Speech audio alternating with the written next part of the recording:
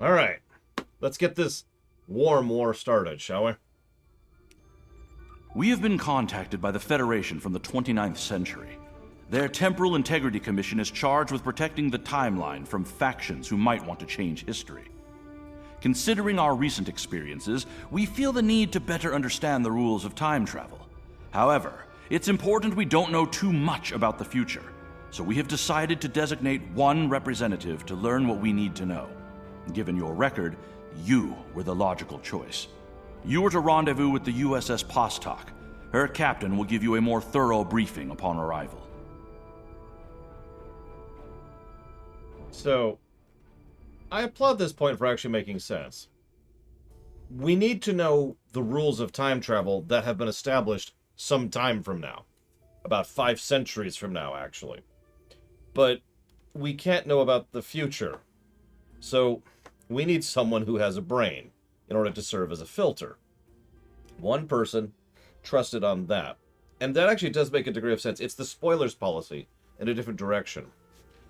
So, for example, let's say that you want to know something about a specific movie. You haven't seen that movie, and you don't want spoilers for that movie, but you want to know X, Y, and that's it. That's all you want to know. So you can ask your friend, and your friend, who has a brain, who is a sentient, sapient being, can take that information, parse it, and say, okay, let me explain to you what's going on with X and Y. If you try to Google that, you're gonna be spoiled.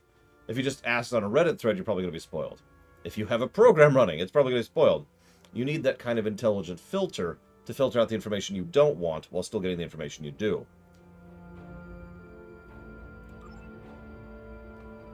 So let's head to New Kittimer, shall we? Hi, Blade Terval, Fly again, Justin, NG Cormos. I can't tell if you're being sarcastic or not, but if you're being sarcastic, I don't blame you. I'm terrible. I'd punish myself, but honestly, it's hot today. Is that sufficient punishment? Like, it really sucks today. Holy crap. I'm actually trying a new fan setup to handle the increased heat. Because global warming is totally not a thing, or we're definitely not in the middle of a heat wave on half of the planet right now. Good God.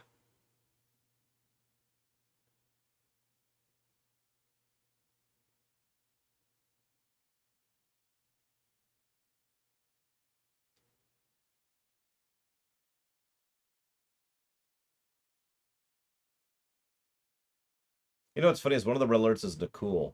Unless you need to kill Nakul, there's like no reason to do that one because Nakul just sucked to fight. Especially since the other options are Tholians and Borg. Even the Alachi and the Tzenkethi aren't that irritating. So. Please report to the USS Postok. Okay.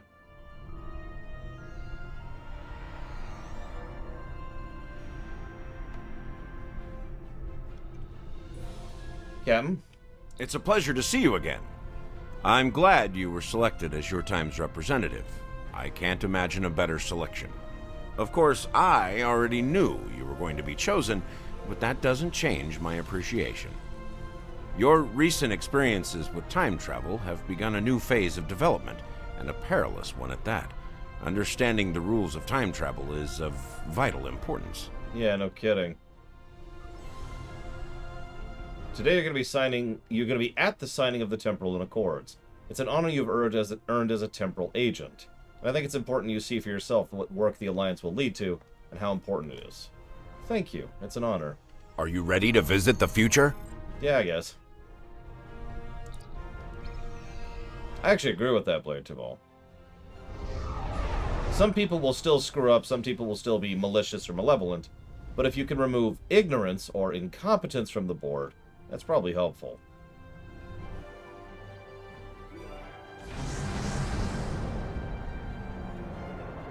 Welcome to New Kittimer. That's new. Jesus. They made a ring world.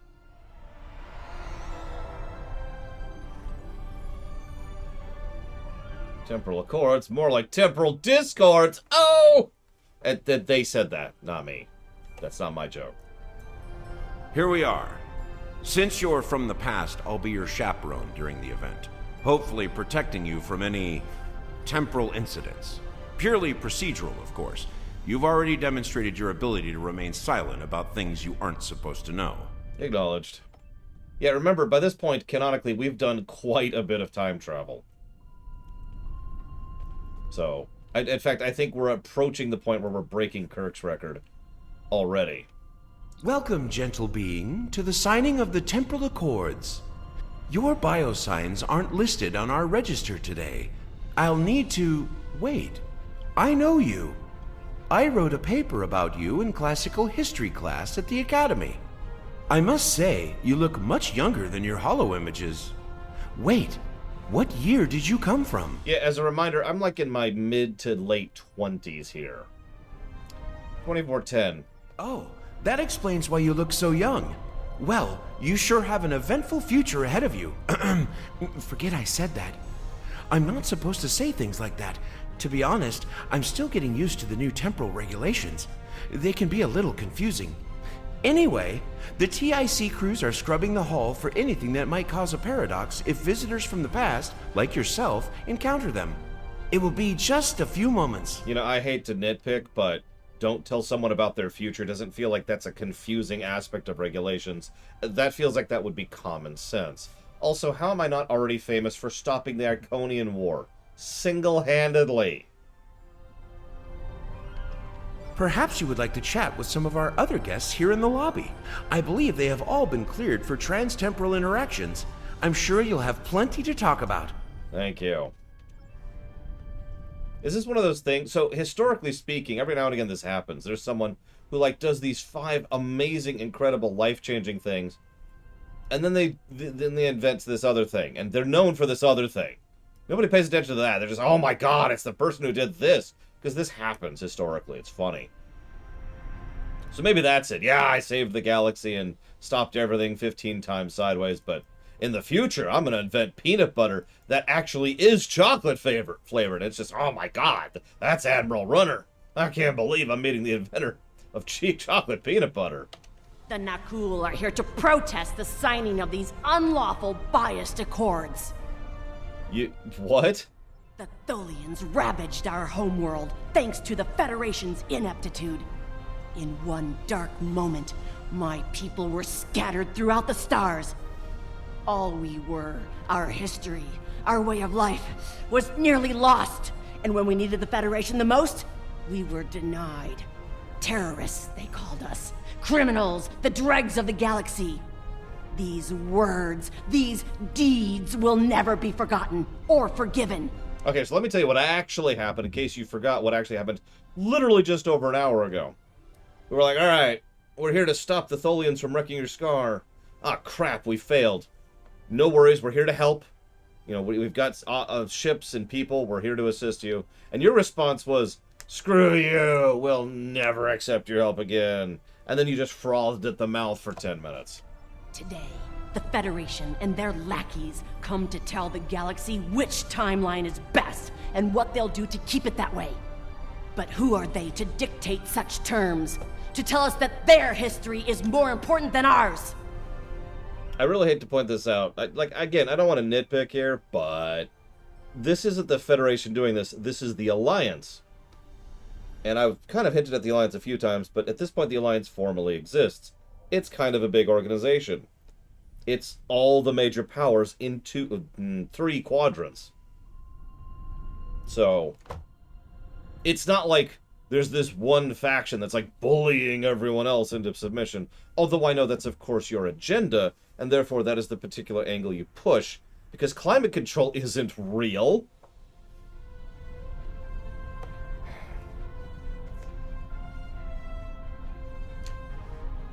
You're an idiot. Greetings, friend. How may I help you? Do you recognize me? Pretty certain we haven't met until just now. Not yet, at least. I just graduated from the Academy as a temporal agent. That being said, it's quite possible that we will meet in the future. Well, my future. Tell you what, I'll try to act surprised when it happens. Thanks. Attention all guests. The main hall is now open. Please make your way to your seats. Okay. So yeah, there's our temporal buddy. I mean, honestly, so would I, Evo. Okay, hold up, hold up, hold up. Hold up.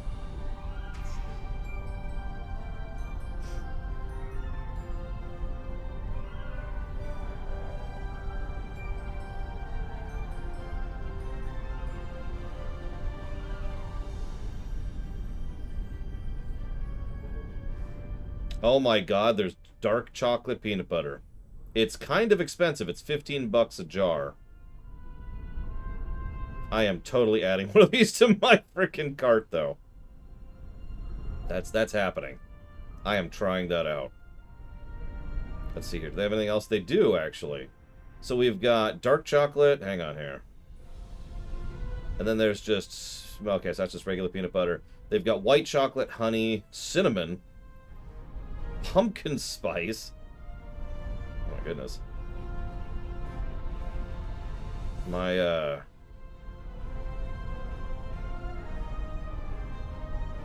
My future is getting a lot more peanut buttery. What I love this is it's also non-GMO, gluten-free, vegan too. Is there a milk chocolate flavor? Hang on.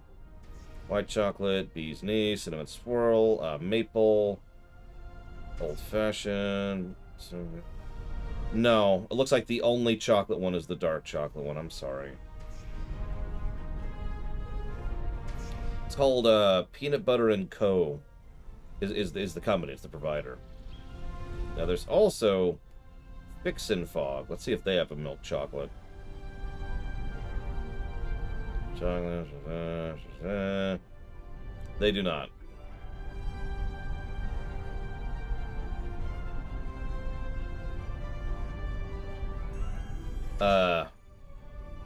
Wait, what?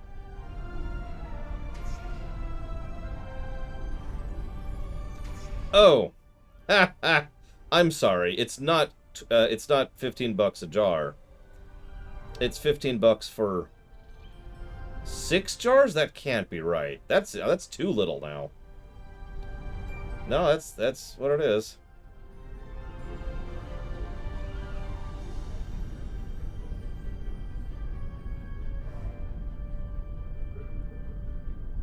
Yeah, no, that's going in the cart. What size of jar? It's hang on. 16 ounces. Hang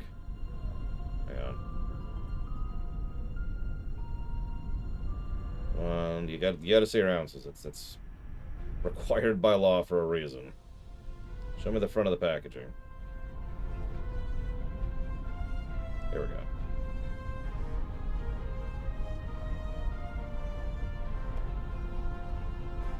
Yep, nope, it's 16 ounces a jar. Okay, whatever.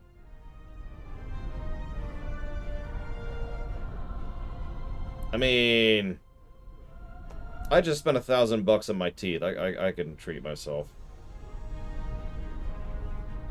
Right? That's how that works, right?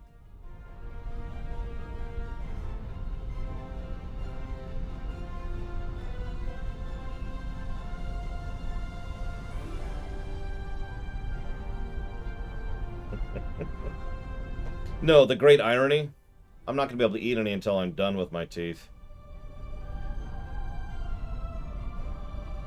Well, I didn't say not going to be able to. I'm not going to. Because I am cautious. But I have willpower. I'm actually known for my willpower, so...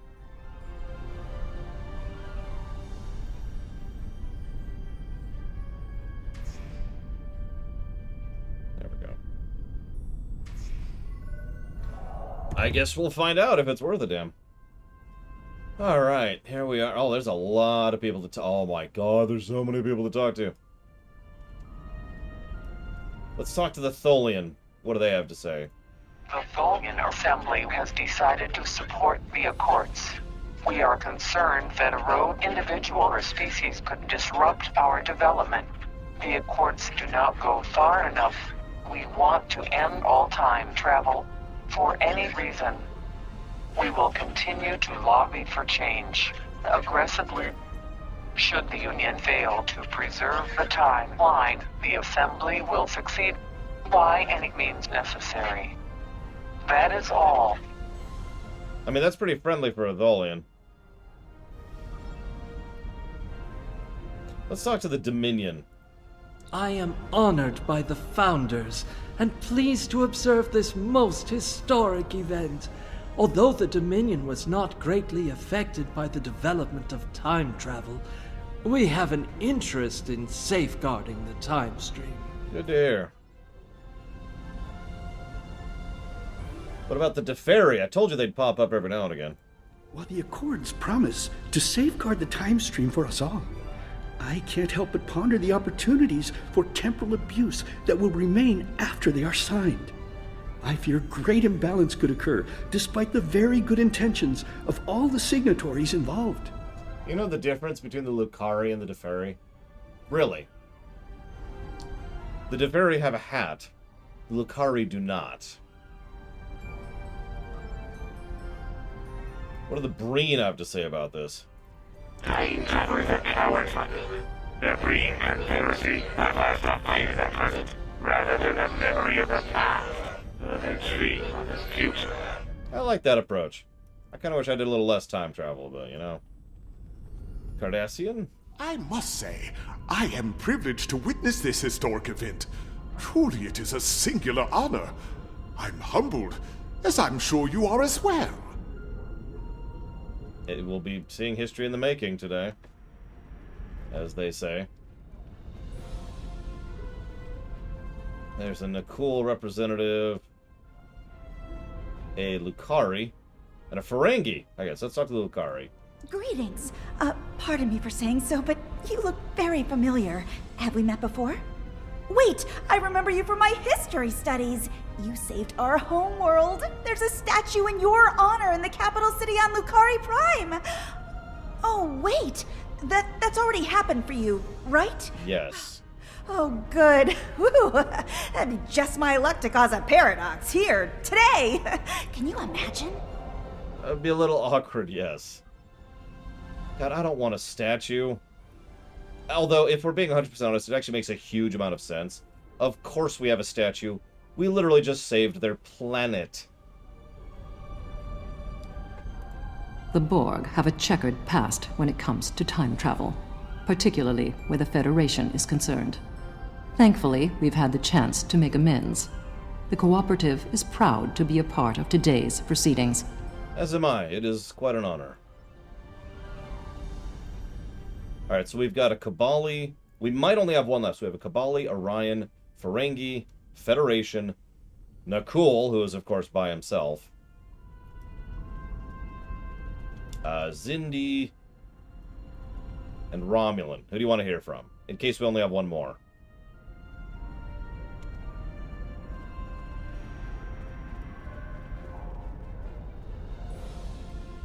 I mean, we know what the Nakul Jackass is going to say. Yeah, time travel. And also, we're evil.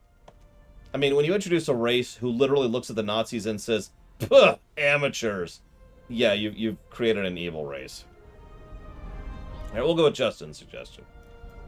Jolan True, you are from the past. From before the time the Romulans joined the Federation, I'll wager. How strange all of this must be for you. The entire galaxy unites in preserving the timeline. This is truly a momentous day for all. Yes, it is. Oh, good. We can still talk to the others. Yay. Okay. Zindi. The Zindi are no strangers to temporal affairs. The tragic conflict with Earth in the 22nd century and our manipulation by the Sphere Builders are matters of deep shame for us all. We support the Accords with the hope that they will prevent such tragedies from this day forth. A worthy goal. Let's go talk to the Nakul here. The Nakul are not here to sign these accords. We have already been victims of time-traveling aliens. But somehow this incursion into the timeline has been overlooked. Perhaps because of its importance to the founding of the Galactic Union. We proposed an amendment to restore our homeworld in the timeline, but it was rejected. Therefore we are here, with all eyes of the galaxy upon us, to point out the hypocrisy and unlawfulness of these accords. Cool. You're dumb. Okay. Now let's compare them to the Ferengi. These accords are going to provide quite the opportunity for historical studies of economic matters. I hear the Grand Nagus is going to formally announce several new temporal rules of acquisition soon. I hope at least one of them covers going back in time to beat someone to a deal. Right. Your uniform. 25th century, correct? You're definitely a visitor from the past, and an honored one at that. Welcome to the 28th century. I hope you'll enjoy seeing what your work and sacrifice has wrought. Thank you for the honor, Federation Ambassador. I am reminded of a quote from ancient Earth. And when Alexander saw the breadth of his domain, he wept, for there were no more worlds to conquer. You should have looked at the stars. Plenty to conquer. We Kabali are quite thankful to see the Accords go into effect. Many who disagree with our customs could be tempted to return to a point in time where those customs could be disrupted permanently. Yes, no one here is without an enemy who would see them erased from time. Even me! That's right, I'm on to you. Well, well, one of our very special guests. It is so nice to meet you. I am Wixit, your humble master of ceremonies for this historic event. Quite an honor, wouldn't you say? So exciting! This ceremony is about to begin, so you should find your seat. But I'd love to chat with you after the signing. I'd look forward to it. Delegates and honored guests, your attention please. The signing ceremony is about to begin. Please take your seats.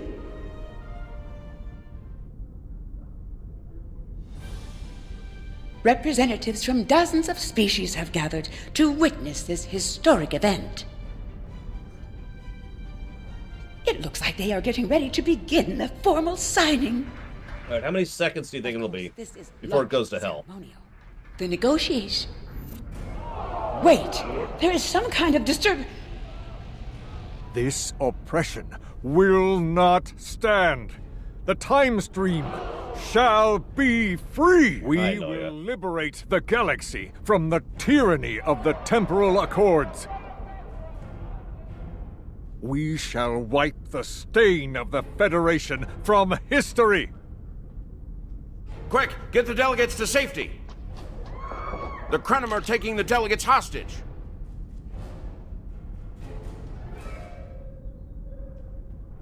No, that's Naya. The Krenim have grabbed the delegates and are holding them hostage in some nearby offices. This is damn peculiar. We're facing a major temporal flux here. The hostiles have neutralized embassy security, but it looks like they weren't expecting us to be here. It's up to us to rescue the delegates. Acknowledged. Of course it's up to me. Why wouldn't it be? Don't worry, I have a portal to the sun! You got something against that in the future? Spoilers. They do not. Watch out! More Krenim beaming in! Oh no, they're beaming in right next to my portal to the sun. Oh no! They're melting alive! What will I do? Correct, Playtraball. That is Noya. They call him Noi because they changed the voice acting on it a bit. Sometimes it's Noi, sometimes it's Noya. I don't know.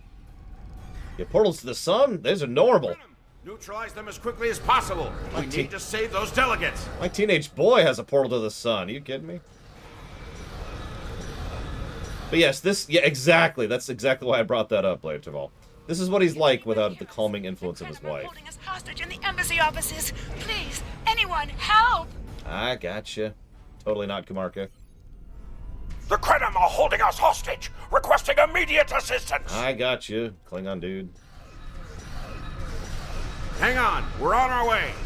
Don't worry, I've got portals to the sun for everybody. Cooperate, and you won't be harmed. Resist, and your safety cannot be guaranteed. So I've been meaning to point this out for a bit now. How many of you have recognized the voice actor who's playing Noya? Now, it's the new voice actor. So those of you who played this originally, you may have noticed the shift. They originally wanted this guy to voice him the entire time and just couldn't get a hold of him in time. But they went back and redubbed over the original lines with the new guy. He is someone from Star Trek, I'll give you that.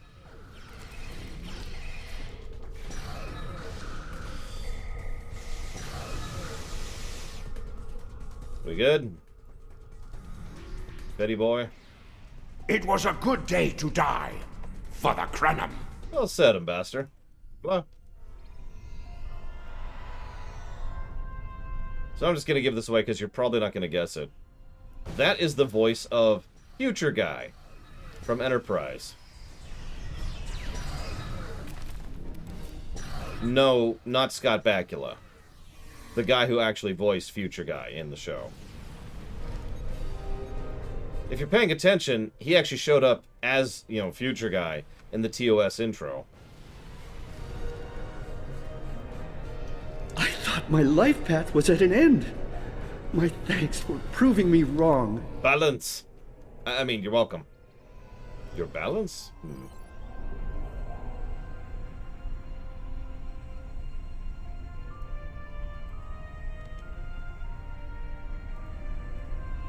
This does not inspire confidence in me in your ability to police the timeline.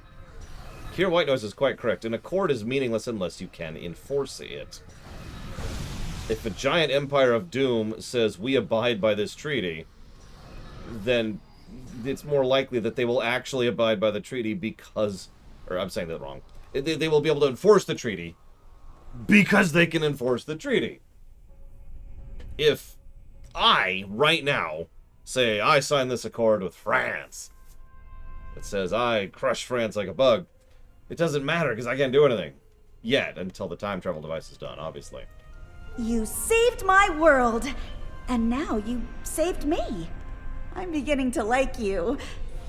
No, I'm supposed to not flirt anymore. Evo hates that for some reason. It's on her, okay? Don't look at me. Alright, let's go save other people.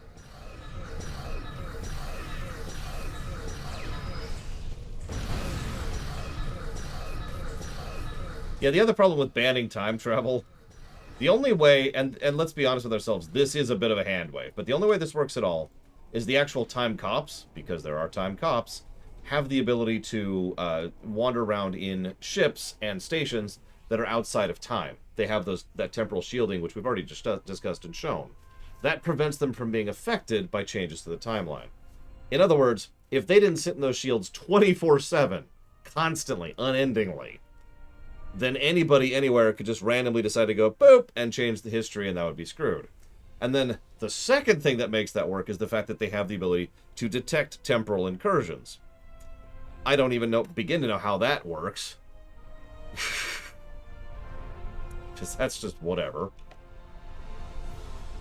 I shall live to serve the Founders another day. My thanks to you, of course. Note to self when I get back to the present. Stop the Vorta from worshipping the Founders. This wasn't supposed to happen. History says the Accords were signed and there was no mention of an attack. So, in case you missed that, that means these temporal Accords, to ensure that nobody violates them and alters history, are so much a failure that they prevented the Accords themselves, or excuse me, they didn't prevent the Accords themselves from being altered. Like, we're literally proving our point here by virtue of everything that's currently happening. Those look like Krenim ships. Now, what's really funny, if you're paying attention, we weren't supposed to be here either. So, let's talk this out really briefly, because they do a little bit of logic in explaining how this works out. So there's the, let's call it the way that time was supposed to go. I don't want to say timeline 1, because that's actually a separate thing. That led to the signing of the Temporal Accords, and everyone's cool, and everything's cool. Then, the Temporal Accords stop being cool. People start time traveling all over the place, and we get recruited in order to stop that. So we do a whole bunch of time jumping and time traveling as a result of that. Note that this is after the original timeline where the Accords were signed without incident. because of the fact that we do all this stuff, we are invited to join here and interact with this place, right? But that's actually the third layer, because the second layer is the people who have been altering the stuff that we've been fixing decide they're going to interfere here. But because they've been interacting with stuff that we've been interfering with, we are actually invited to come here instead. So that's the third layer. This conference will not continue. I won't abide it. All ships fire at will. Leave no survivors.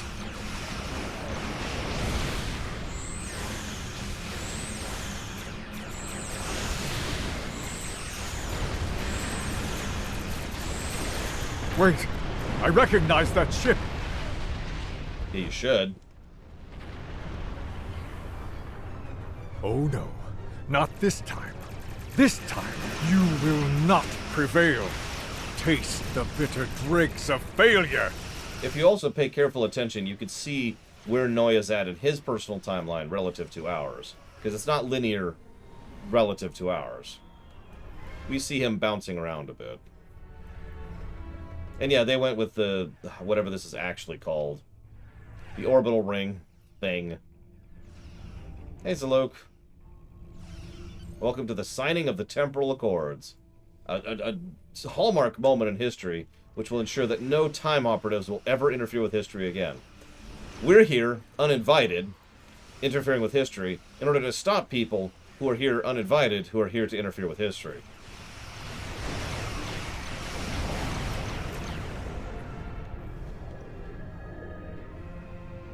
I was going to say, this looks very Star Wars to me.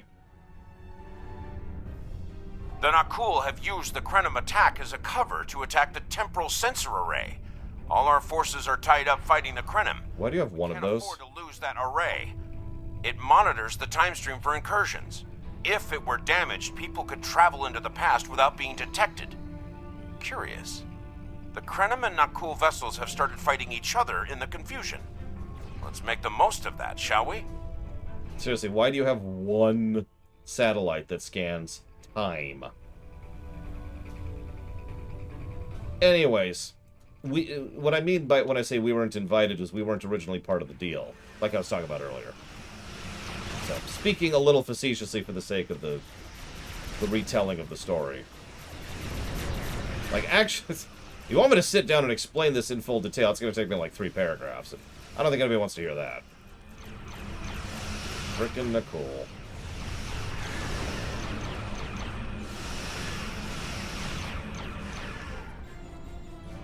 Unplanned, maybe? Unexpected? Nobody thought we'd be here. It's sure a good thing that our 4-century-old ship is still up to date in terms of weapons and capacity. Look, okay, let's just get this out of the way.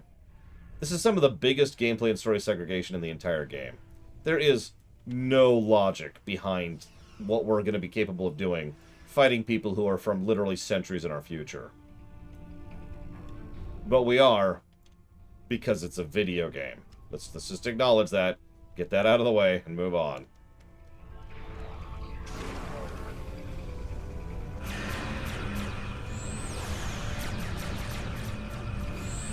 Question is, how long is it going to be before we can build something like this in real life?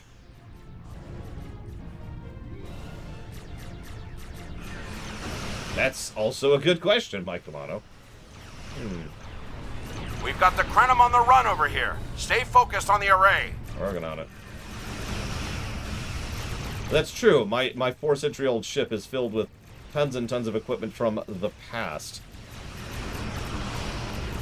Next Tuesday. I mean, I'm not going to conquer the world that quickly, Flagon. Although, I do like the sound of, like, the 3-hour war, you know? The war in which the Lore Runner conquered Earth.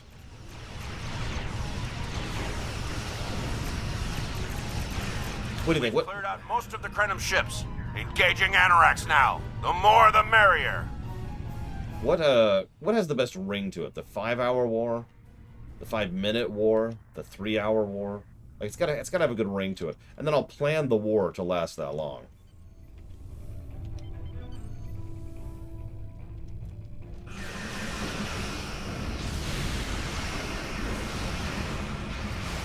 Exactly, Blade Tibble.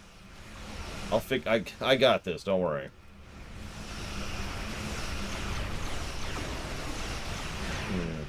Interesting, Kira White Noise.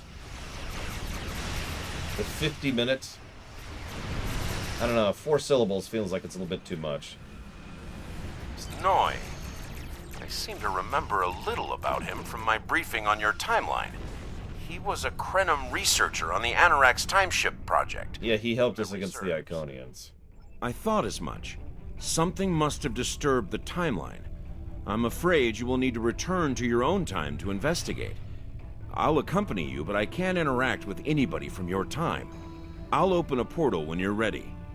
Are you ready now? I like 2-day war. I also like half-hour war. 3 syllables feels like a good number, right? The half-hour war.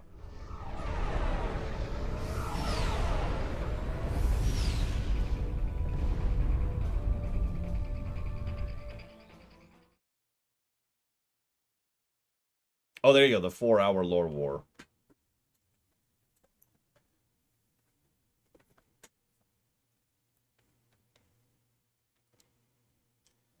Yeah, ironically, we actually are not familiar with the time and alteration we did that created him. I find something hysterical about that. We altered time so fundamentally we created Star Trek's prime timeline, and we're not aware of it. Still, actually, as of this moment, we're still not aware of that. In character. Obviously, we, the players, are. You are cleared for docking.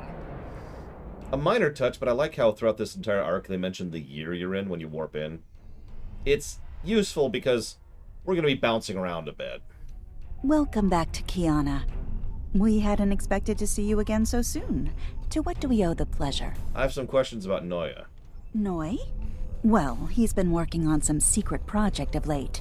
To be honest, he's been more than a little hostile. And that's saying something for Noi. I was about to check in with him. If you would like to accompany me. Lead on. Now, obviously, this is the easy solution, so there's no way it's going to work.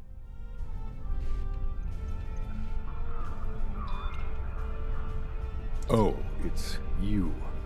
I thought I'd seen the last of you after you flew off to your great victory over the Iconians. Well, what do you want? I'm very busy. I hate to say this, but we could solve all of these problems right now by just shooting him and vaporizing him. We're not going to do that, of course.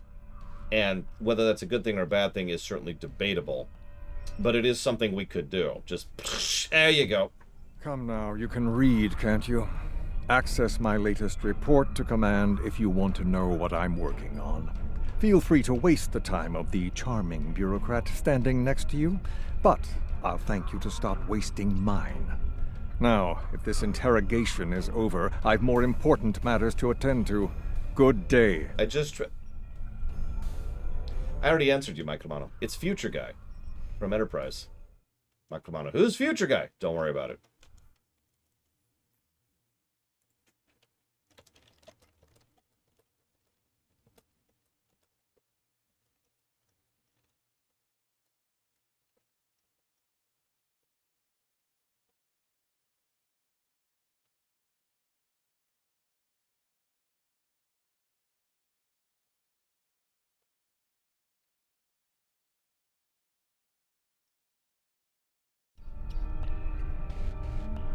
Oh, I don't know what else he's been in. Hang on. Let me look up Future Guy. Played by, dramatic pause, James Horror something. Hang on. Horan. He's actually in a bunch of Star Trek stuff. I forgot about that. Usually side characters, but I recognize all of them. He's in Guiding Light, Another World, General Hospital, All My Children, Young and the Restless. I'm sensing a trend here. Let's see, what else is he in?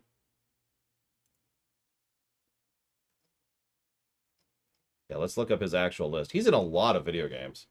He's been doing video game stuff since the early aughts. He was there for Baldur's Gate, which I often point to as one of the beginnings of voice acting in video games being good.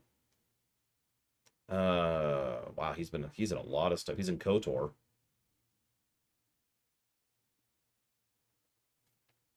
He's in WoW, EverQuest 2, Age of Empires, Kingdom. He plays Scar in the Kingdom Hearts games. He does characters in Guild Wars. Bunch of stuff in the Marvel Ultimate Alliance series. Wow, he does a lot of stuff. Holy crap.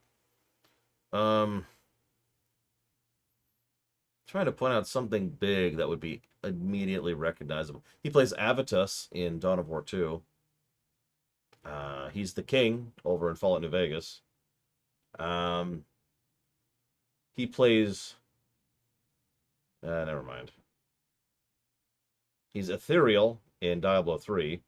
He's in Guild Wars 2 as well, while we're on the subject. God dang, he's in a lot of stuff.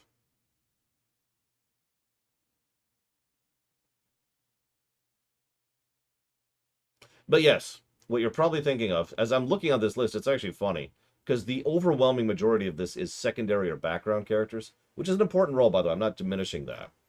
Too many voice directors don't understand the value of good NPC voice actors. And he's a good NPC voice actor. He's done a lot of that stuff. But the only main roles I can see for him, ever, is this one, as Noi, and President Shinra in FF7R1.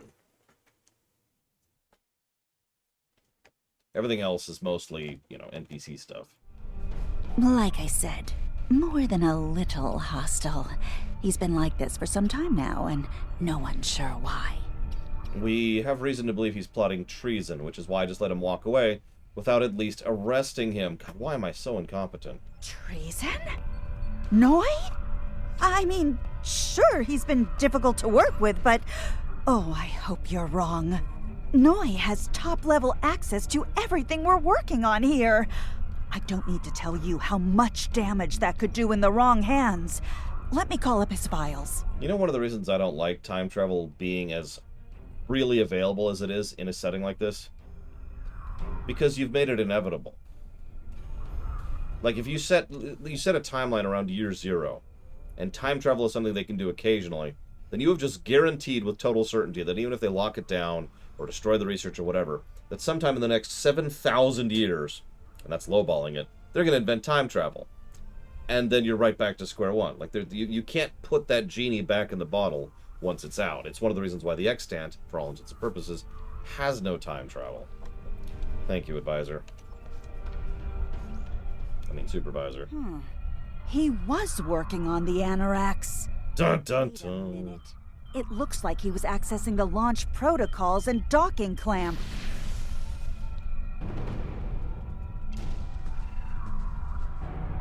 No! What's her face? Literally not given a name. Hey, someone beamed a bomb. Ah, I see you found my farewell gift, Tralla. I'm so glad. As for you, I'm taking command of the Anoraks now. Why am I not shooting you right now? I can see that bothers you greatly. Why am I not shooting you? So will the numerous bombs I've left behind. Why am I not shooting you? Why didn't I shoot him?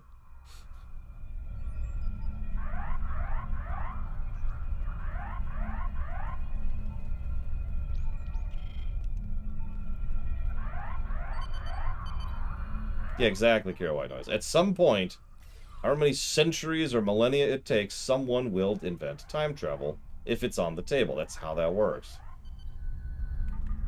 It's kind of the multiverse problem. Things become a certainty at certain levels of probability.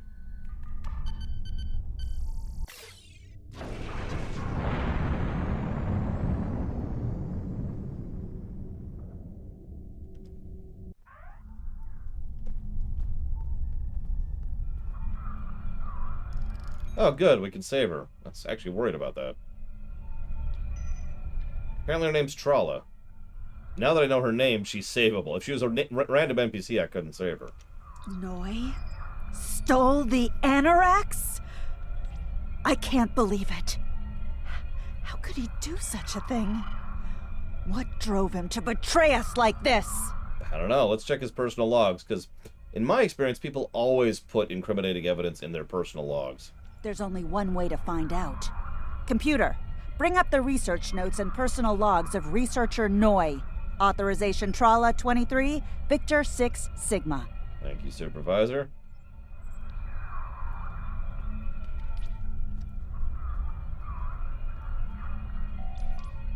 Alright, first log.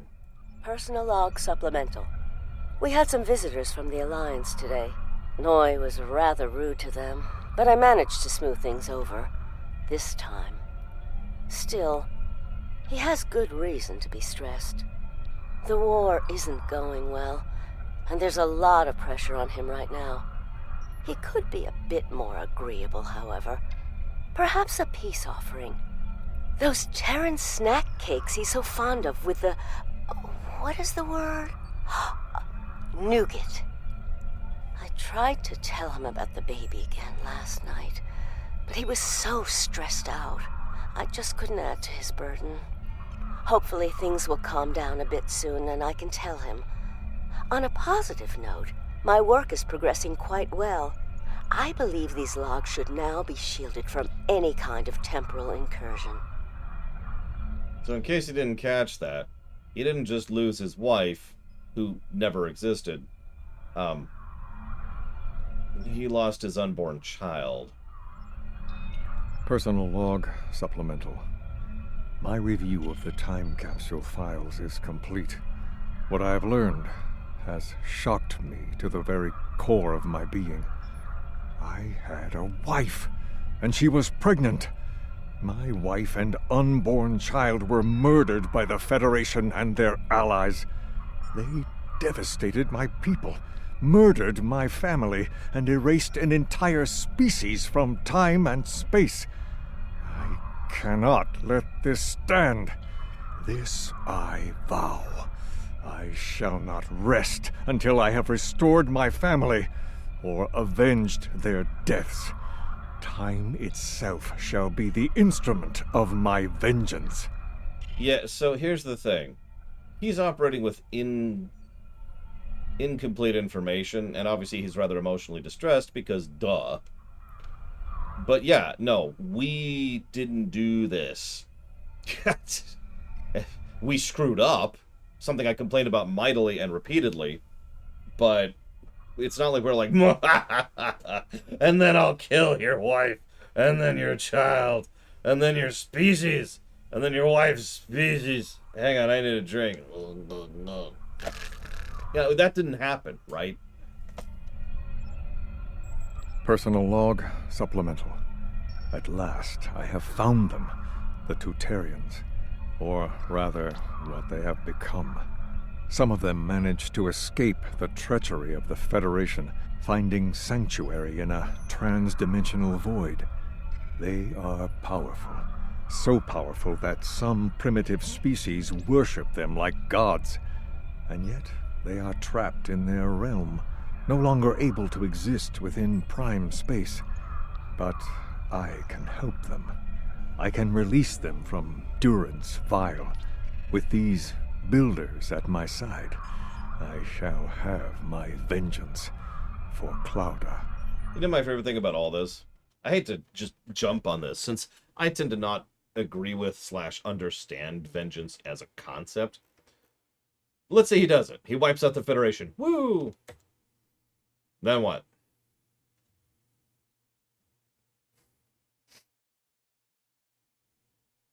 I mean, I'm ignoring the obvious fact that the galaxy would be such a colossal dumpster fire without the Federation. Like, I can't even put into words how much this galaxy would be completely screwed without the Federation. I hate to overemphasize, but Jesus Christ, can you even think about that? And yeah, then what? And yeah, I know he's effectively insane, and he's blah, blah, blah, blah, blah. It's just I find myself sitting here, you know, the rational part of my brain going, all right, cool. Then what? Thank you, Baron. I do always appreciate you. And I will put that down for Kirby Awesome.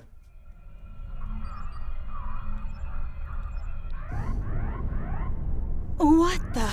We're under attack! Fast walk. Fast walk, fast walk.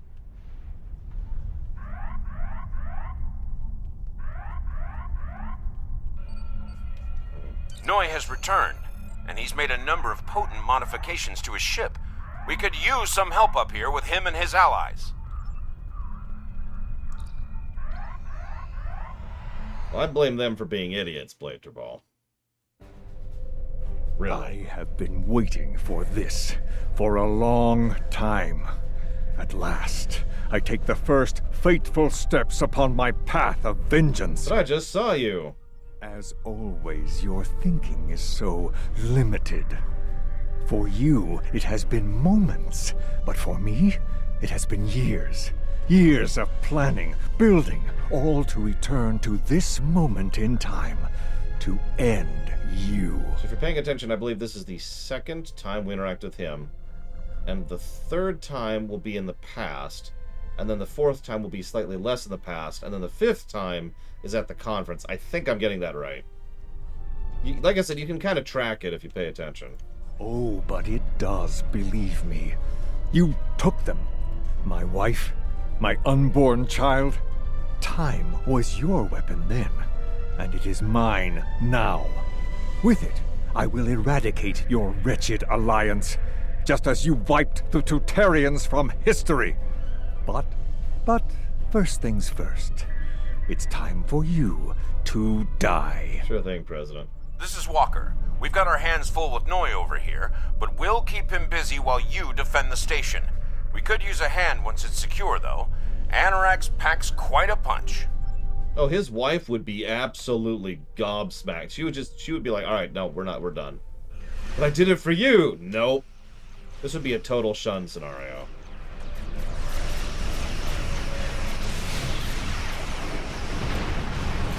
She is specifically the one who made the call to preserve what bits of the ship she could after the final shift, yeah. This definitely isn't the same Anorax we left a few minutes ago. Gadur? Why are you even telling me that, dude? I've literally been a time traveler several times. I got this, buddy. I'm not Marty McFly, okay?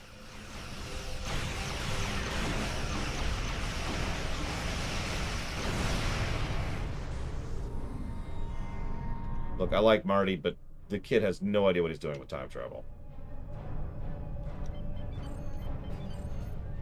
Yeah, quite frankly, if she... we said this before, if she hadn't decided to save those logs and the data they're in, we might have literally been stuck in an infinite recursive loop. Just... Nope. Nope. Nope. Nope. Nope.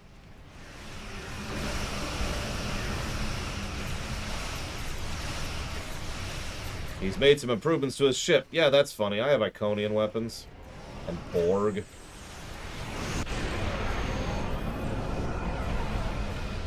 And, Dominion, actually, while we're on the subject.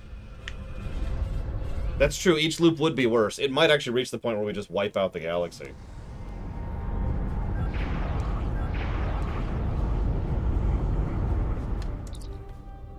Oh my god, we're pulled into the time stream. Pretty.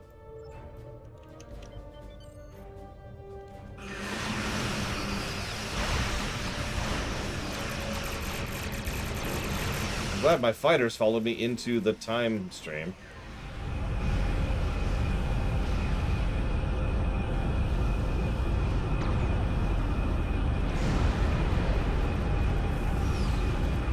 Wow, that's some BS.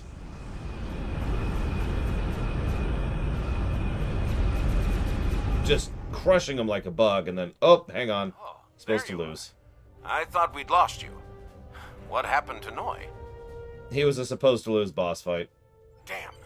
A rogue agent out there with a ship like the Anorax is a real big problem. One step at a time. Let's get you back to the 25th century once you're ready for the trip.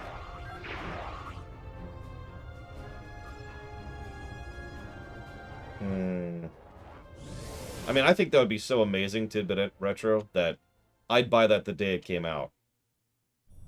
That sounds so awesome.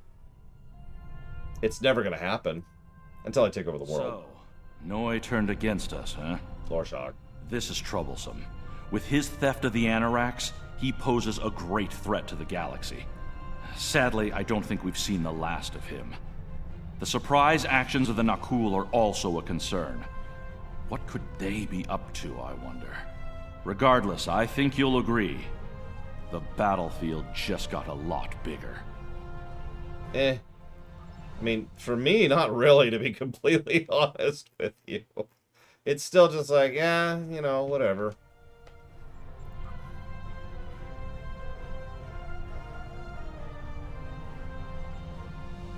The data from the future you've provided has made it clear. We need to form a stronger alliance with the major galactic factions.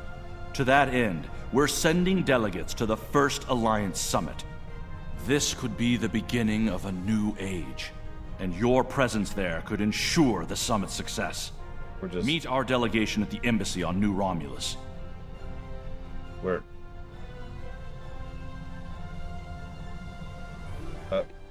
What? Okay.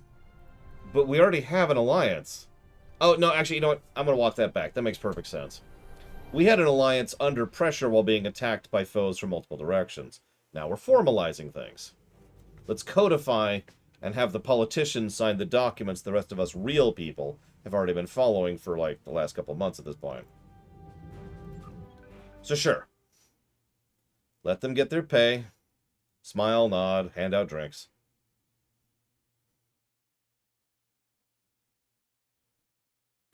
By the way, if you're paying attention, everything that's just happened has fundamentally altered time on several levels. Or has it? We'll get to that in a minute. Yeah, no kidding, Kira White Noise.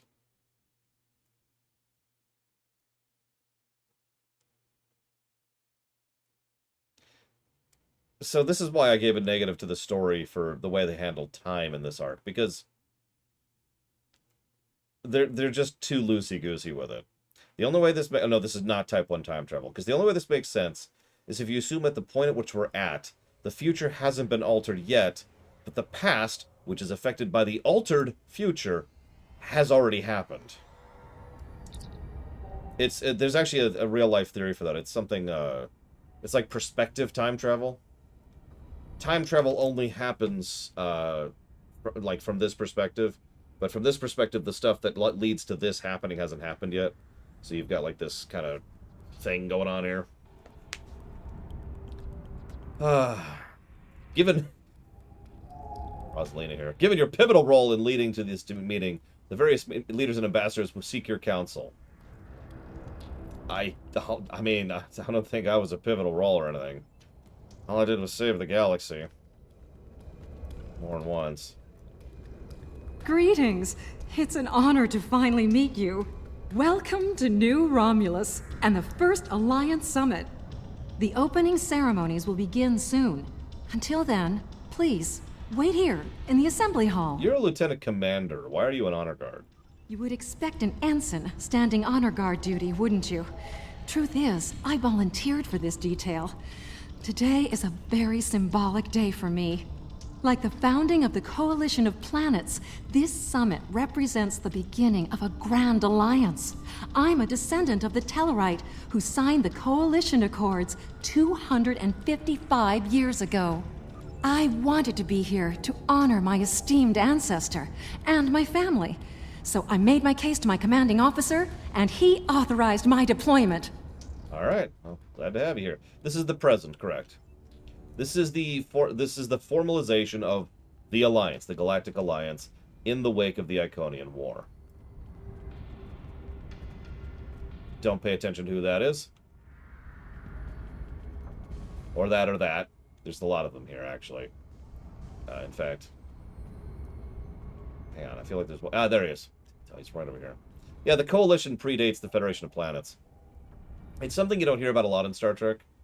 It's something that started to get together, but never actually finished getting together in Enterprise.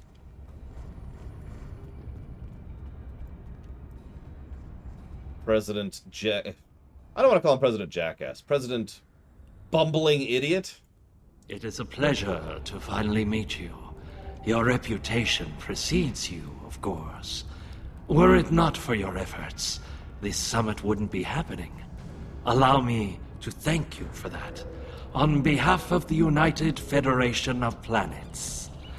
We've quite the journey ahead of us, but we'll begin today by taking that important first step. Oh, that's a Saurian. Hang on, let me pull up my rewrite notes here. And they're gone. Alright, there we go. Saurians are gone. Eternal vigilance is the price of liberty. What? I don't get to talk to anybody else because I talked to Idiot? Oh, whatever.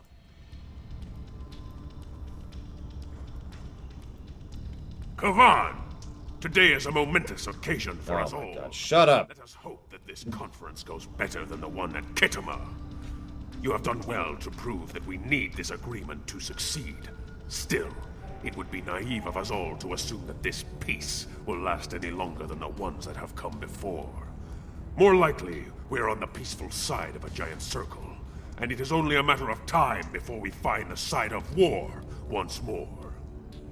You know, Jimpok, I want you to know that I hate you personally.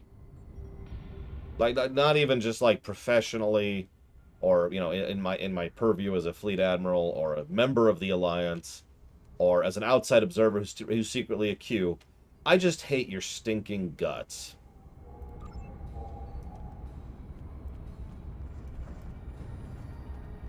I like how Obasek is here. That actually makes a degree of sense, since he's the de facto representative of the Remans.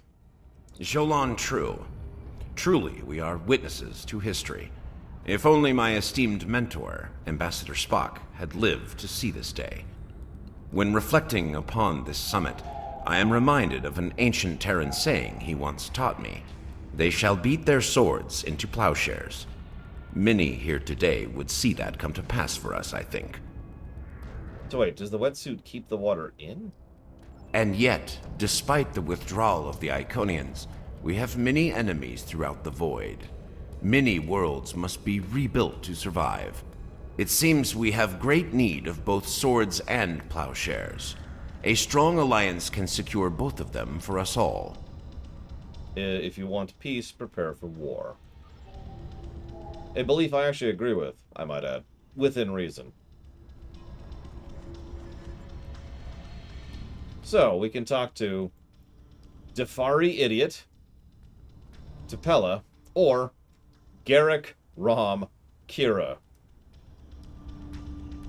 Now, the last one locked me out, so in the off chance this is going to lock me out, who do you want me to talk to?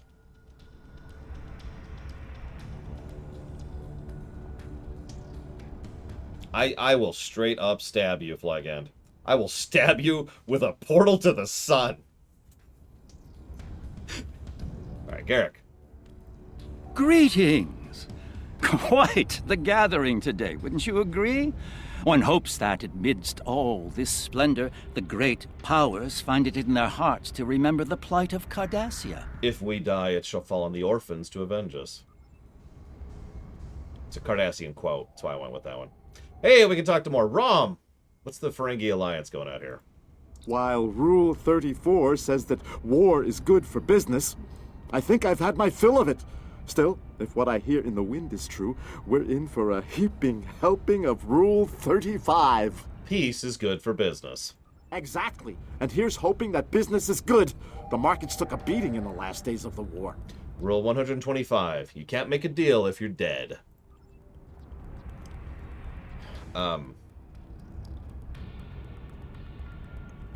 So that's Kai Kira.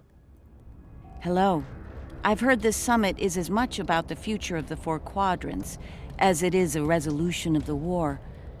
I'm happy with finding peace, though. We're all long overdue for peace. And if they're not, well, you keep your weapons handy, because I will. Alright, let's talk to the Deferi. Greetings. We stand upon the threshold of a great venture for all gentle beings in the galaxy. The Deferi, as always, shall strive to seek a state of balance. This may be our greatest challenge yet, but one we cannot forsake. You're dumb. Alright, so. It is agreeable to see you here. Considering your actions during the Iconian conflict, it is eminently logical for you to be a part of determining the Alliance's path forward. Ahem. May we now ascend from chaos using reason as guide. It's for the Deferi, Blade Jamal, and technically for Flygan, but that's unrelated. The opening ceremonies are about to begin. Ambassador Sugihara will be making an announcement shortly. Oh, great. I mean, great! I'm looking forward to hearing what the Windbag has to say. What? I don't have to be a diplomat. May I have your attention? The summit is about to commence. Please join me in the main conference room now. Listen, I'm an admiral. I'm separate from politics. How you doing, Sugihara? So glad you could make it.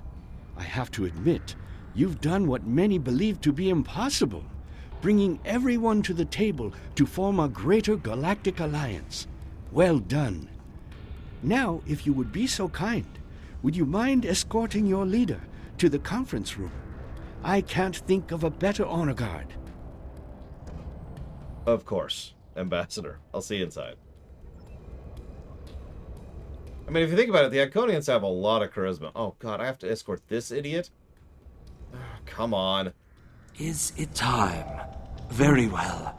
Let's not keep history waiting. Lead the way. Come on, Mr. Incompetent.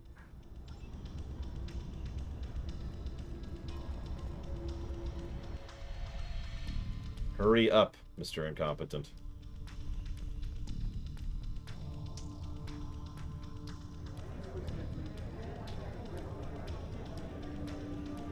I'm just glad they've tightened security for this one.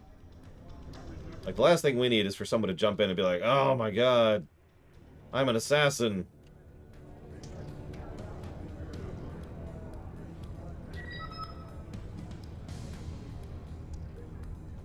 Fellow delegates, honored guests, we stand at a crossroads. Oh no, Jimpok's dying. What will we do? Chancellor, that Romulan poisoned his wine. This is Romulan treachery. We did no such thing. Dance party. My place.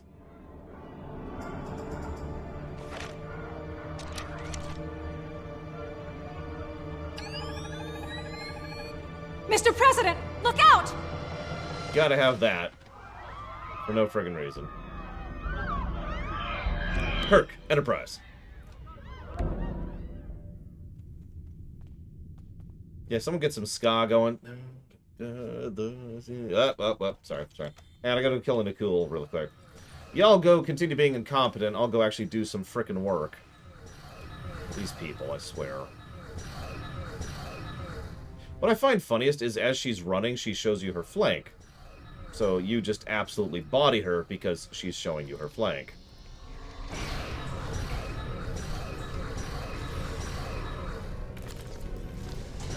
Honestly, I'm amazed she's not dead yet. Where the hell are my team?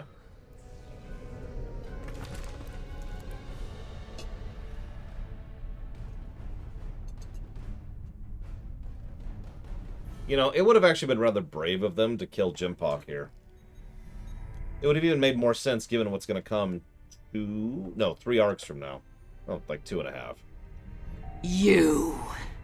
Once again, you meddle in the affairs of your betters, alien. Blah, blah, blah. Hi, Krog. It's been a minute. Not nearly long enough. Pity about Galorndon Core. Over 100 years have passed, and it's still a putrid wasteland. I can see the look in your face that we're about to have an unpleasant conversation. Let's start with something simple. What time period are you from?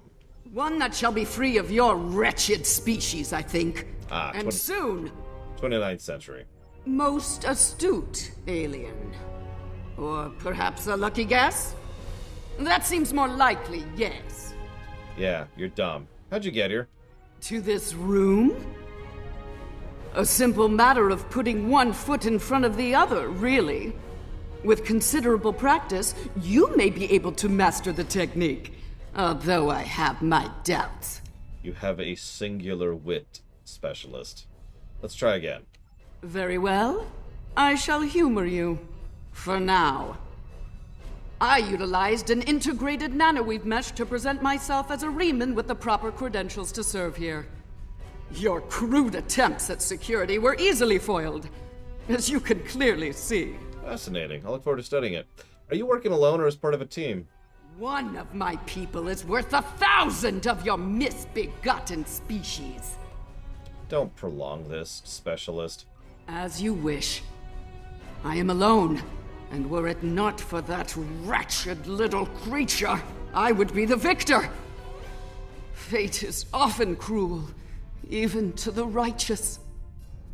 So, first of all, fate doesn't exist. Second of all, you are not righteous. Third of all, Tellarites are not wretched little creatures. And fourth of all, you wouldn't be the victor. So almost everything you just said is incorrect. I want you to really think about this for a second.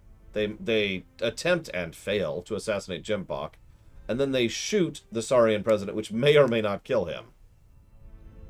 That's going to cause some issues, but that's not going to do anything, really. Especially since she showed herself. Like, come on.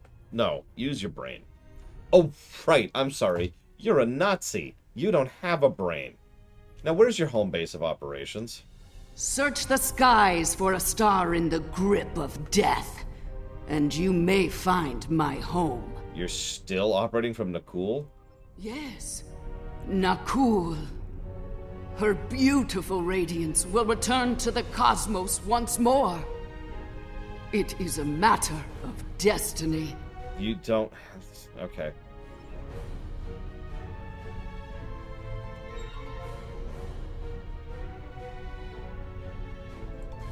Walker, you're a bit late. Hello. I see you've discovered a temporal anomaly.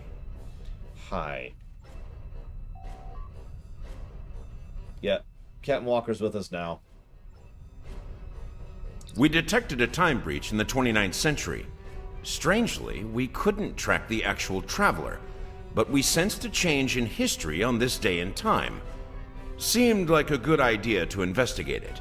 Meet Specialist Krog. She just failed to assassinate President Okog. And Jimpok while we're at it. No doubt an attempt to fatally undo the Alliance Summit. Quite the terrorist act. If this summit fails, everything you saw in the future would be disrupted at best. At worst, that future will cease to exist entirely. Sounds like a trip to the future is in order. Go to the future? If we're certain they are from Nakul, wouldn't a preemptive strike in this time put an end to any of their future ambitions? Disrupting the Nakul now would be pretty disastrous. That's correct. The safest course of action is to stop the incursion at its point of origin, the 29th century Nakul system. Time is of the essence. We'll need to leave soon. May I suggest turning over your prisoner to Commander Jarak before we depart? Commander, would you be so kind? I'll be happy to acquaint Specialist Krog with the interior of a high-security Romulan holding cell. Good hunting. Do me a favor. Run a level 3 security scan before you put or throw in her. And see about replacing the key. Misplacing the key while you're at it.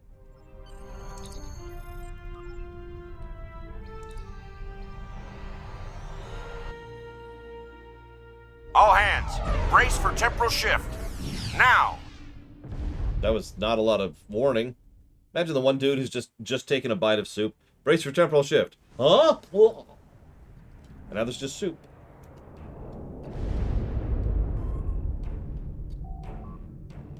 Damn it, Flygan. No!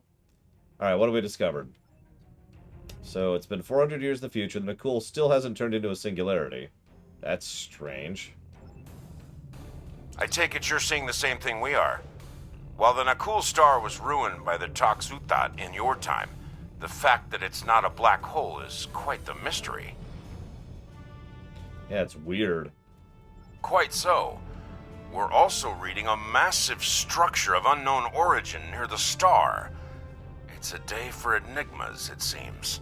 Well, let's go take a look at those enigmas, shall we, Captain?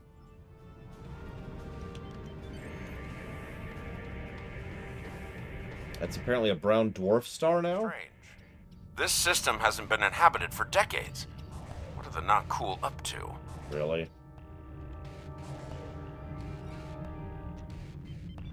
Unknown vessels, you have violated Nakul space.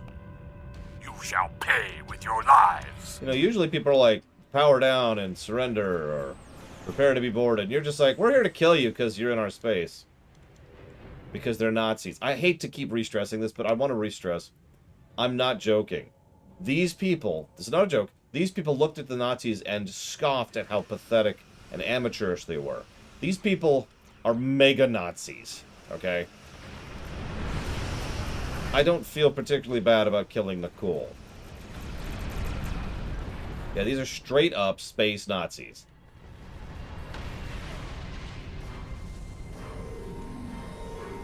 They did like their uniforms. Yeah, these are the ultra-nationalists from Modern Warfare 1. Most of the Nakul are law-abiding, but the radical elements have been a thorn in our side for some time. Oh yeah, I should probably clarify that. The Nakul I'm talking about are these idiots. The Nazis. You shall pay for your crimes, alien filth! I probably shouldn't have to say that, but just to be very clear, this isn't like a Tholian situation where we don't even know what their civilians are like, or even if they have civilians. There are Nakul civilians.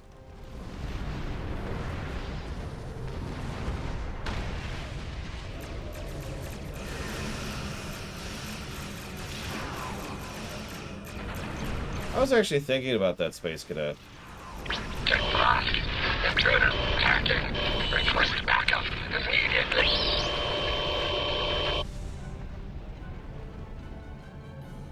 This is starting to come together. General Vosk is the leader of a radical element within the Nakul. We've been looking for him for some time.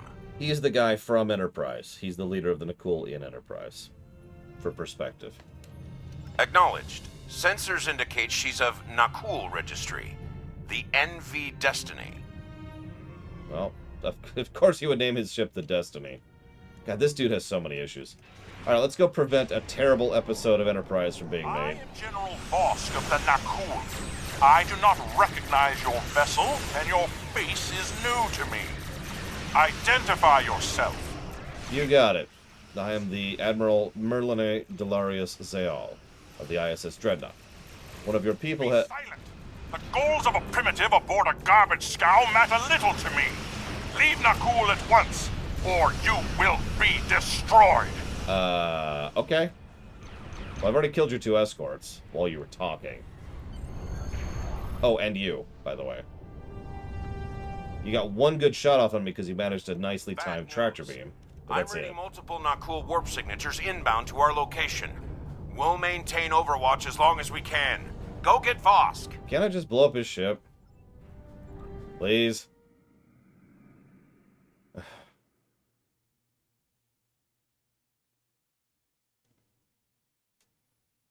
Oh my god, Eva, you have no idea. You've missed so much.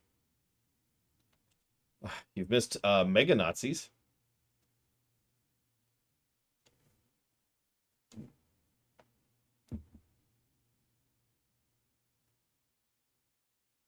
Yeah, there's a bit of bad writing here, because there's no reason we couldn't have tried to save the Nakul Star. The reason we don't, the problem is there is a reason we don't. It's because the Nakul being extremist elements is a part of history that's already recorded, and therefore they want to preserve that recorded history. Enterprise. And also, technically, the TOS era with the missions we did. But it's like, are they really that necessary? Like, that's it? That's your big excuse? I admire your tenacity, but your struggle is truly in vain. Soon the Nakul will stand first above all. Your kind will be but a memory, replaced by the glory of Nakul! So yeah, Mega Nazi. Got a big thing about destiny. Thinks it's his destiny to conquer the entirety of space. I'm not making that up.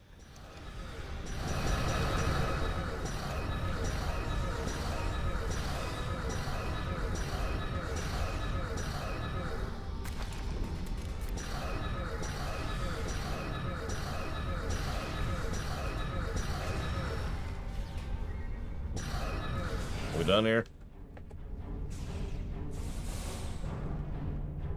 General Vosk, the portal is ready.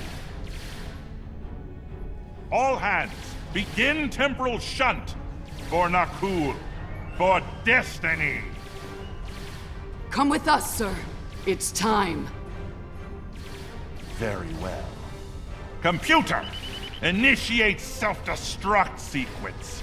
Now.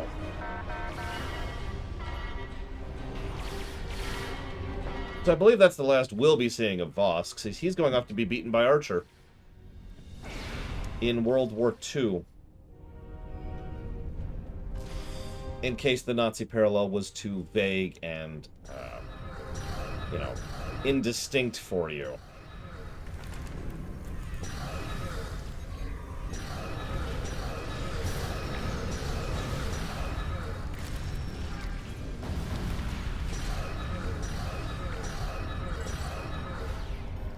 Yeah, when we say they're Nazis, we've left the point of allegory. They join the Nazi party and assist them during World War II.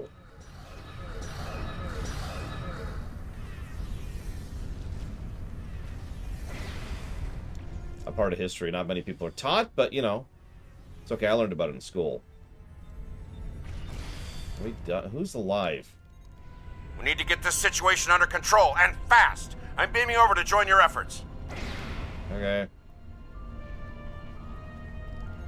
Spirit, where are you?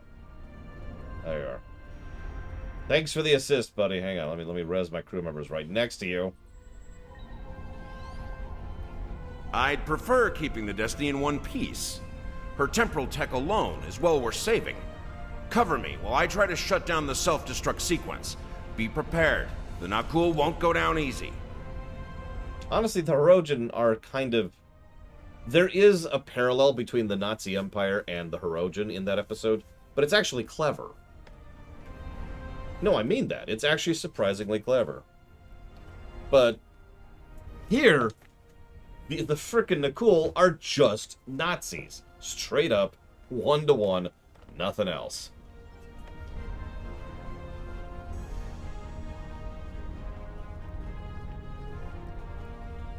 Incoming enemies! Hold the line!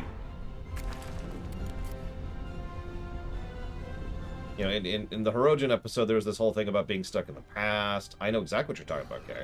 There's this whole thing about being stuck in the past, and there's this parallel to the Nazi Empire and how it's self-defeating, and how its own hypocrisy is actually causing its own downfall, and yada, yada, yada. And how their policies are what's defeating them, not their enemies. And, hey, there's the Hirogen for you. One of the major narrative points of that episode, if you remember, is they don't defeat the Hirogen. They successfully convince the Hirogen to leave peacefully. I'm going to try to bypass the lock. Cover me. After blowing up a huge chunk of the holodeck, of course.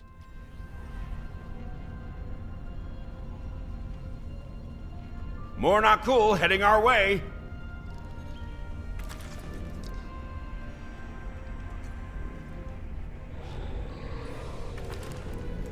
And yeah, I think, is this the set bonus I have? Nakul Temporal Operative? I think.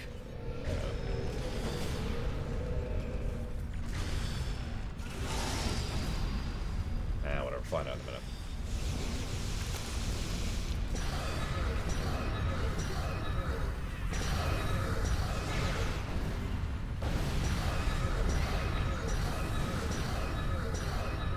Okay, then yeah. Adaptive security.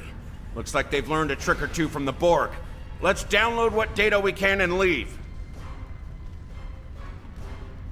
One of my favorite tidbits in all of Voyager, and I mean that, is there's an episode where time travel is happening and the Borg find out about it and do everything in their power to prevent time travel from happening.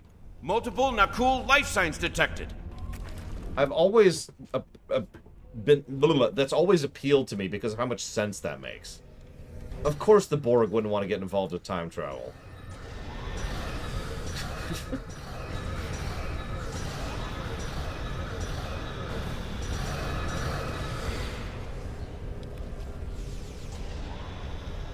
First Contact was an action movie written by an idiot. I mean. Clever devils. They've started using a full data purge. Think I can stall that for a while? Yes, I know. First Contact has the Borg go through time. I stand by my statement. If we're going to play the but what about thing, then everything in Star Trek, and I do mean everything, is need a little more time here. Cover me. Contradicted by something else in Star Trek. No. Seriously.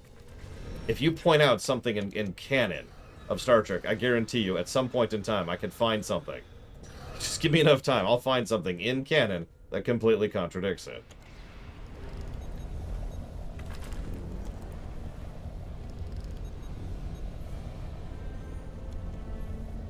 Could you stop? Okay.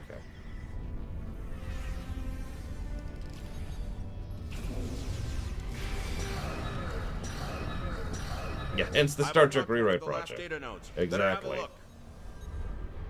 To quote myself, fine. I'll do it myself. It's grim. Destiny is about to explode and the Nakul are on the verge of a major military operation. I'll return to Pasta, call for reinforcements, and hold the line. Understood. I managed to bypass the security protocols on the main console.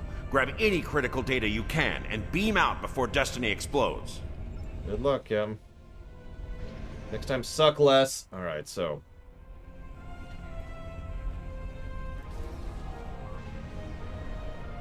We have compiled a list of significant systems for review. Please select and prioritize mission-critical systems and arrows from the following list. They wish to invade, in no particular order, Bajor, Ferenginar, Khitomer, Romulus, Organia, Kronos, Sol, Talos, Tholia, and Vulcan. Wow! We think our bridges are just a little bit too big, ain't they? See you around, Space Cadet. Do have some fun. Fight the heat.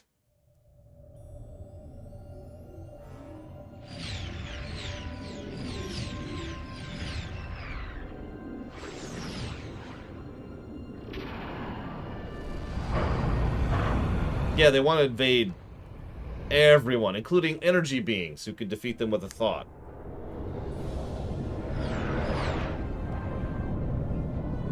Yeah, no kidding. I'm not even going to talk about the Tholians. I know we've been beating up the Tholians all over the place, but just wiping out the Tholians? Jeez Louise.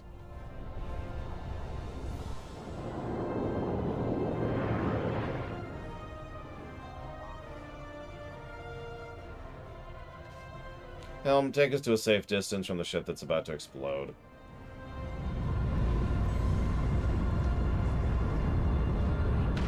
I mean, I could beat the Organians, but I'm a frickin' Q, you know? That's not arrogance, that's confidence. These people are just stupid. If we don't shut down the Nakul portal quickly, we'll be facing a full-scale temporal assault. Reinforcements are on the way, both for us and the Nakul. Buckle up. Things are about to get rough. Okay. I've always been playing a Q, so how do you think I get back up after I die? How do you think I became a fleet admiral in less than a year?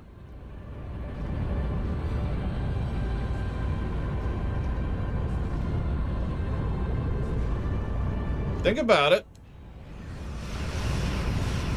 I know, right, Eva? It's like, alright, we're gonna go defeat the Organians! Oh, God! And there it goes. They're dead. They're done. It's true. I'm actually me playing a Q, playing the character.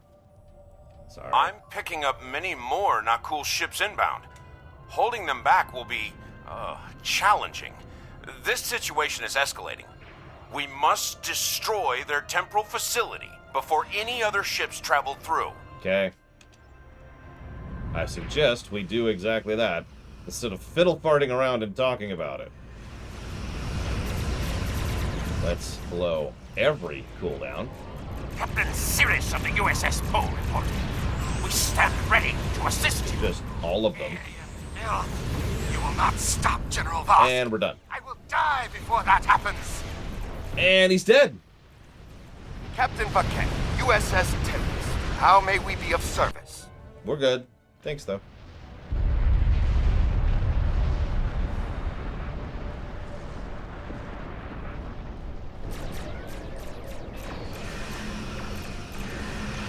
I don't remember all these ships speaking here a second ago.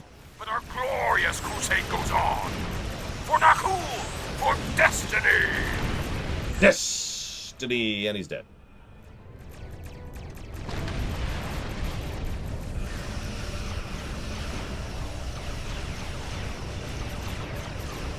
Every Nakul you kill will be avenged, aliens! Every one! Narrator. This is not true. I mean, they were not avenged. Damn it, I screwed up my own joke. God damn it. I suck. It's just, I feel like I'm stepping on ants, and the ants are like, we will defeat you! We are super amazing, and every single ant you kill will be avenged! And I'm just like, step, step, step. I got my thumb out at this point. Get some raid. Hang on, I actually have raid literally right here by my desk. Because I never go anywhere without raid. And they're just like, ah! We're super amazing! For destiny! Well, that could have gone better. Still, with that data you downloaded and a little luck, we might be able to find the Nakul vessels that made it through the portal. Hopefully before they can do any serious damage to the time stream. Haven't we already been stopping some of the... whatever. Your confidence is reassuring. Let's get you back to... Wait. We just registered a new historical record. It appears that General Vosk has been found and dealt with in the distant past by Captain Jonathan Archer. You know... Hang on. I don't mean to cast aspirations to Jonathan Archer, but that's gotta sting, doesn't it? Think about this sentence for a second. We were brought down by James T. Kirk. Yeah. We were defeated by Jean-Luc Picard. Yeah. We were defeated by Benjamin Sisko. Wah! We were defeated by Jonathan Archer.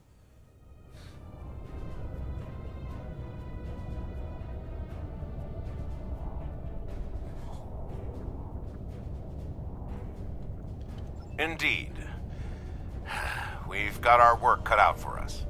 I suspect we'll have to recruit more temporal agents to deal with incursions of this magnitude. Regardless, thank you for all your help today. Let me know when you're ready to return to your time. I'm good.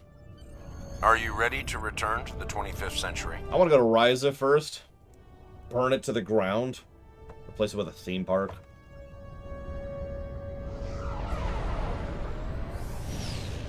Yeah, I'm sure glad that time is so convenient to the wishes of the writers. Could you imagine if we had to actually deal with time? Woo! Thank goodness. Welcome back. I've asked Temporal Investigations to see what can be done about the Nakul incursions. You'll be happy to know that the summit is still on, though it took Sujihara quite a bit of maneuvering to get the Klingons back to the table. Commander Shavah's sacrifice was not in vain. May she rest in peace. So I have the shield and the gun for the set bonus. It looks like I never got the armor. Actually, no, I have the armor, don't I? Hang on.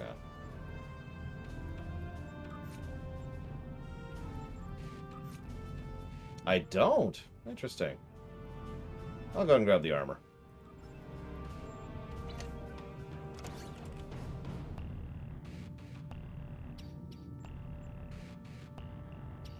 So that should be actually decent armor. I don't recognize that. That's the Herald armor, so that should be good. I guess they have... Oh, no, that's not good. Yeah, we'll go ahead and replace this thing. There you go. Jim Pox like... Ugh. Alright, so that's dealt with. There's been a serious temporal incursion. Ugh. Head to Deep Space Nine and use the wormhole to travel to the Gamma Quadrant as soon as possible. Once we're through the wormhole, we'll be traveling to what becomes the new Kittimer system in the 28th century. It's on the fringe of current Dominion territory, so we should be able to transit in time before they're aware of us. Sure. Yeah, you missed it earlier, Evo. I made a point of mentioning how, while time travel does actually exist within the extant, it's so extraordinarily limited, and exactly 3 people can use it. Like I said, the moment you open that bottle, that genie isn't going back in the bottle. Your setting is officially screwed because you introduced time travel into it. The only solutions are to hand wave it away, Star Trek, or never include it to begin with, Star Wars. Yes, I know Star Wars has time travel. Please! Please don't walk me into that. What the echoes do is actually really different, and honestly, I don't want to get into a temporal discussion about echoes really quick. Can we skip that? What the echoes do is not in any functional way time travel. It's also really limited. There are 3 beings who can jump around time and perceive across time. But note that there are 2 separate abilities, I might add. There's vision, and then there's transit. There's actually technically a 3rd ability, which is interaction, but let's not even get into that. Boop. We've lost contact with Temporal Fleet Command. No response to hails. Nothing. You looking okay there, Daniels? The Envoy's Temporal Liberation Front is behind this. We're in trouble. We need to get to New Kittimer and assess the situation. Be ready for anything. There's no telling what could be waiting for us there. Duh.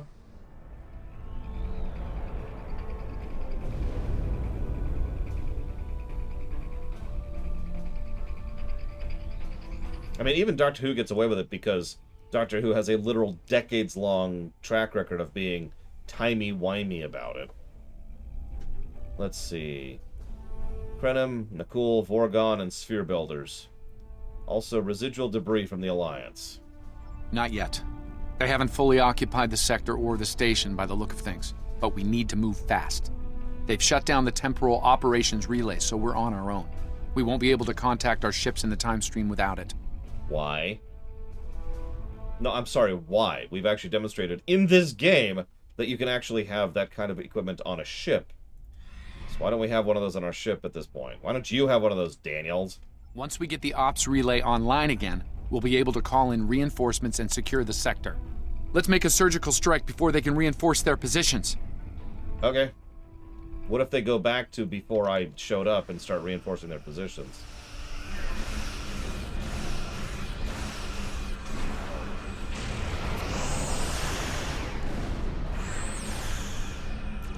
See, I actually had an idea for a video game once.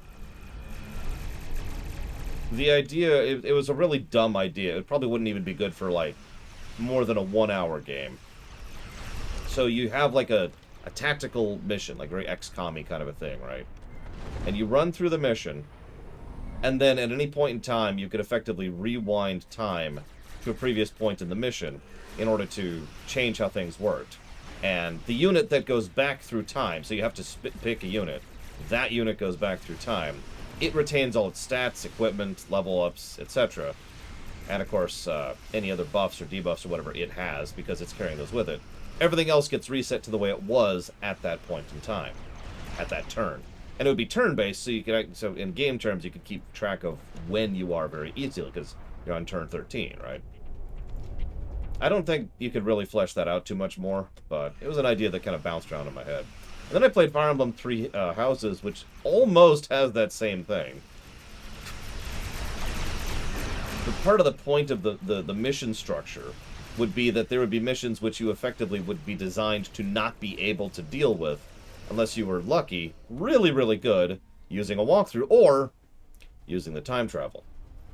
You know, oh my god, there's an ambush waiting at this point with such and such. Aha! Well, I know there's going to be an ambush over there, so let's go ahead and let's set this ambush over here or whatever. Let's try to do a counter ambush action. What would be the downside? None. There would be no downside. Like I said, a really bare bones concept game. Maybe like 5 missions tops.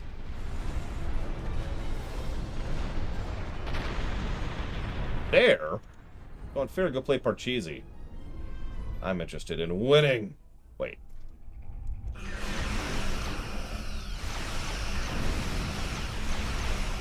And yeah, I understand that from a game perspective, what I'm describing is basically just redoing the mission. And there's plenty of tactical games that let you do that and retain all your stuff. And some that don't. In my defense, I am very stupid and come up with terrible game ideas all the time.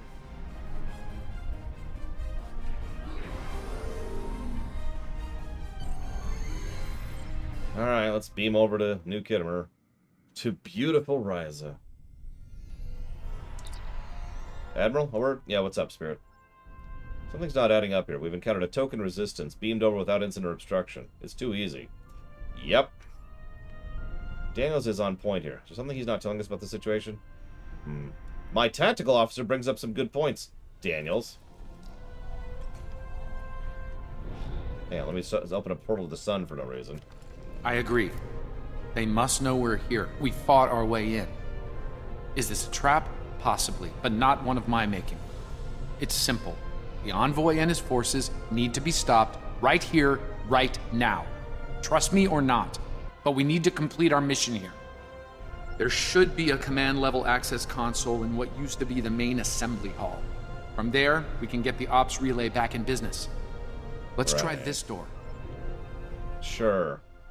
Daniels. We're going to have to find or another should I way. say, Hitler? Well, there's an old reference. Nobody's gonna get that one. Someone's coming from down the hall. Hello? You someone who needs to be dead?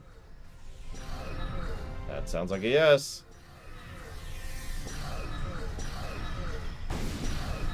You buy him, we fry him. I don't know. Don't ask me. Wait, Daniels is not Hitler? Damn it!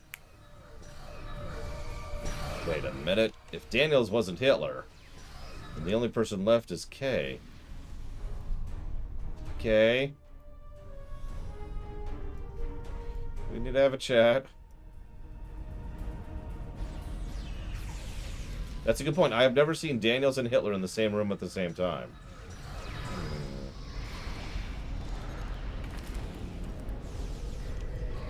Damn it, I knew it, Kay. Enemy reinforcements beaming in at the transporter pads. If this is the trap, this is the dumbest trap they've ever set. This is honestly kind of pathetic. Let's try one of the consoles for the main doors over there.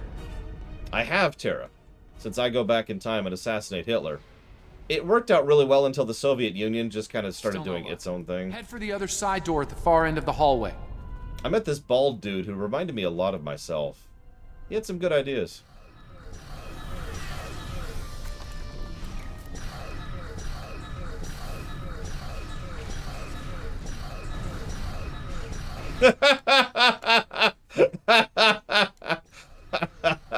Okay, I don't know why that's so funny, but Mike Romano comments, "That's gotta suck. You beam in and immediately get a blast of heat from the sun." And I'm just picturing what that would be like. All right, I'm ready to beam over to fight the...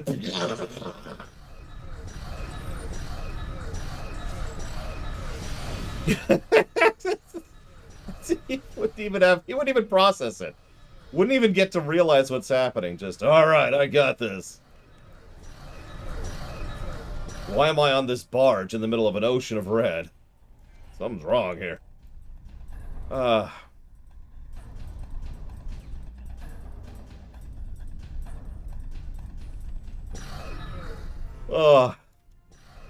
My least favorite type of time travel, Evo. The Terminator time travel. That's really mean, too. That poor person. It's like, alright, I will alter time. Oh,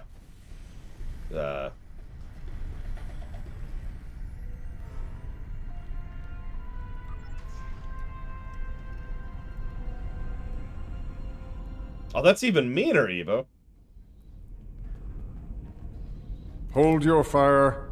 I'd like a word with our guest. It's Daniels. You've come so far, done so very much. Except it's, not. Time and again, you devastated worlds and civilizations, all in the name of your proper timeline. Today, at Procyon 5, your reign of terror will end. We will be free. You know Krog, of course, and Boretus. But there's one more player to meet before the end. Who could it possibly be? Come in, my dear. Join us. Can I get a Don't lore shock? mind if I do. Lore shocks! You're probably wondering why I'm here. Honestly, no. Funny story. When Archer, our Archer, found the Defiant back in the 22nd century, there was a message in her computer. For my eyes only. It took a while to get to me, but it was worth the wait. It was from our gracious host, telling me that the Defiant wasn't an accident, but his gift. The gift of Empire, and an invitation to more. Seems only fair to repay such generosity with a gift of my own. Enjoy. No, Daniels is dead. I'm sure glad we stood The here. Terran Empire stands with you, Envoy.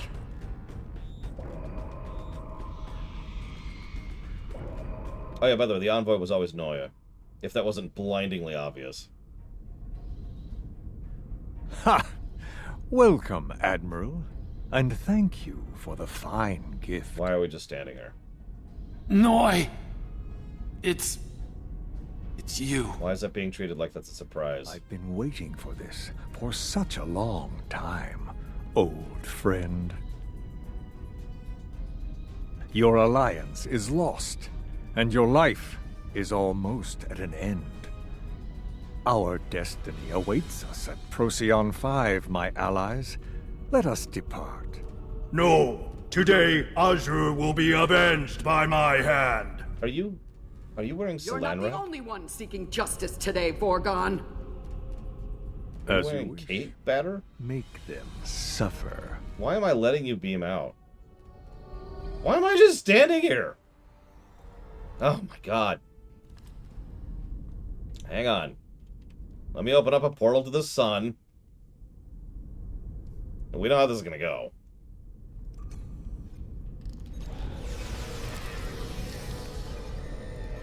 I'm not even gonna shoot him.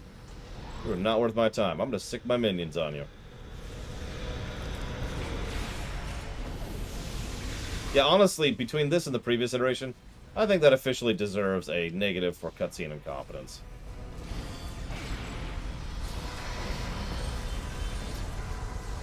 Okay, now I'm gonna shoot you. Because he irritated me. Pro tip, never irritate me.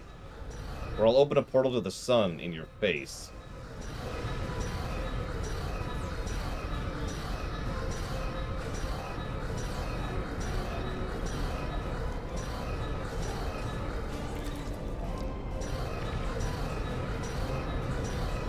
Yeah, I feel like I skipped some dialogue somewhere, or maybe they mentioned it somewhere else, but at several points they actually specifically say, we should use time travel however we wish to. Because, you know, that's the Temporal Liberation Front, right? Like, everyone should be allowed to use time travel whenever and however they want, which is kind of... What? Do you even begin to understand how bad of an idea that is? For you? Daniels, no, he's dead. Anyways, let's go. Did Daniels just... Okay. I'm not even gonna argue it. I'm not even gonna argue it.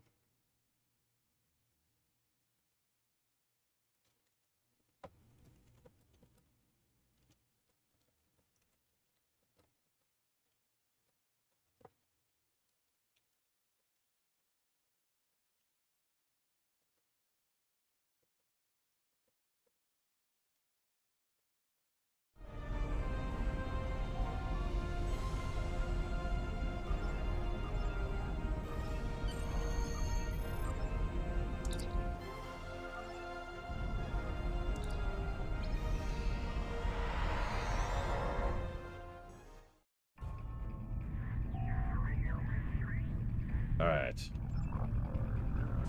Let's go kill some people, shall we?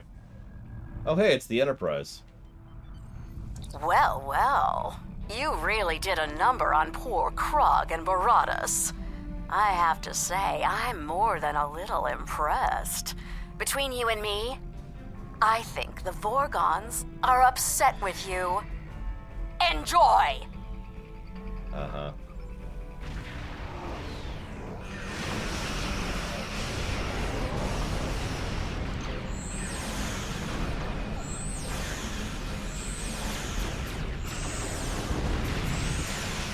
Bringing friends, are you? Well, I have friends to bring too. It's probably a good time to mention that... Hail the Nakul fleet! Their deadly nemesis is here. Probably a good time to mention that they have the ability to warp back and forwards in time. So there's nothing preventing them from going to the future and getting kitted out. And being like, hey, give us that merger tech. And as was pointed out, USS Tempest is at your disposal. just finding another version of themselves and merging with it. I mean, I've read the comics where Darkseid becomes...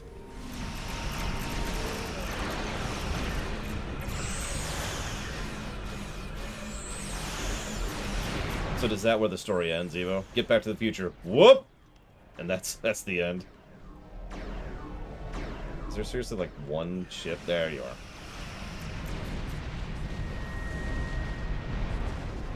You know, Lita, one of these days you're going to stop running from me. And I'm not sure you're going to like that day. Oh, in a word, ouch. You wiped those poor fools out with almost Terran efficiency. Aren't you supposed to be from the good universe? Oh, well. Perhaps the Krenim will get the job done. Keep running, Lita. It's not going to help you. It never has.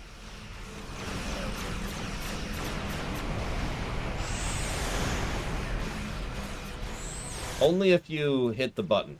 All subs require We you saw to... the temporal beacon and came as soon as we could. Time. All subs require you to hit a button to share in chat. If you don't do that, there is no notification, no log, no nothing indicating that I received a sub. Again, that would make sense to me, Ika, that the Borg are actually anti-time travel. Slaughtering all my freedom fighters, killer. Up for a real challenge. Problem with that is A, First Contact, and B, Picard Season 2. So, meh, as they say.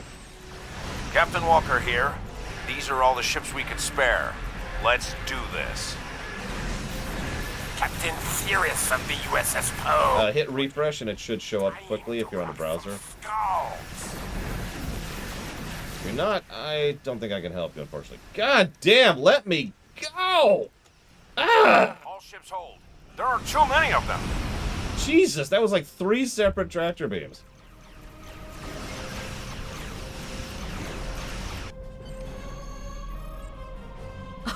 What's wrong? I thought you wanted to catch me. Shut up. Enough, Lita. Our battle is at Procyon 5, not here. All ships, set course, now! Ta-ta! Until next time. Sorry we didn't get here sooner. How bad was it? Daniels is dead! No! Sorry. Ahem. Now let me keep killing Terrans here. Who didn't get the message that they're supposed to be leaving. Thank you, Final Harmony. I do always appreciate.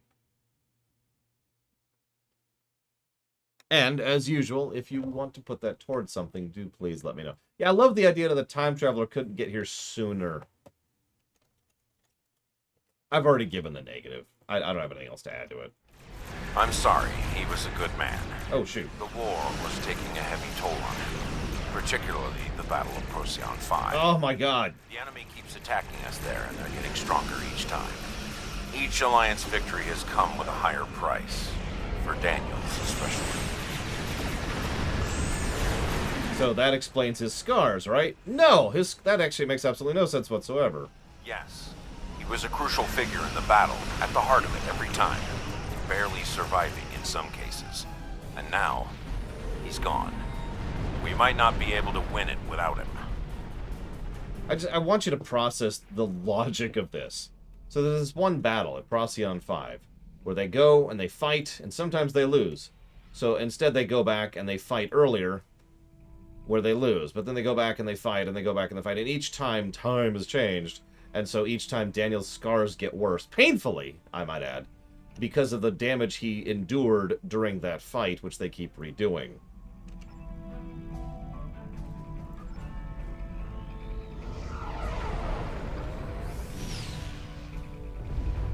Now, that comes close to making sense.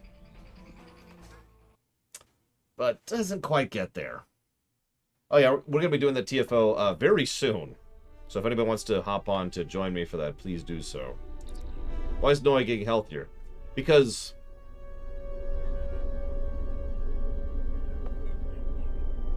the loss of Daniels is a blow to us all, and we couldn't afford... oh my god. Chekhov's actor, I can't think of his name all of a sudden. Walter Koenig. We certainly could use his counsel now. Noi's treachery is taking a bloody toll. I should have seen it coming, been prepared for it. For now, we must forge onward, and the arrival of Admiral Leda's fleet could tip the scales permanently. Da-da-da-da. It's time for the most terrifying, horrific thing ever to happen, ever. 3 TFOs in a row. Bum, bum, bum. I will head to Lukari. Yep, okay. Where else would I go? Yeah, I don't know, Sarura. Like I said, I've already given this a negative, because for a series that prides itself on its writing, this is nonsense. It's really clear they were just throwing stuff at it and saying, here. That being said, I don't think the temporal arc is bad, and in fact, I think it's still a net positive. This is Ryza. It's just, I think the temporal arc is lacking. Probably a better way to phrase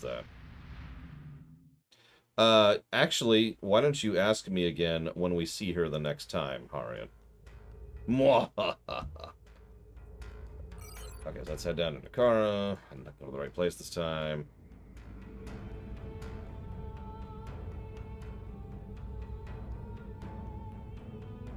I do want to destroy Ryza. Burn it to the ground, replace it with something actually worth going to.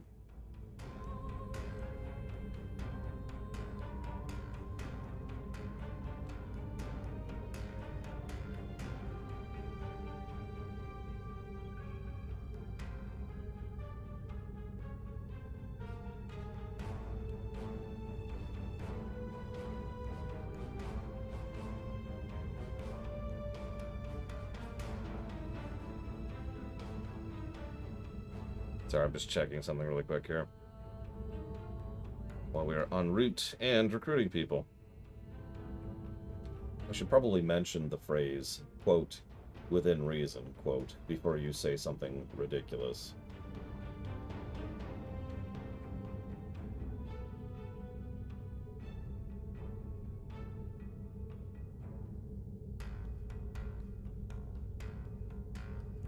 Appreciate your final harmony. Oh! I didn't get what you wanted to put that towards. Shoot. Did you say it? You did! Legend of Heroes. Legend of Heroes. Trails of, etc. Legend of Trails of Heroes of Trails. That's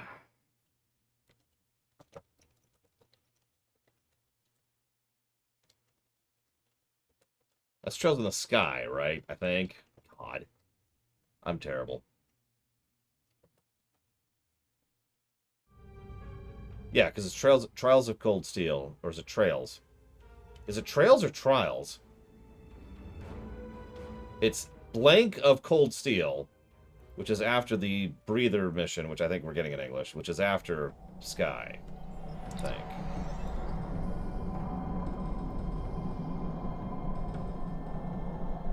Oh, I recognize that person. Right.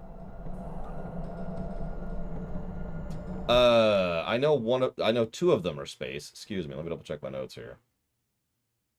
I'm not sure about the other one.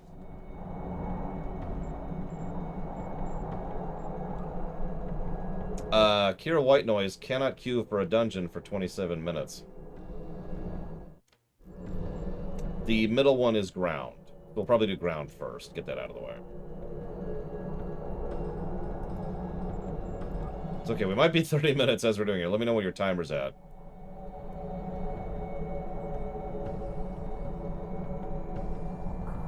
Yeah, we've got to do the third Doomsday Device mission. It's okay, this one's actually good. It sucks with pugs because they have no idea what they're doing. But it's okay with a prefab. Or with a friend where they know what they're doing and so do you. No! I weep. Wait, nope, she's back up. Okay, we're cool. Anyways, I'm gonna get over here. Oh no! Oh Jesus! That's actually terrifying looking. Okay, I'm gonna stand over here. Actually, no, I'll stand over here. Nobody has any reason to stand over here. Who's that? I don't know who that is. I don't know who any of these people are. There's too many people in Lukari. Jeez Louise. I figured it would be kind of an out-of-the-way place we could go to, but nope.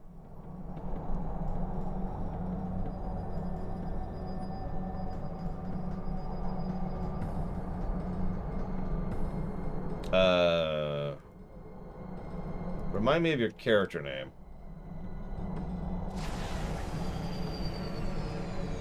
Junk Arrow. Sorry, I should clarify that. Or, okay, that's what I thought. But I really don't want to invite random people, because there's so many of them.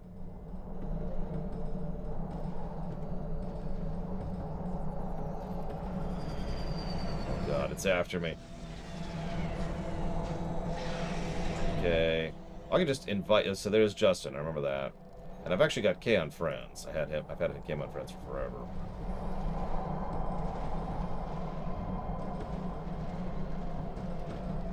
Okay. Is that everyone who currently can come? Who's currently capable of coming? Call. This is basically the ready to go call here.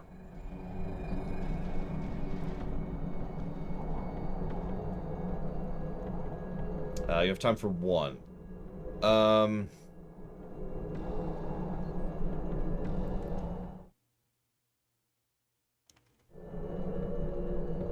gonna stand over here. Let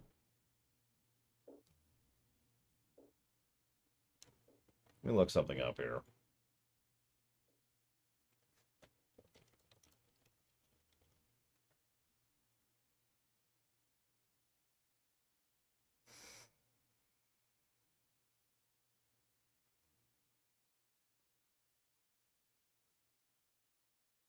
Damn.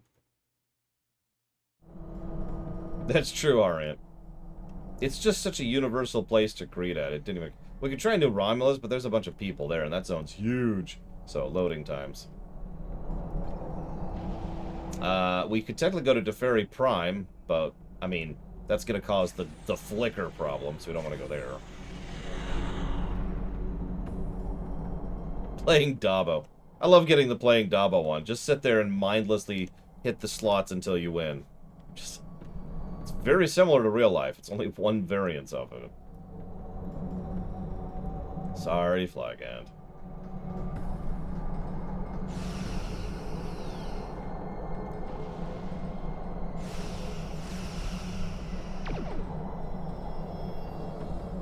It literally won't let you beam down.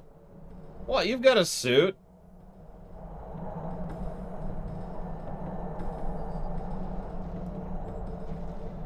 Yeah, sometimes I pick random slots. Sometimes I pick some of my favorite numbers. It doesn't matter. I just drop 1,000 credits on each because I got millions. So here you go. Spin, spin, spin. You ever see any hardcore slots players?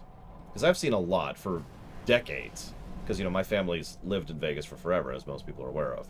So you go through and you just see people just going shakong, doot, doot, doot, shakong, doot, doot. And they're usually sitting in between two machines. So they're playing the two machines simultaneously. And they've got one of their gambling cards in one of them, and the other one in the other one. And they're just doot, doot, doot, shonk, doot, doot, doot, shonk, doot. And it's... I'm not even doing it. I'm being too casual about my motions. There's this foom, foom, foom. And they're just... They're grinding it. I don't know what else to call it. It's insane to watch. That's not talking about the people who take more than 2 slots, which some casinos don't even allow. It kind of is, Ickett. It's just...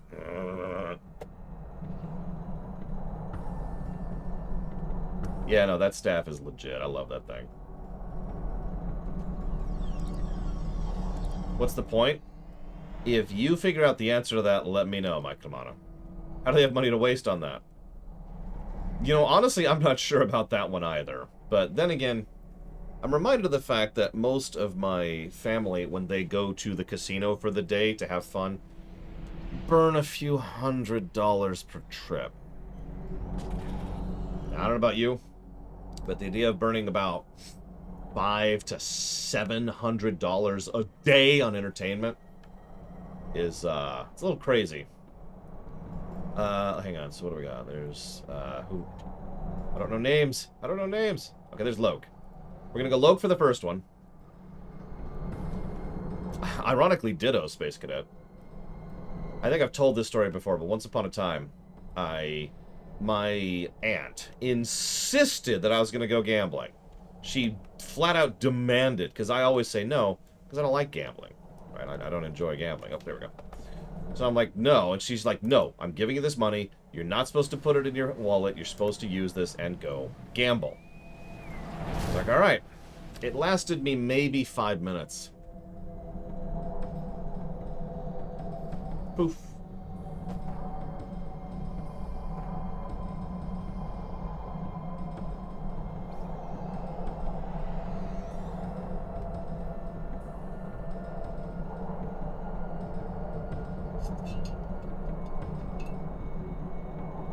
So, let's talk to statistics for a bit.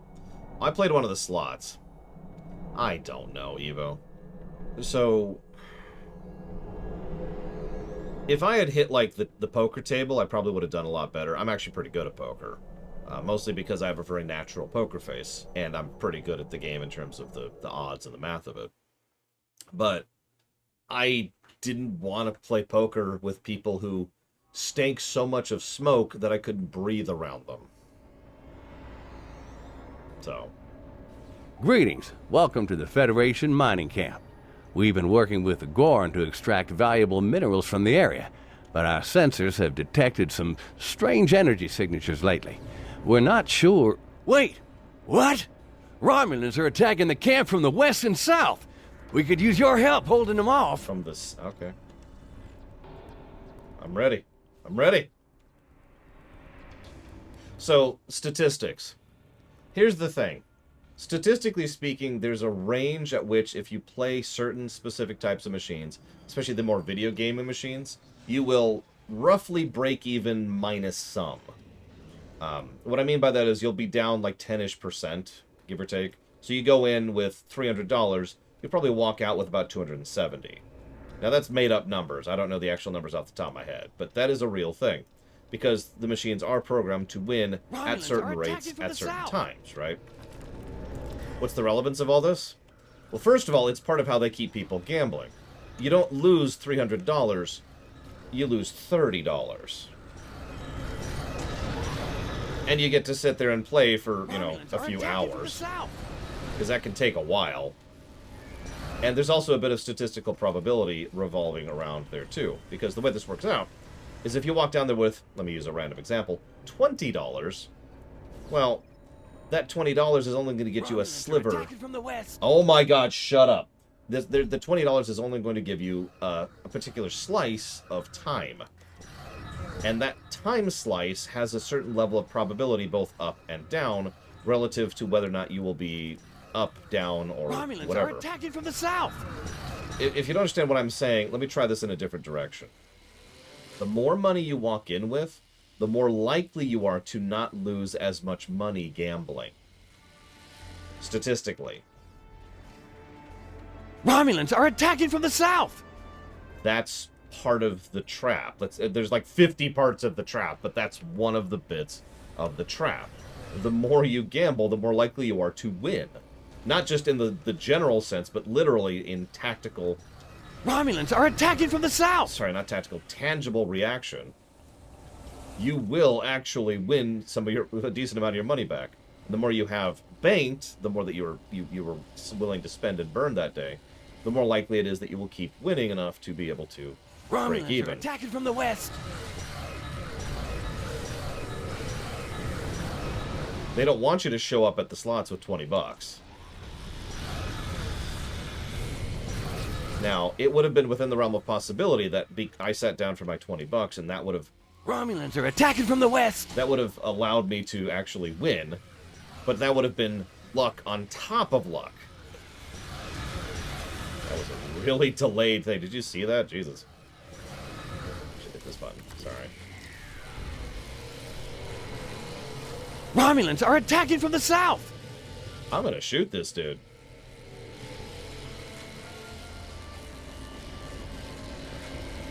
The best way to think of it is to think of how much money you have buys you more time on the machines. So the more money you have, the more money you are willing to spend and lose, the more time you spend on the machines. And time directly leads to probability curves, which allows for possibilities of winning and losing.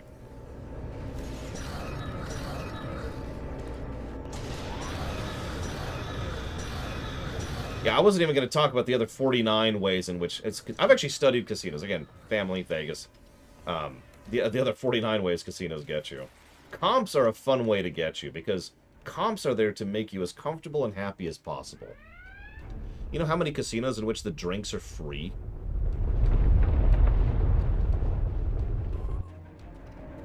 The Romulans have overrun the Gorn mining camp on the other side of this ridge.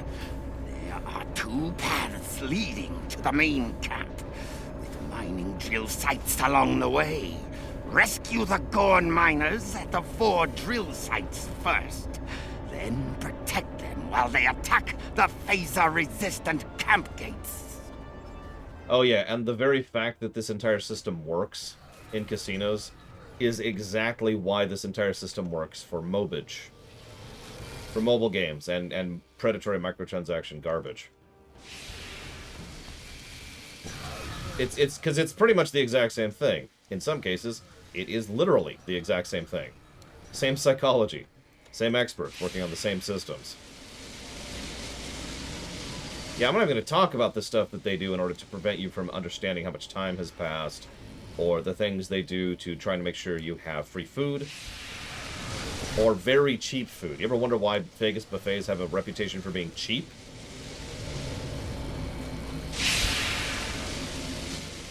There's all kinds of stuff they do to try and make you as happy and content as possible, so that you stay there as long as possible, constantly burning money.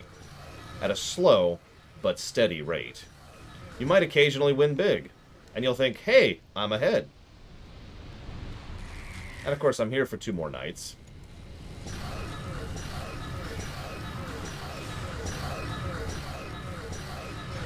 I should probably mention, by the way, just as a personal bit of advice, if you ever want to go to a good Vegas buffet, don't go one of the cheap ones or the free ones. The good Vegas buffets are expensive as hell, but they're really good. We're talking a couple $100 a head for the really nice stuff. Yeah, maybe more like 150. Is this... do we... Ah, okay. I think I know what's happening. I think we have to go all the way up north. Because I saw this in the description.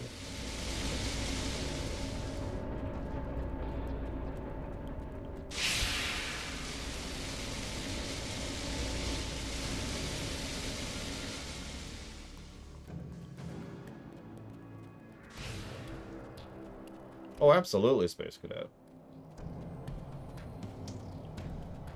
In fact, hang on, there's one specific buffet that I'm personally rather fond of at Vegas. Let's see how much that one is, because it's not cheap.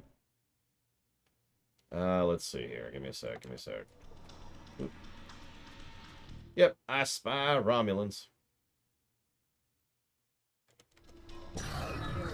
Yeah, there's the Bacchanal. I'm not actually sure how to pronounce that. There's the Bellagio's, of course. Whoop, I should pay attention.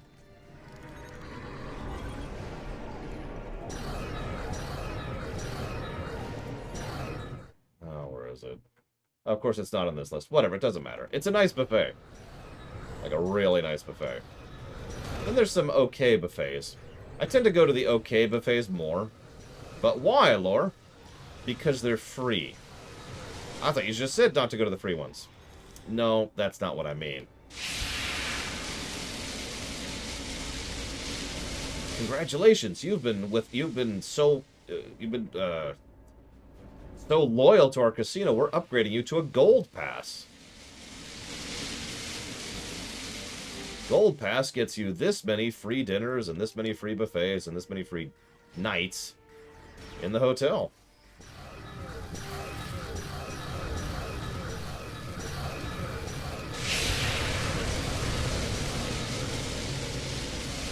You know, I'm pretty big on tolerance and understanding, and if you derive legitimate enjoyment from gambling, okay. Like, honestly, okay. You know, I'm not here to judge.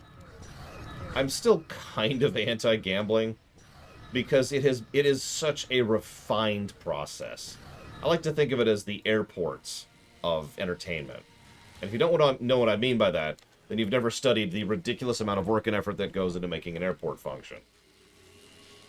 Like, that is a well-oiled machine.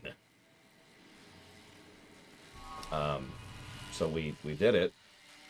We saved both sides. How do we get in? Do we have to save more Gorn? What am I missing here? No, I guess we do have to save more. Where are the Gorn? Yeah, exactly, Space Cadet. You have hit the rub, pretty much specifically. If you take your entertainment budget and go to gamble with it, knock yourself out. Have fun. If you go lose rent money, or food money, or medical bill money, well, we have a problem.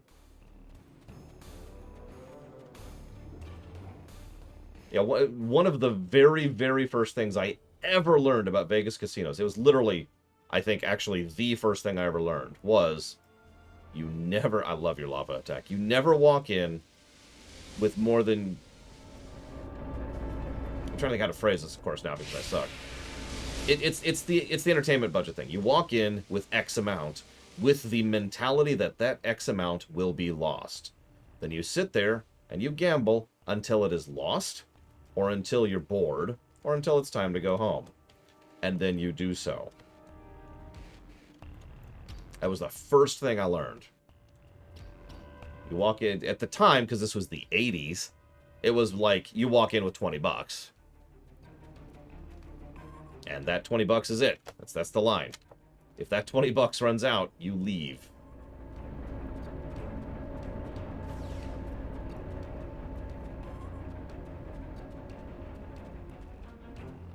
I don't know why we got off on talking about gambling. The point here is that this mission is not as great as I thought it was. Probably because we're missing something really obvious. I am not seeing any Gorn to rescue. Oh, of course, someone opened the frickin' base while I'm over here.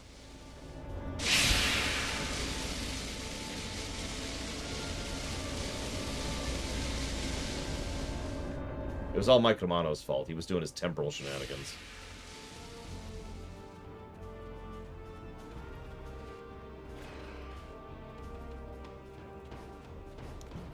Hi.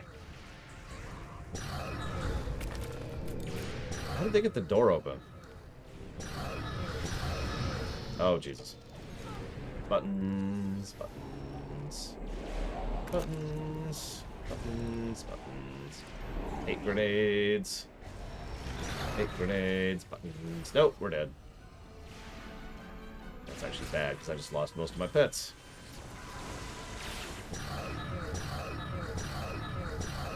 Oh, grenades, I swear.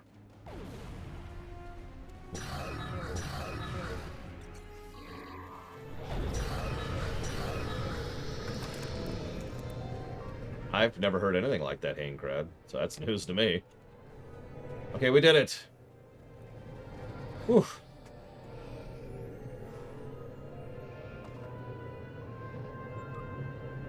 Man, those bushes. Let me tell you, these things, we got some... Israel is in a critical state, but I need to shut down some sub-consoles first.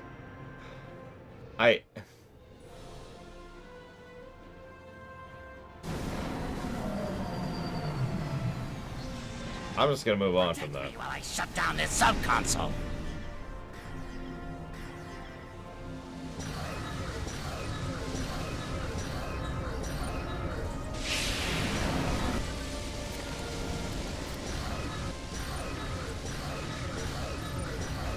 I consider myself fortunate I don't have the gambling response thing. Or if I do, gambling just doesn't trigger it.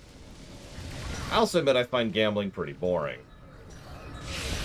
I like playing cards, but I like playing cards, you know what I mean?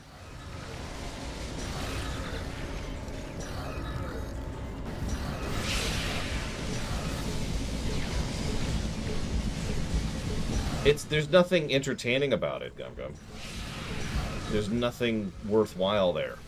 You hit a button and then you wait to see if you won or not. Or you hit 5 buttons to see if you won or not. Even the more video gamey ones are just slot machines with, like, 5-second loops that play periodically. The kind of stuff I've been playing since I was 3 on the NES. Actually, no, that's not true. Because Super Mario Brothers is actually superior to that nonsense in terms of entertainment. Shut down the subconsole. For me. And yeah, I also like hanging out with people and playing cards. That's another thing. I don't want to play cards with strangers. I want to play cards with friends. The drill is partially shut Take them for everything they're worth. I mean, down another subconsole. mostly just have fun.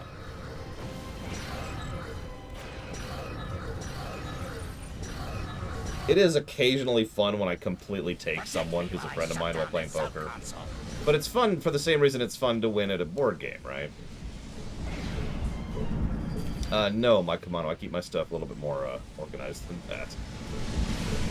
For exactly that reason, in fact.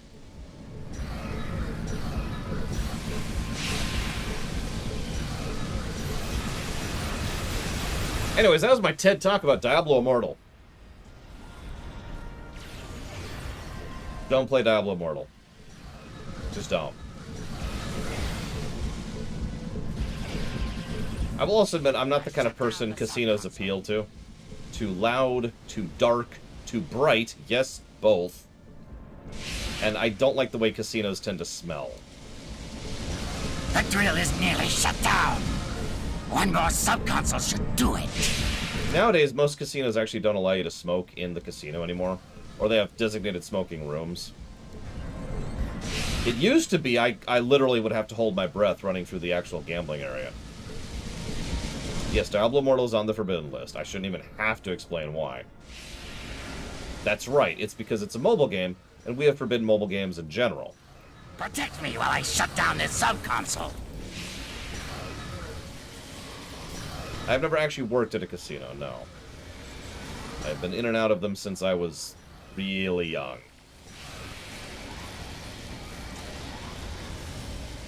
Like I said, I've been visiting Vegas on a regular basis since the 80s. Last time I went to Vegas was a couple years ago to visit my family. I don't know what class I am, Ankrad, because it doesn't matter. Don't try to get this weapon. This is a Iconian Staff of Death. Did I say I like Nevada? It's not bad. For a while, I really was thinking about settling there. I've changed my mind, obviously, but... What's up, Arian? I mean, this weapon is extraordinarily good, but it's a low-buy weapon. So... You don't. This is the only low-buy purchase I've ever made in the entire game. So that's complicated, but let me put it to you this way. You know how you can spend real money on stuff in this game? Well, you can't really spend real money on low-buy. You have to procure low-buy from spending real money on loot boxes or on yearly events. Like, you have to spend the... Like, okay, here. You see this event right here? This event campaign? So it's 3,500 progress. Every time I do one of the weekly or monthly events, like the one that's going on right now, I get progress. Once this yearly campaign is complete, I will get 1,500 low-buy. Sense make? So you can work towards it, absolutely. But that's the kind of thing that's quite literally going to take you about a year to get. Or you can get, you can spend, what did we decide, something like $800 to get something like that? Don't do that. That's exactly what we were just talking about. Don't do that. I think you're right. I think I am a science officer. Maybe. Buttons? There we go. Yeah, this staff I purchased after the last low-buy event, which was a while ago, actually. It was redo a specific mission, and every time you redid it, you had got like 5 low-buy or something like that. And I did it, and enough in order to be able to afford this staff.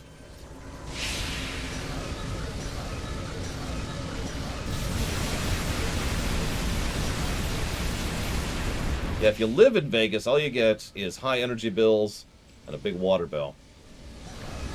And access to the casinos, obviously. That's a good question. I haven't done the math on that, Mike Kamano. I love this lava, I really do.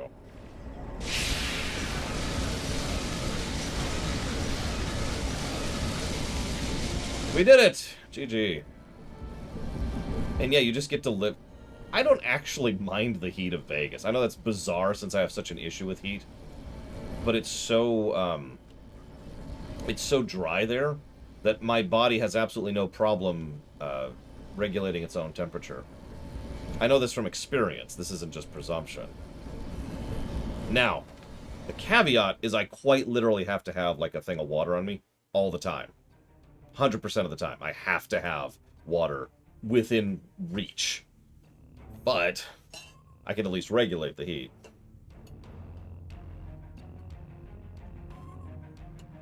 Whereas other places I just get to suck it. What is the weather down there like right now? As of this exact moment in time, it is 99 degrees in Henderson, and they have a flash flood warning? What?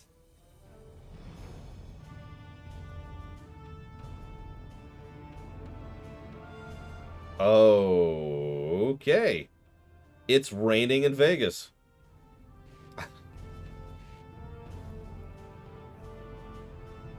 One moment. I'm going to pop down to Lukari here while I wait. Send a letter to my grandmother here.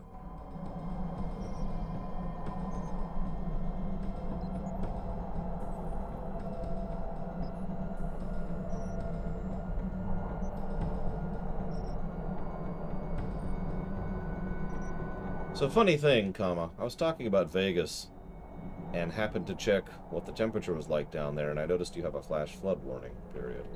I hope you guys are staying safe, exclamation mark. And I hope your lives aren't being too disrupted by whatever's going on, period.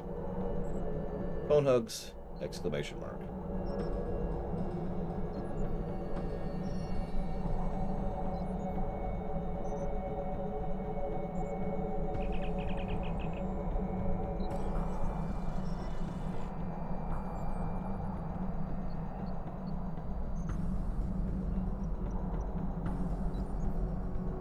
Sorry, just wow. Okay. That lava attack kit. Oh, that looks so cool. Alright, so.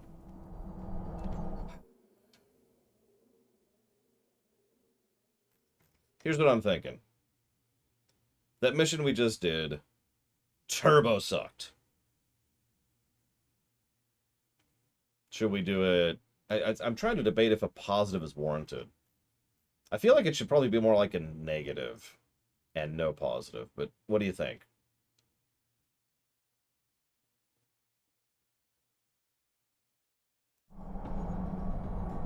I would probably aim for just get whatever you can to start off Aincrad. You don't really need to start min-maxing until you get to max level anyways. I was debating a wash, but I don't know, that didn't feel right. What's the name of that one? Minor instability, I think. Yep, there it is.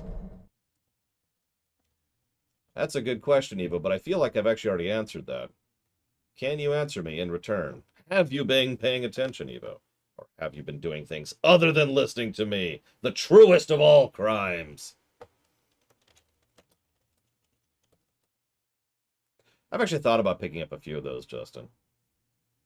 The ground kits. As I've already got a portal to the sun, you know. That's what else do I want? Let's see you around, Space Cadet. Glad to have you.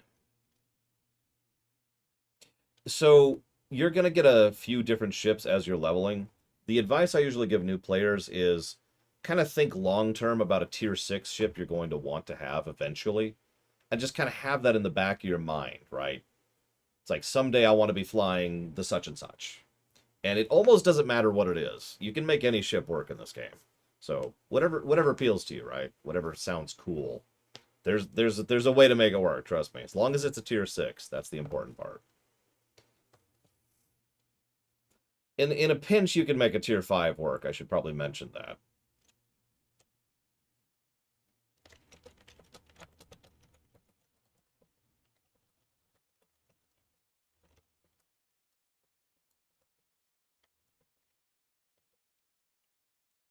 Yeah, you can make a tier 5 work, and I'm pretty sure you get a tier 5 for free.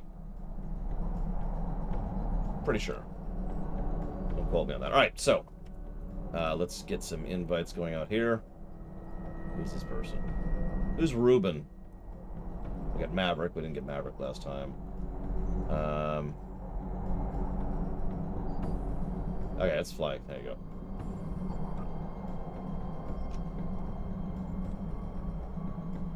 I don't actually remember what tier 5 ships are. It's been a while.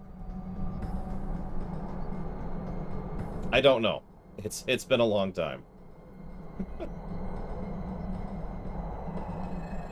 Don't do it, Flag Hand. Don't do it.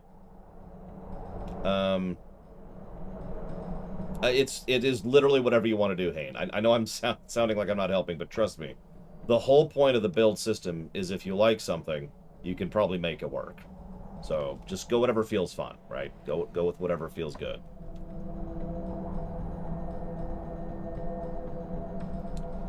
Pretty close, Evo. It's a little bit less strict than that, but you're in the right track. It's also worth noting that the Empire believes very, very strongly in proper mental health. I know, shocking. Who don't I have? Yeah, let's get Kay for this. Kay doesn't get to do a lot of these. And I feel bad for forcing you to do a ground mission. So let's do a mission that's a little bit better. I will be on... I'll be on Doomsday Device duty. If someone wants to go defend the space station, we probably only need one person on the space station, but we do need at least one person defending. I'd rather not do that myself for the sake of the stream and the review.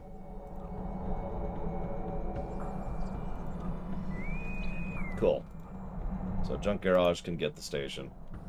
I know, right, Tara? It's funny, the things that have become important to me as I get older. It's mental health, physical health, workers' rights, and video games. No, for real. Entertainment is actually a thing that I legitimately feel has this... I don't know if this is true in other countries, but here in the United States, there's this weird bias against entertainment. Like, entertainment is a thing that you should feel ashamed about doing, or that, you know, oh, I only do that on the side. I'm not really into it, or, you know, like, oh, you're too old to play video games, or you're too old to play board games. You know, it's something for kids, or it's something that is off to the side as like a shameful thing, you know, something that doesn't matter, so it doesn't need to be good or proper or in-depth or anything. You can make it. We're picking up an incoming fleet on sensors. They'll be here in moments. We'll do what we can to help. Our weapons are offline for maintenance, but we still have shields. If the enemy makes it past us, they'll have free access into Federation space. We've got to hold the line. Understood. Welcome to the 23rd century. Hi, Daniels. Your ship has been configured to project a holographic camouflage. It'll look era-appropriate to ships from this time. There's no record of this incursion, so you'll need to be ready for anything. Good luck. Who's the other Lexington here? Yeah, like, to this day, it's been shifting weirdly. I mean, it's a good ship. It's been shifting weirdly. Like, it's normal to use your phone to watch YouTube or to browse, but if you start playing a game, even a phone game, like a mobile game, people will look at you weird. Like, what are you doing?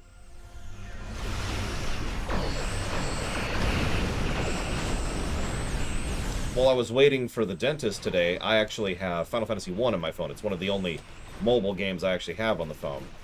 And the internet connection there is so spotty that I couldn't browse Discord or otherwise do something else. So I started doing that, and the woman's like, and I kid you not, I'm going to try to get the tone here. What are you doing?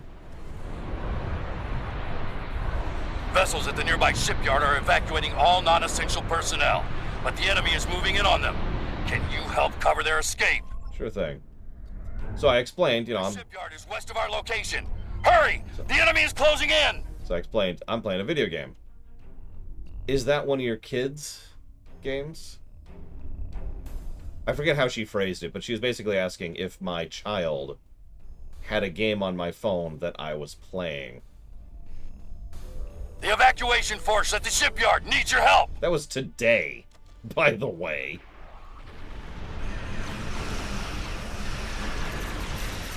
I think you're right, Sarur. I think that is absolutely part of it.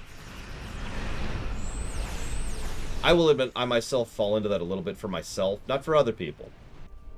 But I tend to have that mentality of, I could be, you know, productive. This I'm not, and that's wrong. your doom, Federation! The enemy's closing in! So, Doomsday Device. Time number 3. We've killed 2 of these things so far. Engineering crews, to your posts. I've got a plan. Hi, Scotty. This is Lieutenant Commander Scott at the shipyard. What you're seeing on your sensors is called a Doomsday Machine.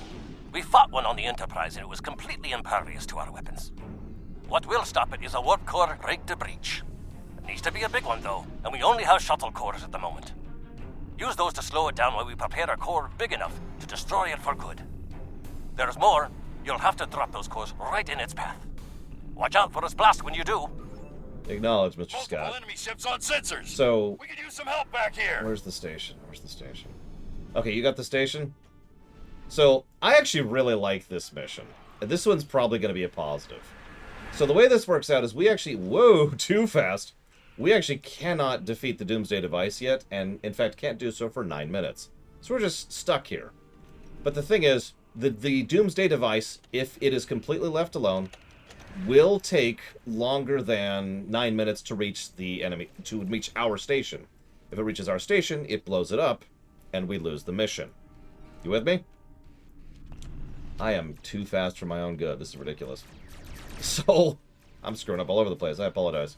So you have to slow it down. You have to drag these shuttle cores, which I've gotten or keep failing at, over in front of the thing. This is going to be... I'm not going to go for that. I'm not going to go for that. Hang on. Let's wait for a second. There we go. So you got... Yeah, I don't want to have what happened to him happen to me there. So we drop these shuttle cores in the way, and you'll notice, it's probably hard to see, but if you pay attention to the upper right here, there's actually a progress tracker showing how far it's gotten at any given point in time. There's also enemy ships that are attacking it, including some of which will specifically have those things, the warp core interceptors. Those will spawn to grab the warp cores and drag them out of the path of the beast. So if you're paying attention, there's a minimum of 3 roles required for this mission to be operable. You need someone dragging cores, you need someone defending cores, you need someone defending the station. I haven't talked about this yet, but that station over there, way over there, that's like a good 100 clicks out, so it's way over there, has enemy ships attacking it regularly. And if you need help, by the way, just say something. We could send someone else over there, or I could go there, or whatever. It's a lot of moving parts, but I like the way it's constructed. This is probably one of the more clever of the TFOs they have for space.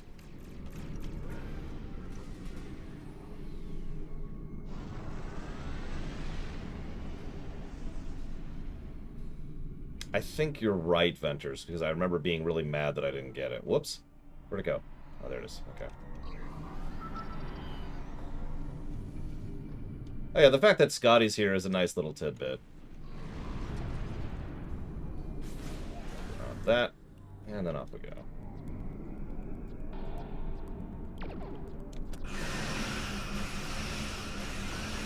Oh, jeez. Oh, jeez. That should do it! Direct hit! Probably the only thing I don't like about this is you can target the Doomsday Device itself, which is a complete waste of everything because you can't actually do any damage to it. It's just kind of there to interrupt your targeting. It's like a wall. Also, this is a neat little tidbit. The further away it gets from the shipyard, the more your turnaround time is, so the harder it is to get more shuttles cores in its way. We're doing pretty good so far, though. There's also a bonus objective for not letting it get past the halfway point, and of course, not letting it get there.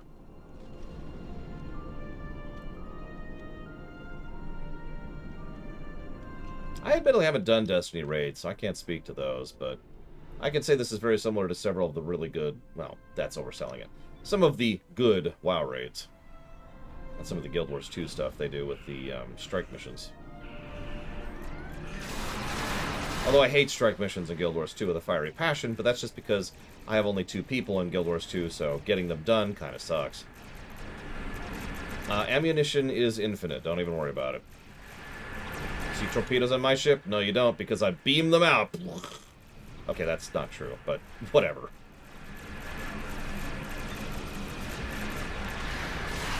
Drop it right in its face.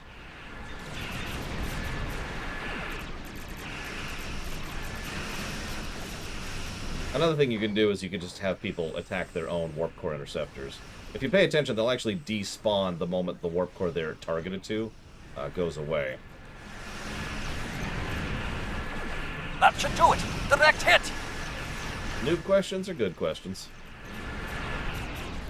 As I like to say, we're all noobs at some point.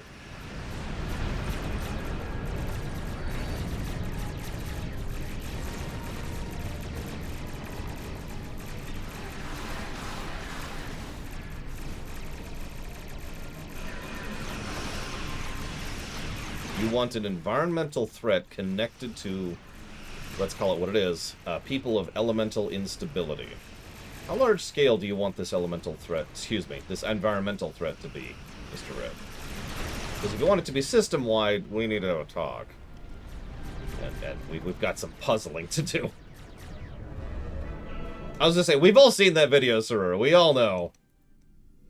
Torpedoes? Yeah, we got torpedoes to spare. I'll tell you one thing. If I was writing Voyager, and I'll be doing this for the rewrite, I'm going to actually have a document keeping track. Just a simple spreadsheet keeping track of how many whatevers they have, how many shuttles, how many torpedoes, anything expendable. Planet-wide. That's still pretty big. Do you have any idea what direction you're thinking with this threat?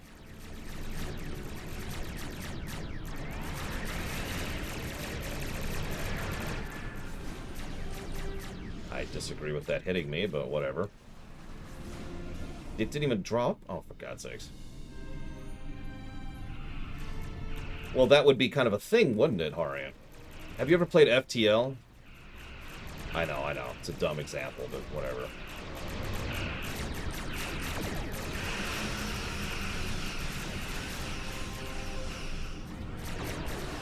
Because the idea would be, sure, you could get another torpedo. One other torpedo. But that's going to cost you. What are you willing to lose for that? So much for your little warp core federation. Oh wow, they actually blew one up. Direct hit!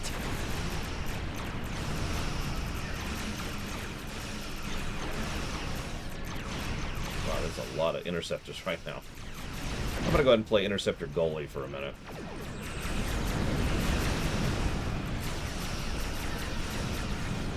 I mean, a rocket, sure, that'd be relatively simple. No, I remember when I first got two monitors, too. It's fun. So, Starfleet torpedoes are supposed to be very strong. They are or aren't, depending on the episode in question. Sometimes our torpedo is like, holy crap! And then sometimes it's literally a grenade. But again, in the rewrite, the idea would be that, you know, their complement of torpedoes, those are their big hits. Those are the things they bring out when they need to absolutely wreck something. And honestly, it probably should be that way in general. Like, that's probably going to be how the rewrite works, is you have your energy weapons, and that's there to soften them up. That's there to get their shields down and to try and, you know, get yourself in to actually get the killing blow. And the killing blow is going to be the torpedo. Anyways, can you do a torpedo boat? Yes, torpedo boats are feasible, absolutely.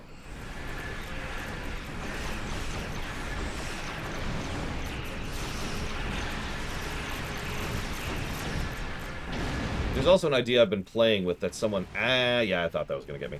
That someone has to manually pilot the torpedo. Kind of, yeah, Ventures. Like, if you do a full spread of torpedoes and 8 torpedoes shoots out, you have just spent 8 torpedoes. Or however many. We're doing pretty good so far.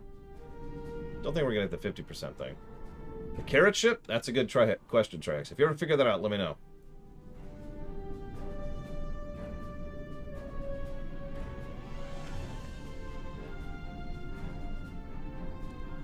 I've heard of mine builds, but I've never seen one in action.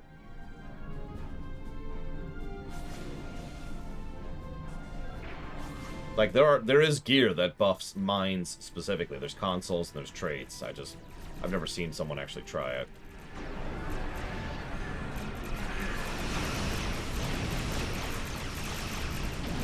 I'm more of an energy weapons guy, though. That comes from Battletech, admittedly.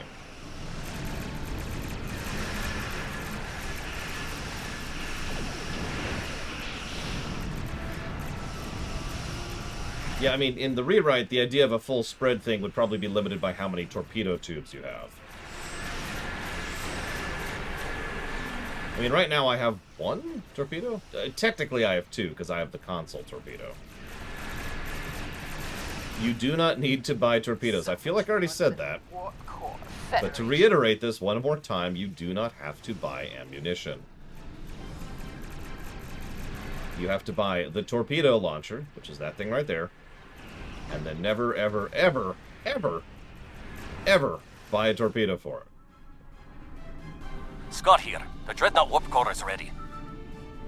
Feed it to the Doomsday Machine before it makes a meal out of us. Torpedoes are ammo in lore, not in gameplay. We shielded against the enemy weapons the best we can, but we don't have time to build another. Better make it count. Got it. Absolutely, Trihexia. There's actually a lot of real functional reasons to have your family on board the ship. The Federation has a new toy. Forget their pathetic starbase and take out that bomb. So, notice we're taking radiation damage just for carrying this thing. We also cannot go to full impulse, but what we can do is evasive maneuvers.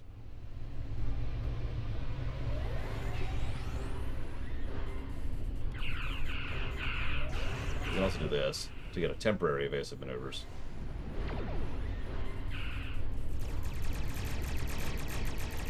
Make sure. Yeah, this is starting to hurt. Alright, let me get out of here. Oh god, that's super gonna hit me. You did it! You took out a Doomsday Machine! Unbelievable! This is my third at this point. Seriously, I've killed 3 of these things by now.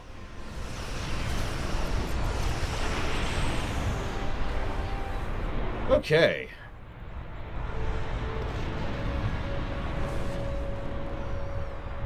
I don't know how to do a mine build, man. You stopped the Doomsday Machine, just like Captain Kirk you were. I only wish I could have been aboard your ship when you took that devil down. I'll make sure Starfleet hears about your heroics. I'd rather they didn't, honestly, but thanks for your help, Scotty. I have not, I'm afraid, Luke. That was a fun one. That's definitely a positive dungeon. One of the better ones.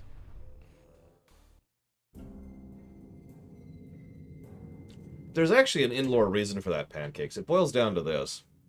Warp cores generate a huge amount of energy, but a ridiculous amount of it is being used by the rest of the ship, right? So, you know, the replicators and the holodeck and the comfort features and all the medical scanning techniques, all this stuff, all of that stuff, and of course the warp drives itself all take up like 90% of the energy that's being poured out by the warp core, right? So the other 10%, that's what goes to weapons. The Defiant just tinkers with that a little bit. No holodeck, no luxury features, just some of the bare bones stuff. So the only real difference with the Defiant is it's pouring so much more of that warp core energy directly into the guns. That's why the quads hit so hard. Where the hell am I? Why am I nowhere near Nukara? What the crap? Right there. But yeah, that's definitely gameplay positive worthy. I like that one. It should probably be mentioned that if you know anything about engineering, you know that that requires another thing too. You need to have the source, you need to have the output, you need to have the connector. All 3 of those need to be designed specifically to pour that much power out, which on a normal ship it isn't. So even if you were to turn off everything else on a Galaxy-class ship and try to pour weapon into phasers, all you're going to do is blow out some things that connect the power. I can't think of what it's called right now. But you're going to blow them out because they're not designed to handle that kind of load. They can't handle the energy throughput. Conduit. Sure, we'll go with conduit. So that's what makes the Defiant the Defiant. And yes, we have one more TFO, which we're going to be doing as soon as I get back to Lukari.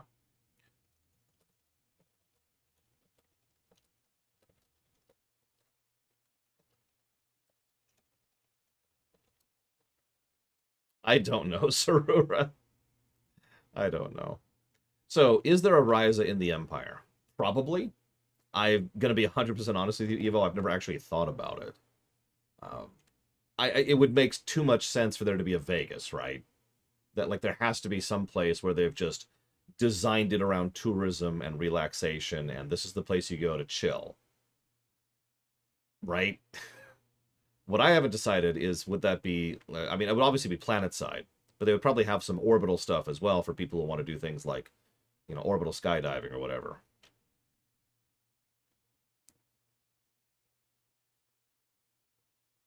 Disney... Yeah, that's true. Babylon 5 has... I can't remember the name of it, but yeah, the Disney planet.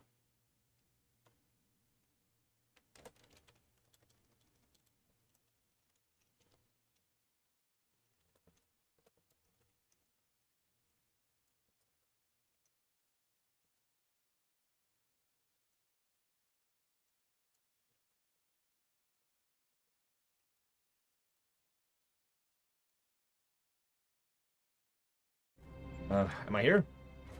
I kind of bonked into a planet.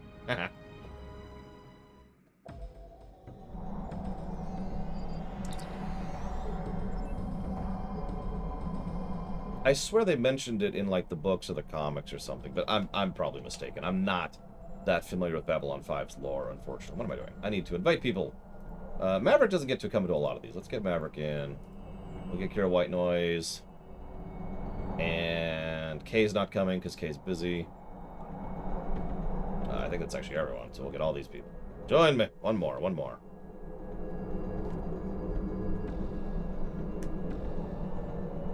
Well, you see, Pancakes. The irony is they could have had a thing, right? Where they mention, like, a specially modified Galaxy-class ship. That is specially modified to have the conduits, the output, and the weapons to do everything I was just talking about, to be a Galaxy Defiant. They never do that, of course. Which is a shame, because then it would just be model reuse, but whatever.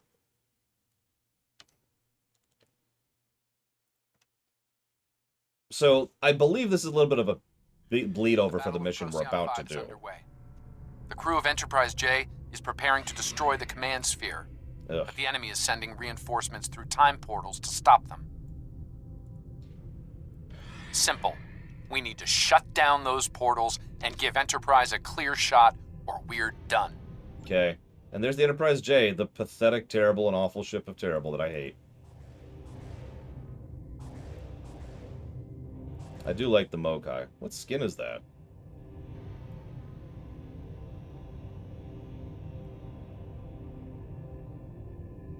And then we've got... Wow, God, what is this ugly ship? Oh! Oh, I spit upon it. There we go. Okay, we're good. Sphere builders are targeting the Enterprise, moving to intercept at full impulse. Oh, the Mokai is pretty cool. I like it.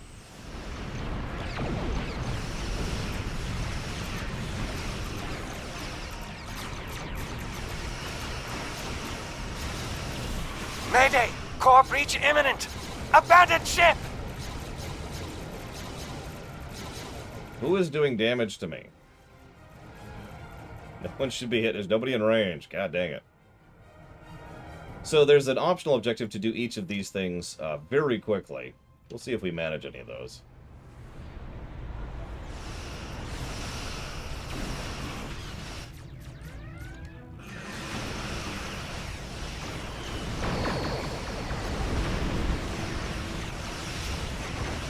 It's fine. We're not going to alter time. We're just doing the Battle of Procyon 5. live. It's fine. It's fine.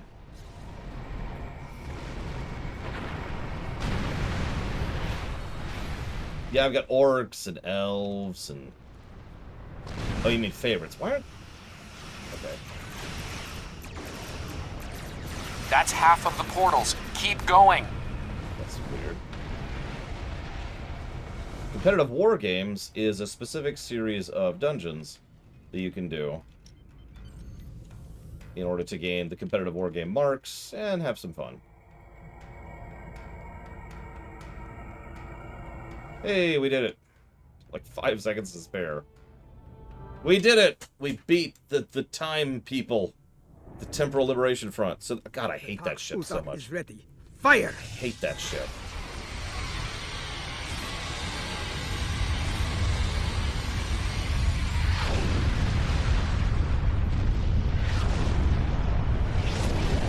Command sphere destroyed. We did it. It's... Wait! The timeline is changing! Oh no. The Battle of Procyon 5 is underway. The crew of Enterprise J is preparing to destroy the command sphere, but the enemy is sending reinforcements through time portals to stop them. We just did this. You're right. Only this time the sphere builders have new allies, the Krenim.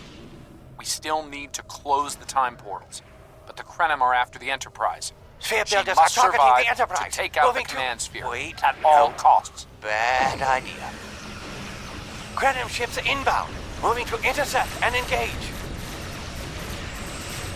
Yes, it's time to let the Enterprise J die. It deserves it. The Krenim fleet is attacking the Enterprise. We can't afford to lose her. It's actually a bit different each time. Mayday! Core breach imminent! A little more Abandoned irritating ship. each time, but still. No, they died again. Captain Cation.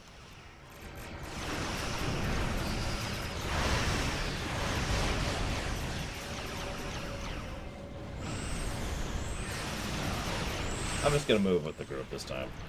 You can split up, but honestly, it's better to just kind of move. And then crush. And close.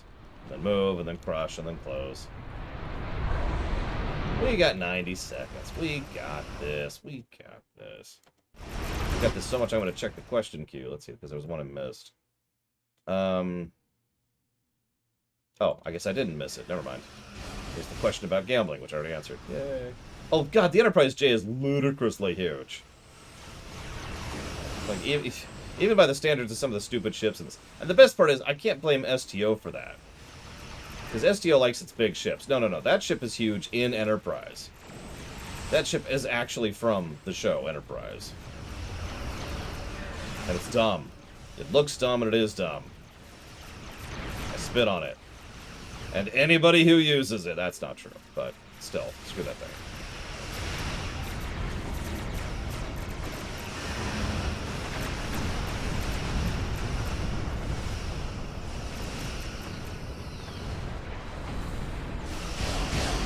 Or if they go into another timeline.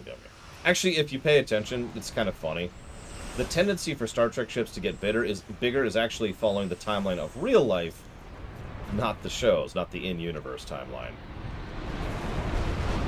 The Defiant and the Intrepid are exceptions to that, but... Oh no. The Tax Utat is ready. Fire! God, I hate that ship. Did you notice that the nacelles are being punctured by the hull?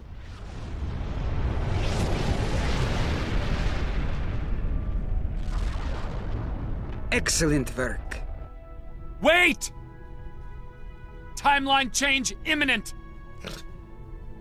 The Battle of Procyon 5 is underway. The crew of Enterprise J is... Wait. Yep. Right. Scanning.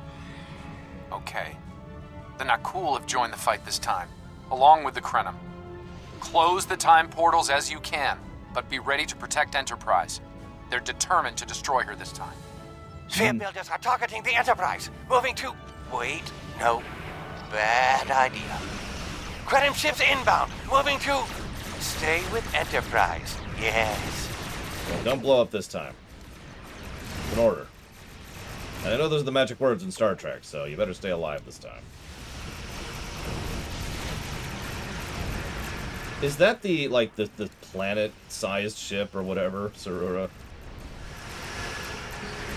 Where, like, it's got its own cultures and subcultures because the ship is so huge.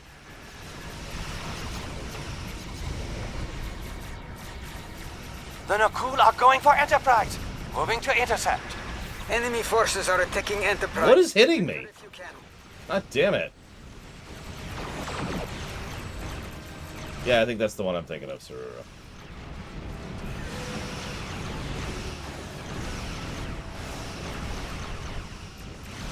Mayday! Core breach imminent! Abandoned ship! That ship never lives. It's just their destiny to die, I guess. Because we're big on destiny here in the Federation. Alright, enough screwing around.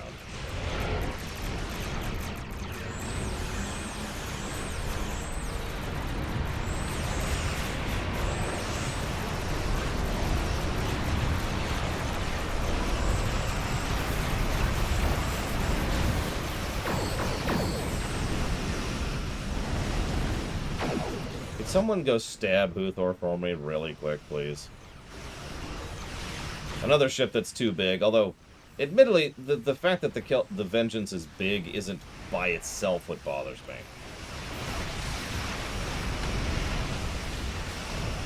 I mean, all the Kelvin ships are big.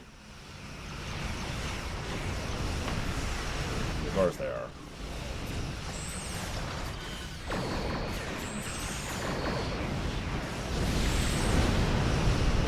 You know what vaguely amuses me about this is just how much we are pancaking the enemy left and right.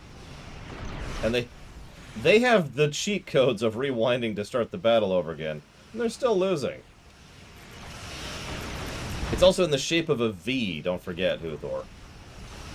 Nice V work for on those portals. Keep it up. Something. The Anorex just appeared in front of Enterprise. We need some backup. I'll deal with the Anorex. Or Maverick will. Oh, hang on. I'm already in range.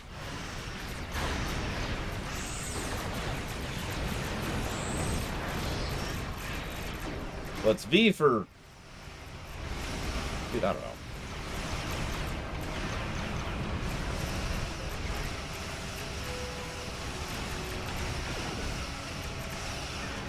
Are you done tractoring me? He's just upset that I'm tractoring him. That's what this is.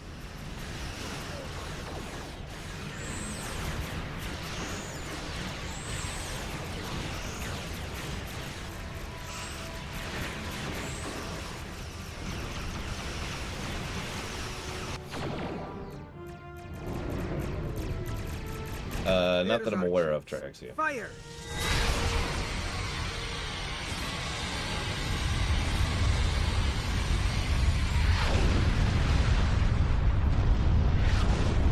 We did it. We've stopped them. This time. And the previous time. And the previous time. Now we need to stop them for good. And the next time.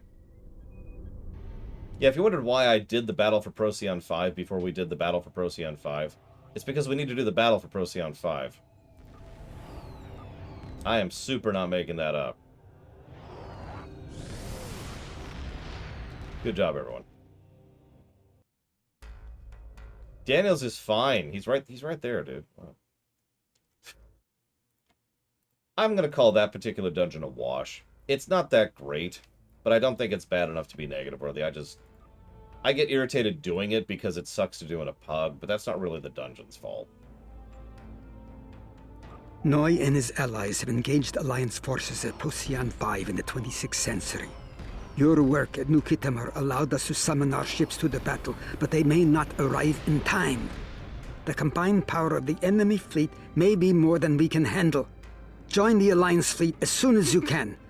We must face the enemy and we must win, or all of history will be lost. Literally. Because the enemy is so stupid they're going to basically screw up everything. Yeah, it's like gravity, well, we'll get there, Let's go to Procyon 5. Deja vu. Sorry, Procyon 5. 260 kilometers long. Oh my god.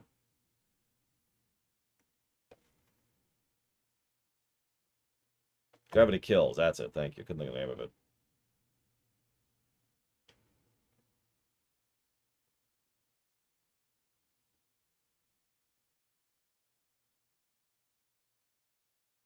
I mean, I get you, Mr. Ed. I've been taking it seriously, too. I just don't have a lot of time. But I feel like you can do one of two things with this, Mr. Ed. You can make A New Hope, which is not a bad first story. Big threat, big obvious enemy. Time is short, my friends, so I'll make this quick. Or you can shrink it. The battle is not going well for us. We have already lost Daniels. We're outnumbered and outgunned. Our plan relies on the Tax Utat. With it, we can destabilize the Expanse and force the Sphere Builders to withdraw. There's only one ship with the power to use the Tax Utat effectively. The Enterprise. She must survive at all costs. Today we're fighting for the past, present, and future. So fight hard, and fight well. Dismissed. Yeah, it took me forever to make it work so there's just one moon. I got it there eventually, Huthor, but oh. I had to rewrite gravity a few times. Okay, so, welcome to Procyon 5. If you're paying attention, this is the battle that Daniels pulls Archer to in Enterprise. We're more than just the cavalry. We have the means to put an end to this whole conflict. The Tax Utat. All ships. This is Chekhov. Protect the Enterprise at all costs. Oh yeah, two other little anecdotes. First of all, this is in the Andorian system. That's how close this is to Earth. This is in the home sector, effectively. Second of all, the episode that we covered this week of Enterprise is the episode where they go here. We must get the Tax Utat to the Enterprise. I wish I did that on purpose. Here they come!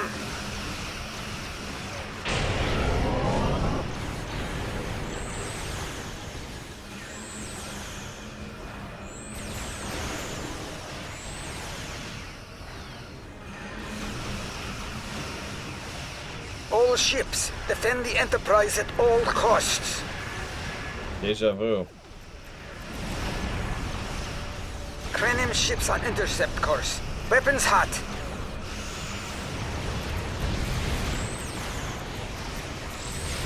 No, I'm a Time Lore. Right, I see it. We've got your back!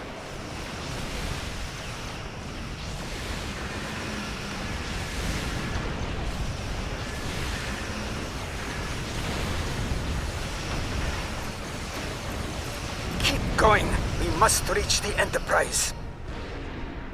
We're almost there. Keep going. Terran ships ahead. They're trying to intercept us. You're a little late to the party. Too late, in fact. Blah, blah, Terran blah. forces, this is the Admiral. Give them no. Terran forces. Which Admiral? Mayday! Our course about to breach! Onward to victory. For the Empire! That's what I'm here for. You never keep this stuff straight.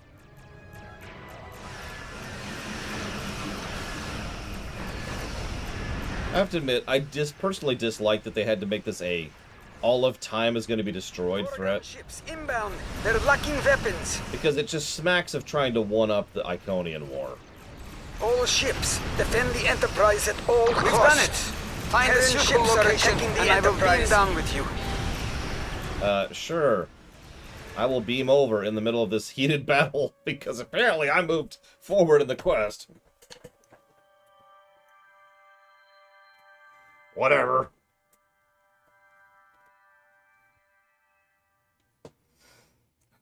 Loading. Greetings from beautiful Ryza, by the way. Oh my god, I just had a horrible thought. What if you're aware a little bit while you're going through transporter, right when you're being beamed? And what if they start selling ad space while beaming? So while you're beaming to your destination, you have no choice but to have this ad blared in your face.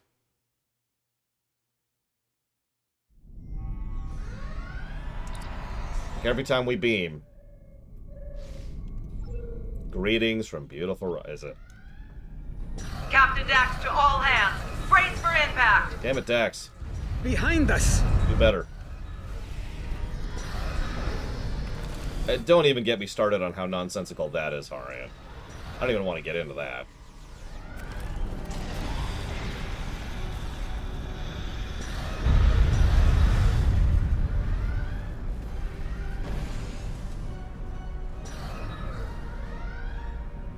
Captain Dax to all hands. Brace for impact. Deja vu. Sounds like it's pretty rough out there. No, we're fine, Yes, really. Let me contact command on this. Wait! My transponder's missing.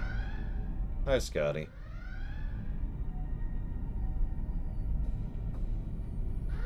Did someone call for a miracle worker then? Scotty? So... That would be this wee temporal beacon. Once activated, it brought me here. Somehow. Bullshit mo... So, I've been holding onto that beacon for many a year, waiting for a signal. Better late than never, I suppose. Where and when are we?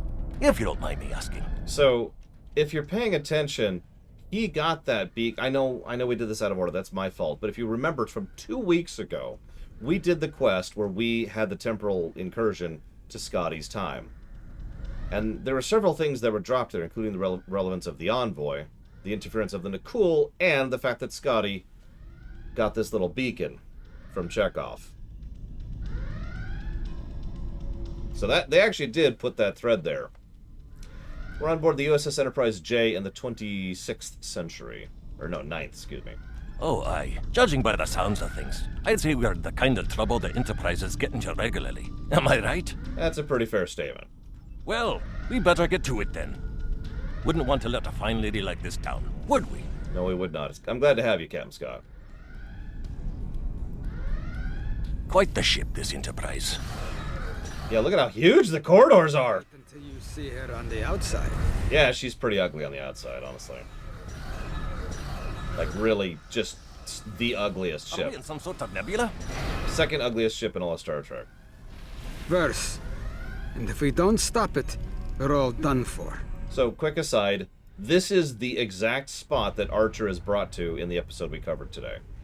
There's the window, there's the battle, there's the sphere, and there's the Enterprise J on the screen behind it, which was used to make the model that we actually have in the game right now. More borders! You know, one of these days you're going to learn to just kind of... Oh, I wish, Ross. You missed Kira earlier, by the way. And Garrick, and Rom.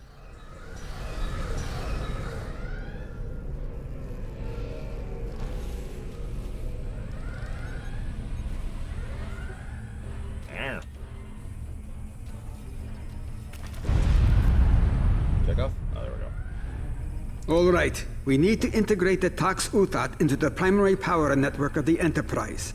Scotty, I could use a hand here. Do you think you can handle this particular century? Is that 26? Are we in the 29th century? Whatever. Think you can handle this engineering, Scotty? Oh, I think I'll manage. We'll get this gadget of yours hooked up in no time.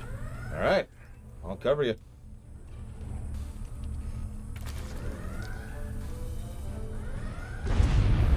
Listen, if I was secretly the God Emperor of Mankind, first of all, I wouldn't call myself that. That's a dumb title. Second of all, I would openly admit to being a Time Lord, because no one would ever believe me. Incoming! Keep working, Scotty!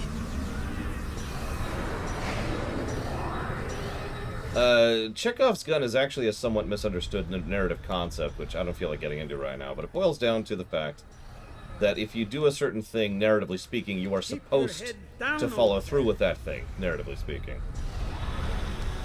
Consoles realigned. Now activate them so we can put them to use. You know, that's valid, Uthor.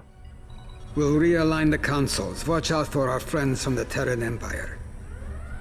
Behind you! These Terrans don't give up, do they? I've actually argued for years. So let's get this done quickly, Scotty. I've actually argued for years that, they're still using it. The God Emperor of Mankind would hate what's become of his Imperium. Just absolutely despise it.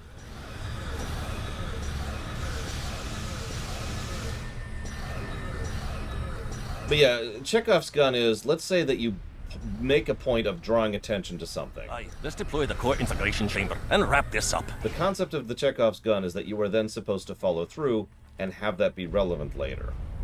Now you can see why that has evolved into how it's usually used in common parlance, but that is not how people tend to use that phrase. Hopefully we won't get any more uninvited guests. Okay. Now why'd you say that? We're bound to get some now. Yeah, thanks, Chekhov. He's cursing us here.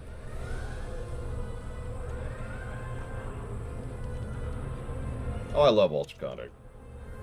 Despite my snarking, this is actually a pretty good mission. And despite the negatives I have given, I do still think the temporal arc is a net positive. It's a lot more problematic than the previous two. Nice try. But you're done here. Lita. Oh, none of you look like the beg for mercy type, so let's just skip to your execution. Shall we? Your personal bodyguards have just fabulous hair. You're right, Scotty. Unfortunately. Like, I'm impressed. How much time do you spend at the salon? No. Gum. Aye, let's deal with this angry lass and her band of thugs. What is she wearing? Her official uniform, Evo. Lass? Ooh, I like you. Take the Scotsman alive. Kill the rest. Ugh. I've had more than enough of this. Terran forces, this is the Admiral. We're leaving. Now! Good luck with your fool's errand, Noi. You'll need it. She fights like a Klingon. Okay. I might be getting too old for this. Lita's shot sent a power surge through the command relays. They're offline, but Scotty and I can get them running again. We just need the time. No, Luke. Nonsense. You're just getting started, laddie. Losing the Terran fleet won't make Noi happy. He'll send every ship he has at the Enterprise. You need to keep her safe while we finish the job here. I mean, I did just do the instance where we did that battle 3 times in a row. I guess I could go for a solid 4. Nice round number, you know. Scotty and I need more time. Protect the Enterprise. So who was it who hadn't seen the Enterprise, Jay? Oh no, that was Scotty. Never mind. It was a character, not a person. Scotty is not a person.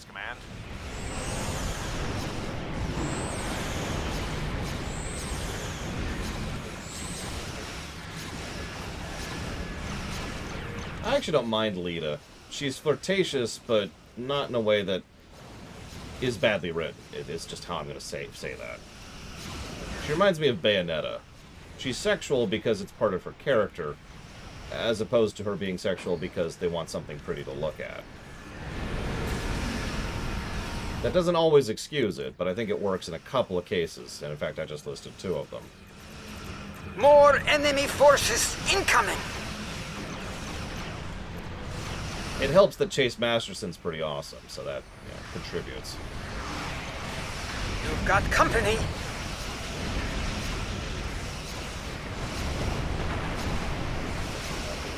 This is starting to hurt. Let's regroup a little bit, shall we?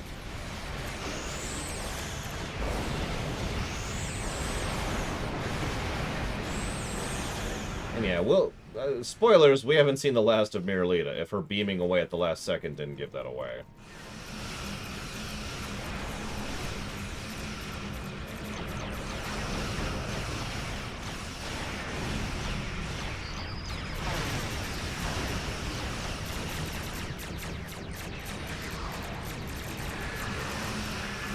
I don't blame you on that, Evo. I just like multiple timelines, which is why I condensed all the timelines a few years ago. Took a while.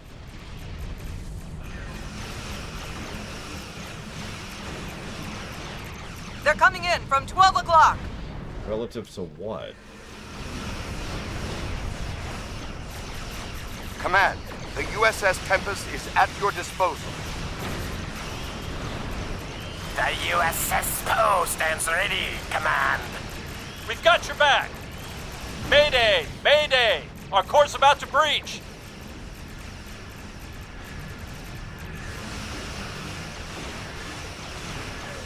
Enemy forces headed for our position. Hold them off! What do you think I've been doing? Jesus, check off. I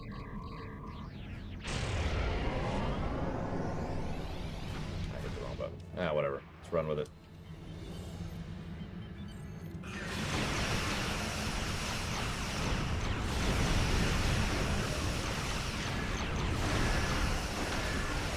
More ships are attacking. Because it's just... Okay, there's an actual story behind this.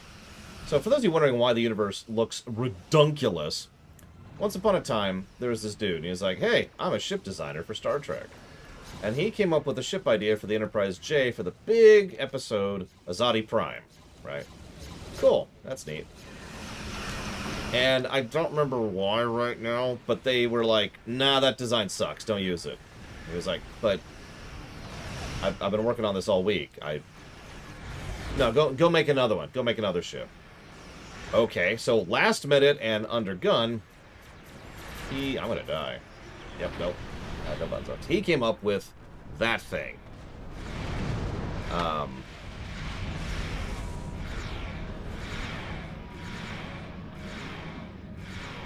it's such a stupid ship. Just look at it. It's even worse if you look at it in more detail. If I get a chance, I'll try to show off just how stupid this thing is. Because it's even worse than at a glance. To my knowledge, no copies of the original exist. Don't quote me on that, Mr. Ed, but I've never seen it.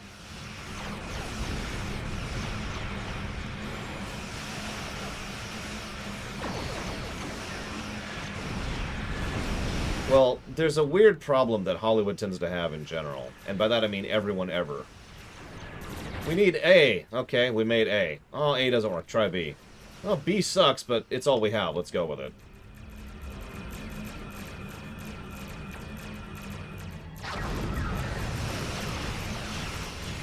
Yeah, this ship legitimately should not have made it past phase 2 of ship design. From 9 o'clock. This thing legitimately looks like a early sketch. Like, I have actually done ship sketches which start out looking like this, and then what you do is you refine it. You're like, okay, hang on. Let's pull it down to something a little bit more reasonable. Engaging the enemy for the glory! We've lost main power. Shields collapsing. We're... More of Noise forces have arrived. Really? They're almost done. Mr. Scott needs just a little more time. Well, I'm getting Shrek'd out here, so if you could hurry the frack up, I'd really appreciate it.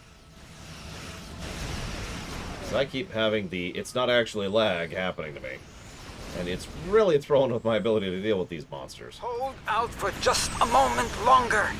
Structural integrity compromised. Repeat! I do admit the ability Sensors indicate a large ship headed your way. The ability to actually interact with the Battle of Procyon 5 is pretty cool. It's not exactly a moment I care about because it's Enterprise, but at the same time, it's still a cool concept. Mayday! Mayday! Our core's about to breach!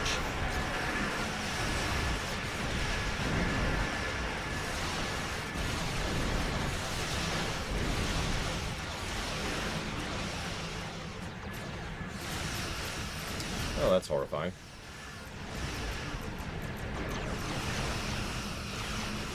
I'm going to try and bring some of these ships down. Then I'm going to show off the universe for you for a second. I want you to appreciate this nonsense.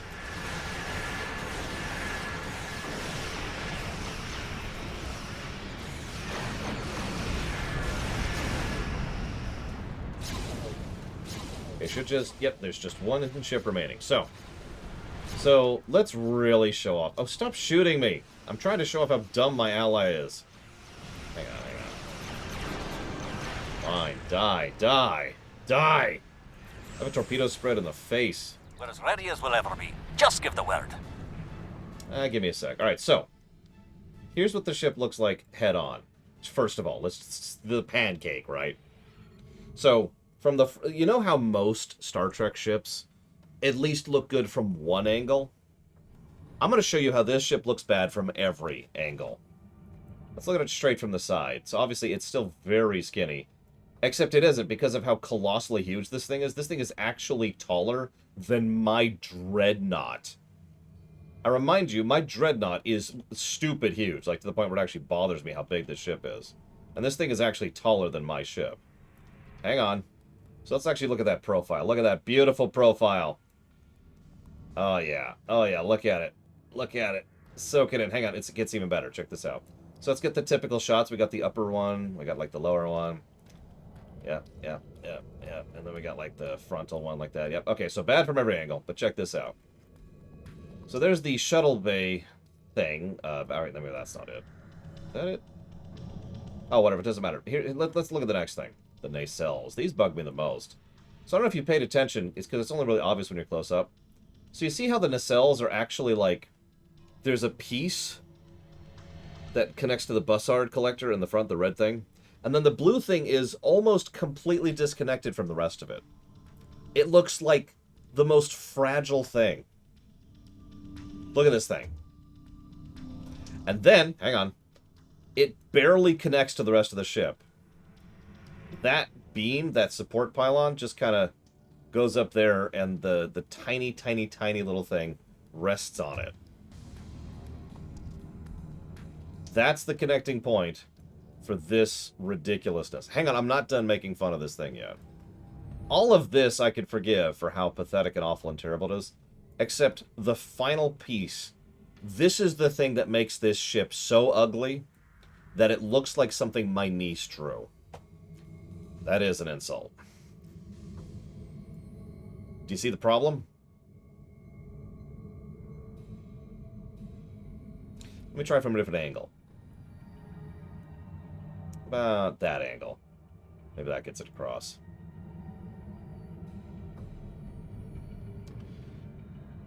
Yeah, the saucer is the problem. The saucer literally doesn't fit. It's the wrong texture pattern. The lights on the actual saucer part itself don't work relative to the rest of the ship. Do me a favor, look at this ship for just a second and mentally remove the saucer entirely. Now, the rest of the ship is still dumb, but all of a sudden it is improved by like a factor of 50. The saucer quite literally doesn't fit the rest of the ship. In fact, it so doesn't fit the rest of the ship, it looks like it was glued on from another ship. This looks like a kit bash.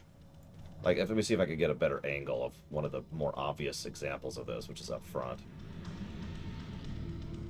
You can really tell when you start to look at the front end of this thing, because this, like the wedge-looking thing, that looks like it's a complete part of the ship.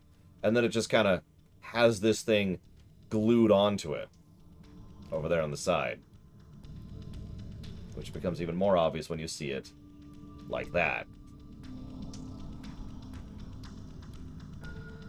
God, I hate that ship. Fire.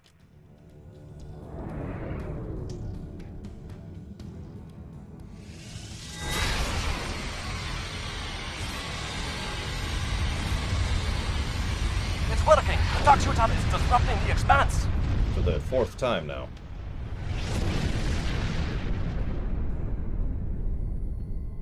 There go the spear builders too. And good riddance.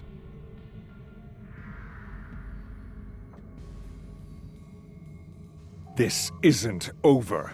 I have all the time I need to find the path to victory. Uh-huh. He's going to run. He's done it many times before. Disable the anorex if you can, and take Noi alive. He should answer for his crimes. Or we could blow up his time ship. Just a thought. Okay. Why are we trying to... Do you know how many thousands of people this person has killed? No, different voice actor. Although he has done a lot of voice acting for a while, Thanks but... for the save. Following your lead. Like, the thousands of people he has killed, and then the trillions of people he was trying to kill. That was close. Thanks. We'll be right behind you. Yeah, I think death is answering for your crimes. I think that qualifies. We're still in the fight, thanks to you. And if you give me that good guys don't kill people thing, I'm gonna smack you. With the Enterprise J. It's gonna hurt. Yeah, let's just use the time ship on the time ship again.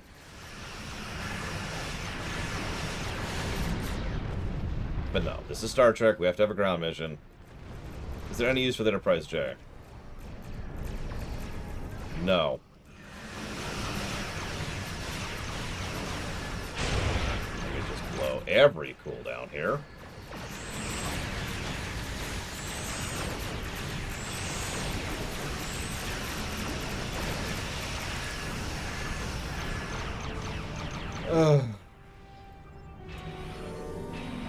Let's beam over. We gotta take Anorax alive.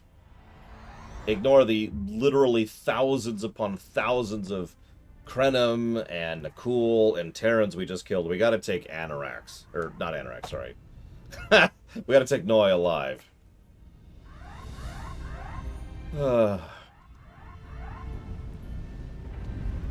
Yeah, Ray Chase is legit, but unfortunately he's not in this.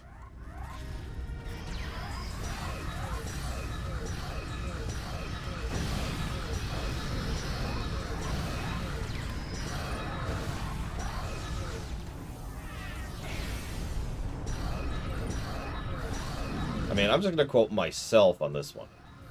Every now and again in fiction, there's some people who just need to die.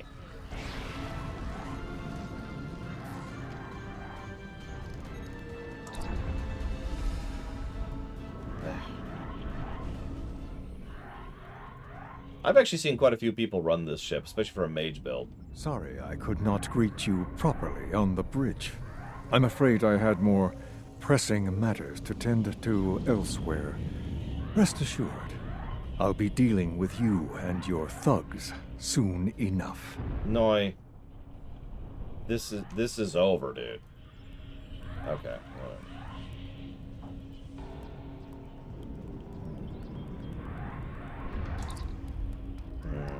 He's trying to open a time vortex without fixing the temporal core. If he does so, the core will breach, and the shockwave will kill the beta quadrant.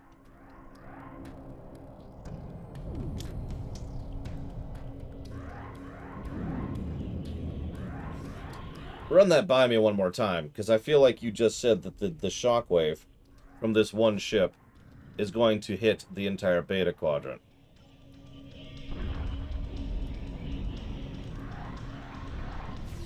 Like I said, it feels like they're trying to run up themselves, and it really doesn't work.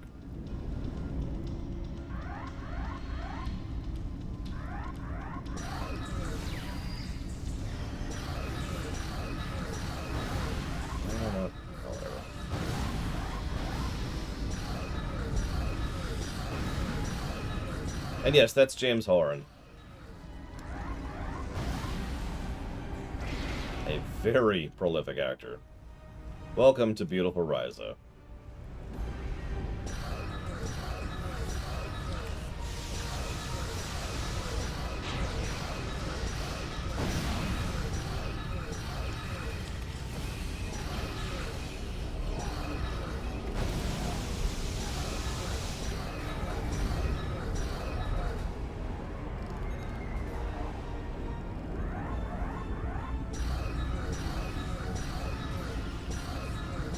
I also love how he has the audacity to call us thugs while he's trying to wipe out trillions of lives.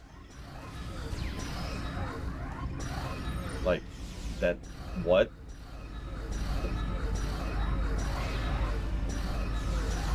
Oh, see, I wouldn't have recognized that, Uthor.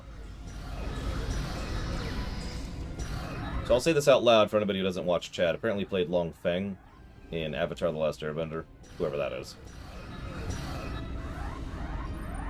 I suppose this was inevitable. So be it. So be it. It's time. Time I put an end to this charade and to you.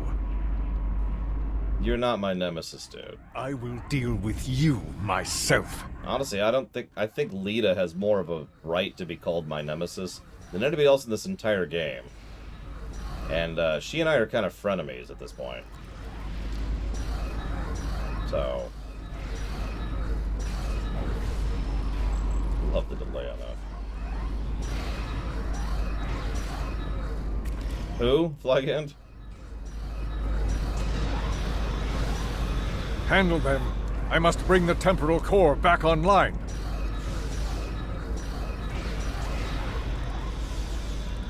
Who? Flag it?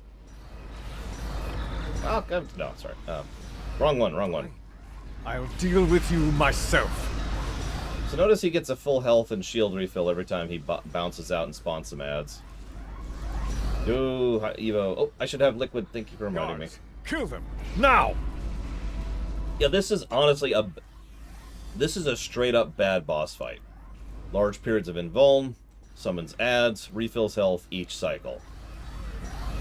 It's not. I'm messing with you, Flagand. He's part of the 9th rule, I think. Yep, the 9th rule. There it is.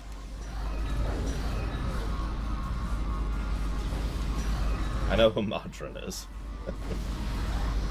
Probably good to check me. I do have problems with names.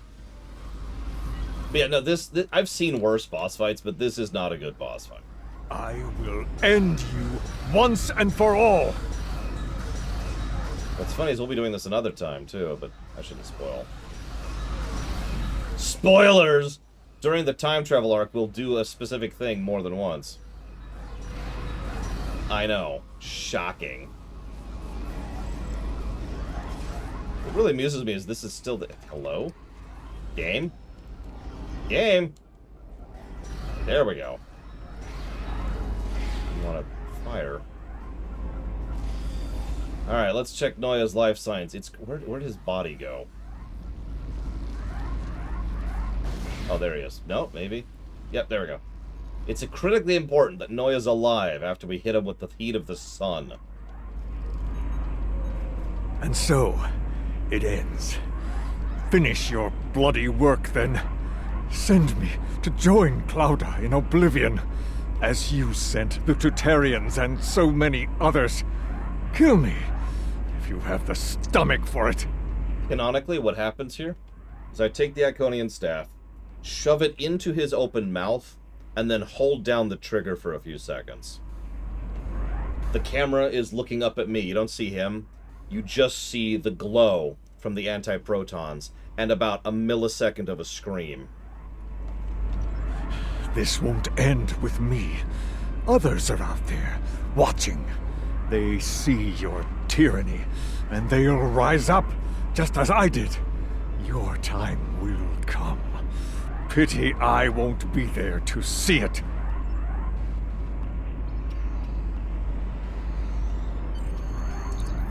Yeah, also, you will not... Like, even if we killed you, and there's an afterlife, you're still not going to see your wife, because she never existed, dude. She didn't die. Sorry I'm late. What do you do? Dead? I was, in a manner of speaking. Oh, don't do that crap with me. Illinois altered the timeline in a number of ways, including one where I lived.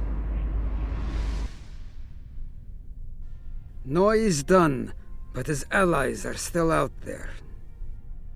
Any of them could try to take Procyon again, so we'll need to stay vigilant. And so, for now, this is goodbye. It was nice to see you, Chekhov.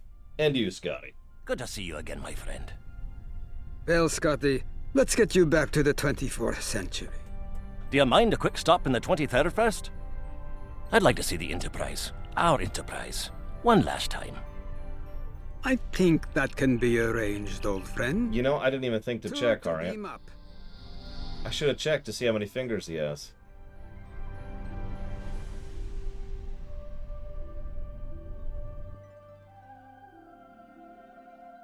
It's good to know they're out there. People who come through in the end. People like you. What you did today will remain secret. No parades, no celebrations. Still, there's comfort in knowing the timeline's secure. Take pride in that. On behalf of myself and the countless others you've saved today, thank you. Arashk. Also, I got a statue on Lukari, so I'm good. I'm gonna go visit my waifu. I'm joking. I like her as a character, like a lot, but... Well done. With your help, we were able to stop Noi and preserve the timeline. I am proud to have worked with you, my friend. Do svidania. Until next time. Wait, Scotty has legs? Oh my god!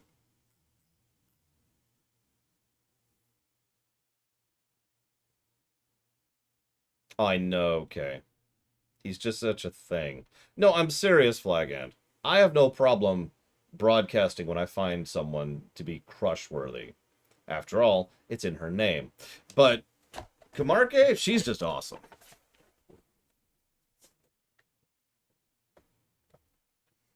Alright.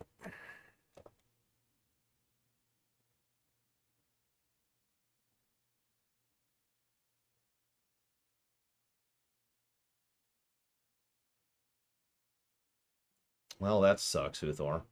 Another project to take over once I take over the world. Next Tuesday. No, it actually wasn't Trihexia. That's part of the tragedy of this whole thing. Yeah, no, Noi is quite literally insane. Like, functionally wrong. So I'm going to take a brief break here, but I'm debating if that last quest deserves any positives. What are you thinking? Either way, I'll be right back while y'all type up your stuff, and it'll be up here, and I'll be like, aha! But I'll be right back, because I need water.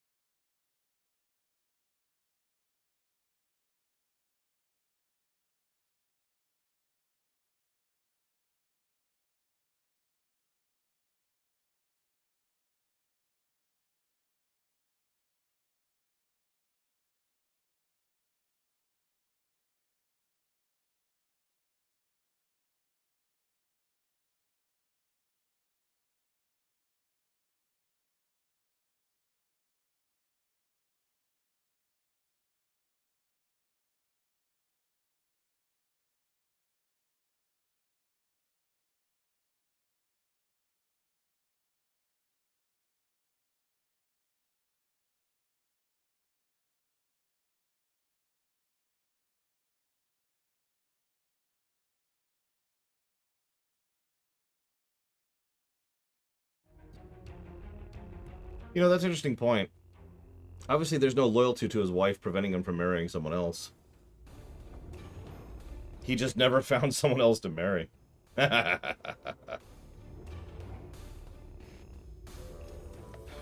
could see a plus to story.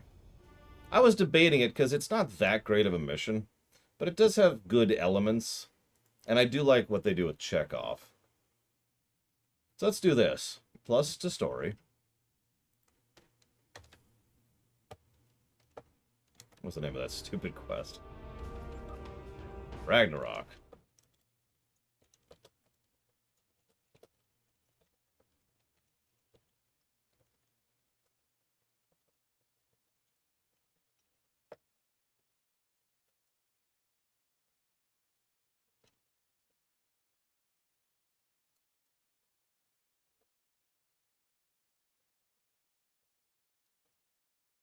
And negative to story for being stupid.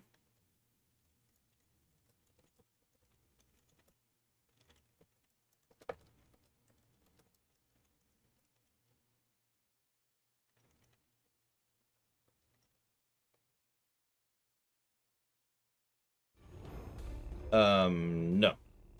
Correct. Absolutely not. Now, we did it. We finished the temporal arc. Let me update the HUD really quick, since we've just kind of made a major indent here. So we're up to 93 on the story pluses, 29 on the story negatives.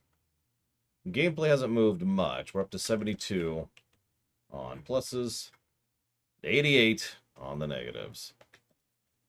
That's an interesting spread, I'll tell you what. Boop. All right. We double check some notes here really quick because now it's time to do something different. So, we've done a lot of this game. I know it only looks like we've done half, but we've actually done the majority of it. We're kind of approaching the end here. New Frontiers is actually the breather episode that yesterday's war was supposed to be and wasn't.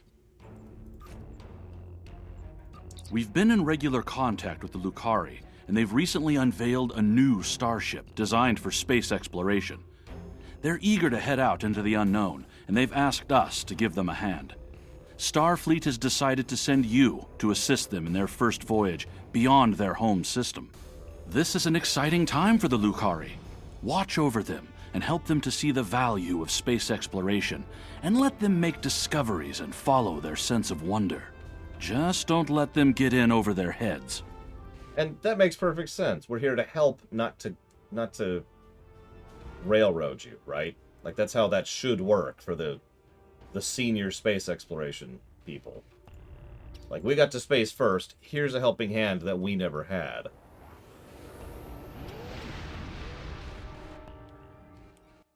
The Prime what? Warp core? Hang on. I think we're about to have a warp core breach.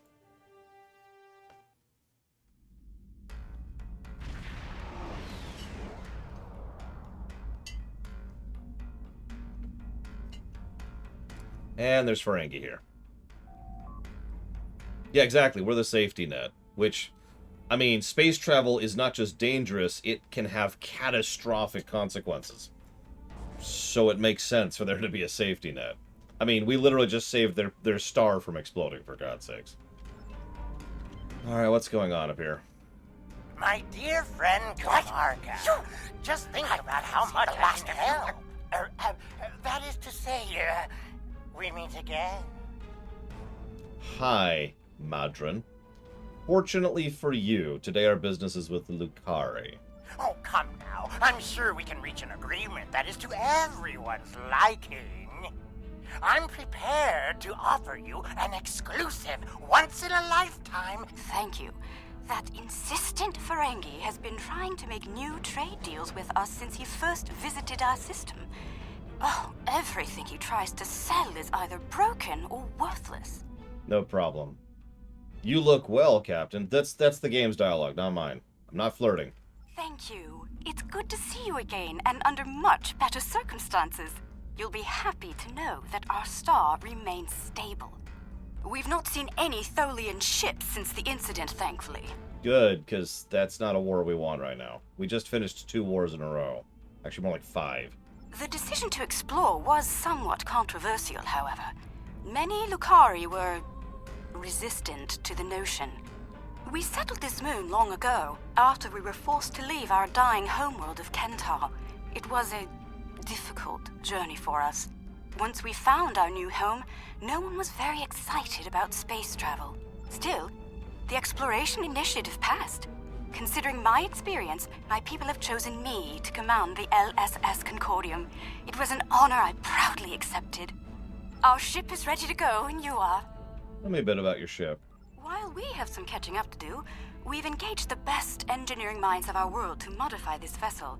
I'm quite proud. We've done a lot in a very short period of time. We've added some of your defensive technology to this ship, as well as some warp drive upgrades. The Concordium is now capable of sustaining a top speed of just over warp 4. Okay, I want to make fun, but that's actually impressive for people who didn't have spaceships until, like, yesterday.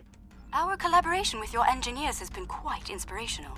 We've started work on a starship of our own design. One of many to follow the Concordium to the stars. I think I still have that ship, actually. Our ship is ready for our maiden voyage. I've chosen a star that is close enough to be within reach, but still just outside the area of space that you've explored, and obviously one that we haven't visited yet. According to your star charts, it's a yellow-white star called 20 Draconis. Also, I don't want to complain, but I'm actually surprised at how big her ship is, considering that's basically their first spaceship ever. I guess that makes sense. First spaceships tend to be big and ungainly and aren't really thinking about that, but that thing's probably, like, I don't know, I'd say at least twice the size of a Constitution class. This isn't over. Believe me, the next deal we make will be on my terms.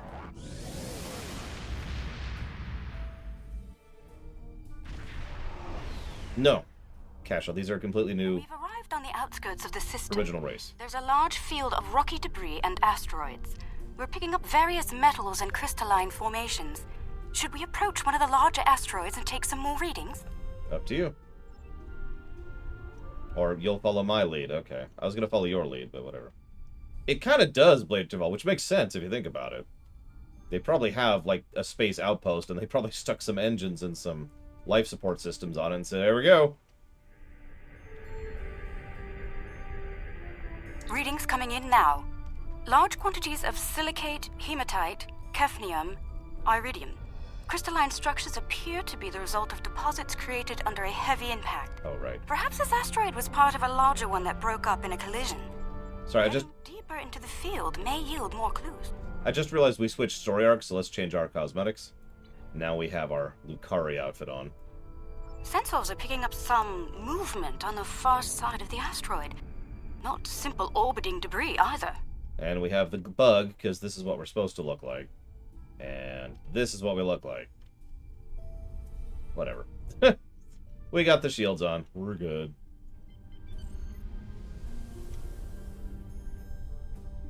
So everyone... Zoans, they're beautiful.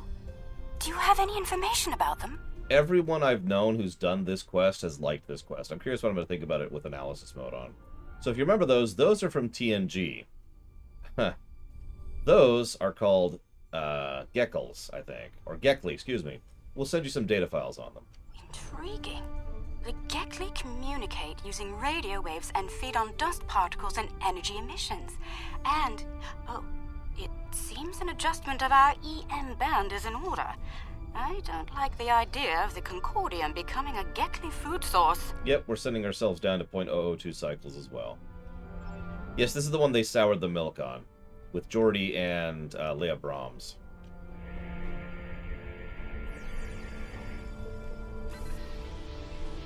We've adjusted our power systems.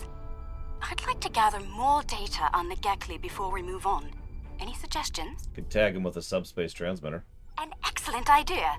We'll be able to track their movements and learn more about their migratory patterns and feeding habits. We'll need to get close in order to attach the tag safely. Of course, we need to attach it with minimal force.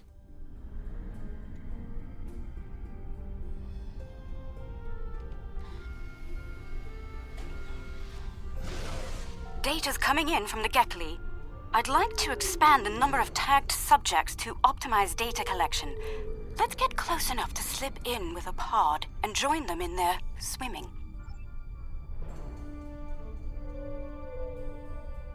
I don't remember the name of the episode, Loke, but that's what they called it. Oh my god, I'm on a date with Kumarke. No! Ensign Spirit, I need Class 3 shield to prevent the cooties from reaching me.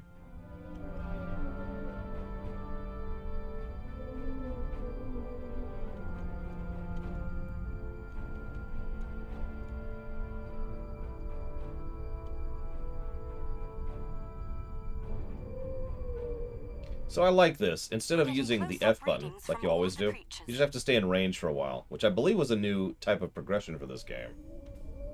No, I'm wrong. It's a new application of an old progression. They're treating us like one of their own. They're trying to talk to us with their radio waves. I'll talk back. That was incredible. What a singular experience.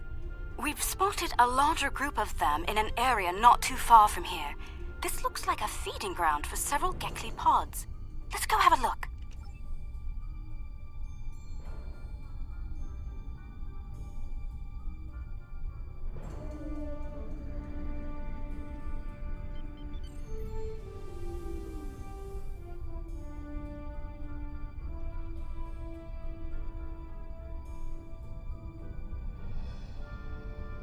There are signs that several Gekli pods frequent this area.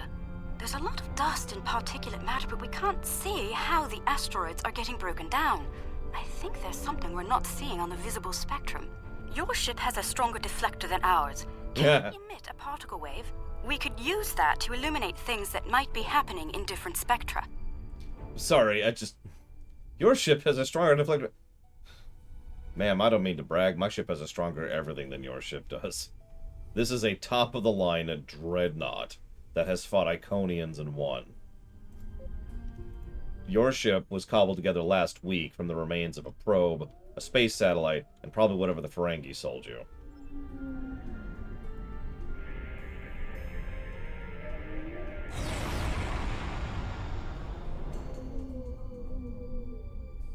There's some kind of subspace shearing here.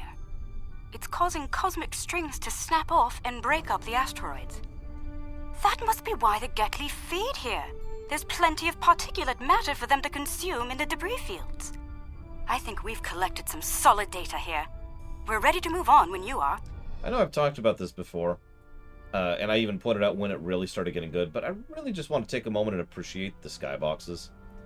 They've been good the whole game, with, like, 2 exceptions. But you can tell they really started bringing their A game later on. Like, just look at that for a second. Just soak it in. Appreciate it. Like, there's actual design to it, to how the colors gradient in and out of each other, and the density of what you can see, where you can see the stars, and where you can see the debris, and little bits of just varying different colors and sizes of stars. It's really good stuff. I love it.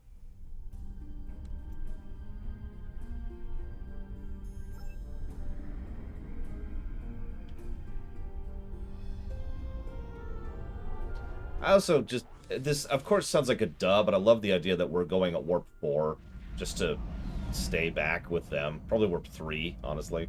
Sensors are reading a swarm of comets passing by this stellar body. They look to have an orbital period of about 173 of your standard years. I'd like to know if they came from outside of the system and were caught in its gravity, or if they originated here. Shall we take some scans? Of course.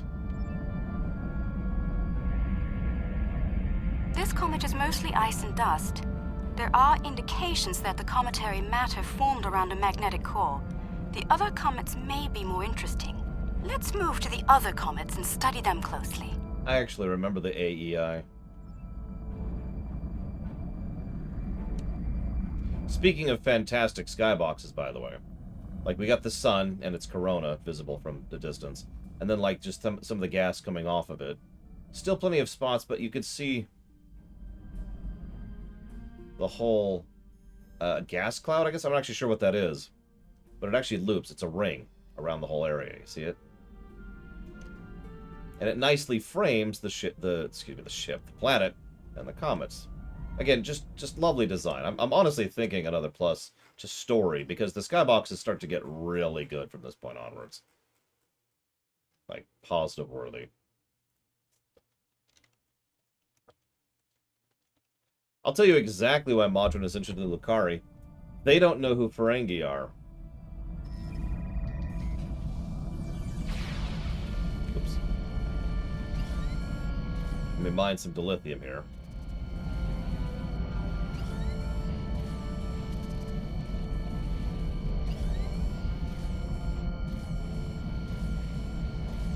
Sorry for gushing, but one thing I've noticed about this game, it's very hit or miss. Like, not a lot of in-between, you know what I mean? It's either like, ugh, what is this nonsense? Or, oh, this is so cool. Sample shows signs of magnetic radioactive matter. This comet may have seen some interesting particle fields in its wandering. You know what? Yeah, it's very like TOS. You're absolutely right. It tends to either nail it or stink. That magnetic core might help draw in the material that forms the corona.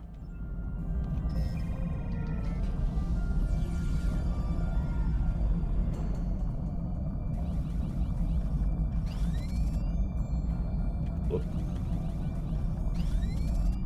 Oh, come on.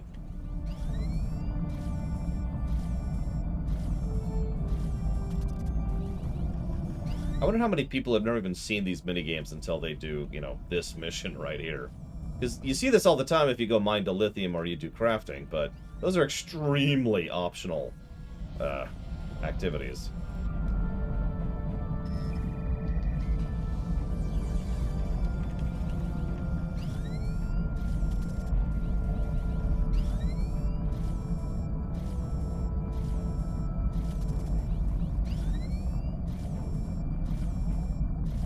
Also true, Junk Garrosh.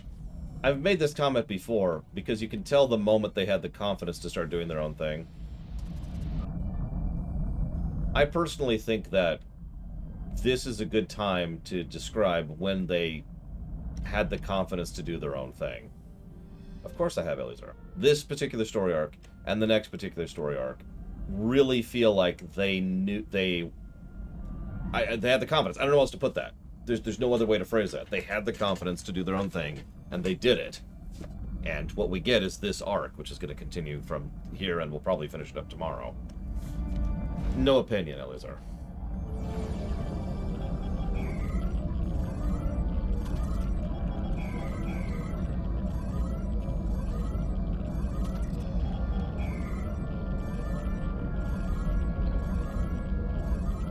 The irony is the next story arc, the bad one, is when they stepped right back into that shadow, Kiroi noise.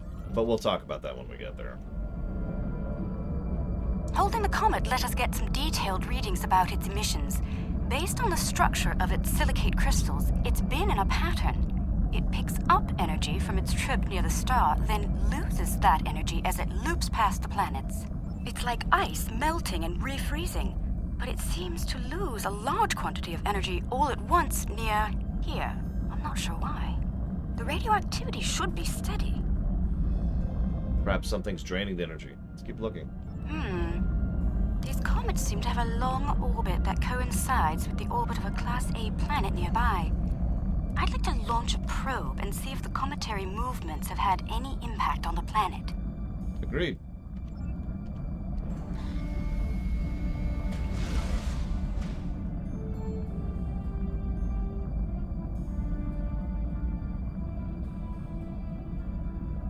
Probe data received. The planet is radiating a considerable amount of heat for its size. Nothing our shields can't handle, but I don't see any expeditions to its surface happening anytime soon. Curious. I'm picking up several large, moving sources of energy. Sensors indicate they're a life form of some kind. A Cosmozoan, but not the Gekli. I'd like to study them if we can. Well, let's go closer. Correct, Harim. That is absolutely how that works. And yes, Master of Upskill. And hello, Ben Wilbon. Welcome to our exploration date. I mean... The planet is geothermal in nature. Its surface is partially molten. Platonic exploration. You don't like pink nacelles? Ugh, alright. Someone go stab Ben Wilmot. No life forms detected planetside. Then again, it is rather warm down there.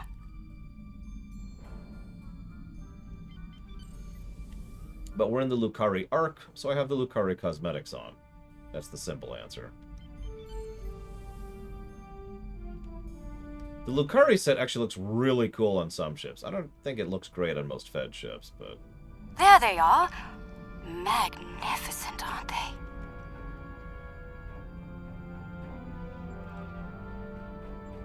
I'm gonna do something really stupid here.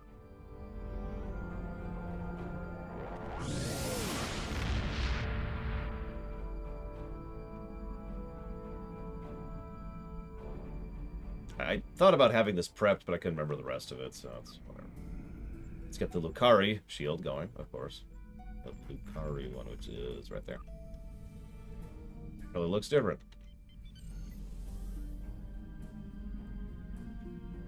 The creatures are luminescent ovoids? I'm not sure how to describe them. They remind me of an aquatic life form native to Lukari Prime. There are little ones huddling close to the planet's atmosphere. They must use the heat and the planet's electrical discharges to survive. Yeah, they're a type of... Look, you see my ship? They're this. Interesting. These life forms were encountered by the USS Enterprise D on Deneb 4, someplace called Farpoint Station. They haven't been seen anywhere else since. Nope. We shouldn't harm them or their young. Let's transmit a greeting, then be on our way. Okay. Hi.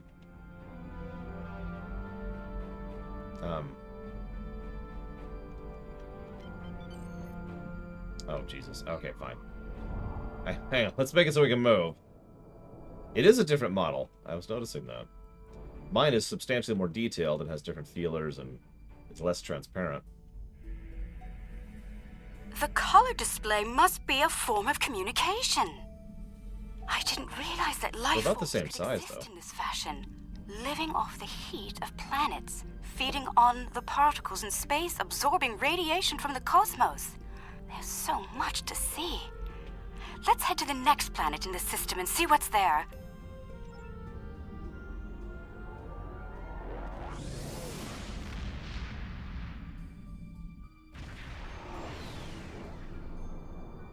Still too hot. Are you seeing this? My sensors indicate this planet is completely devoid of any organic material, and yet it has a breathable atmosphere and lies well within the system's habitable zone. Most curious.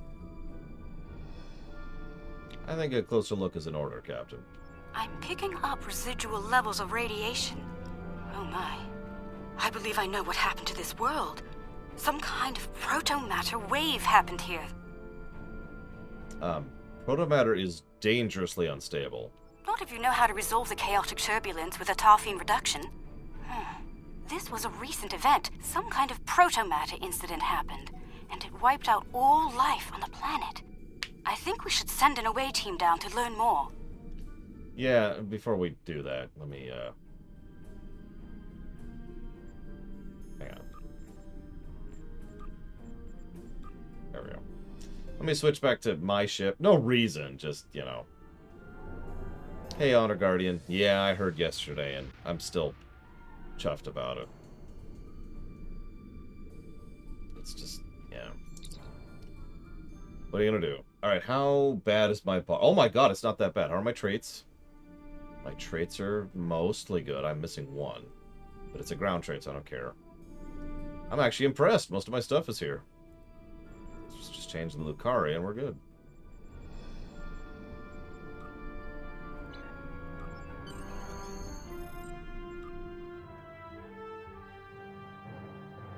How did the appointment go? Ask me again on August 9th.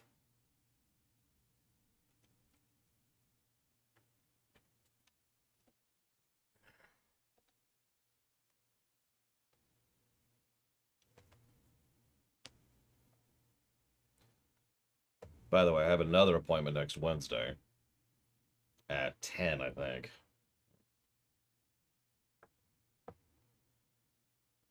I think I double check that. It's the morning, one way or the other. I'll never do it, silly idea. Never. Not sure I'll ever get used to transporters. Let's see. Initial scans suggest this area used to be inhabited, but I can't find a single trace of organic matter. None. I see some carvings on those canyon walls. Let's take a look. Sure. I mean, I've had worst first dates. Actually, that's not true.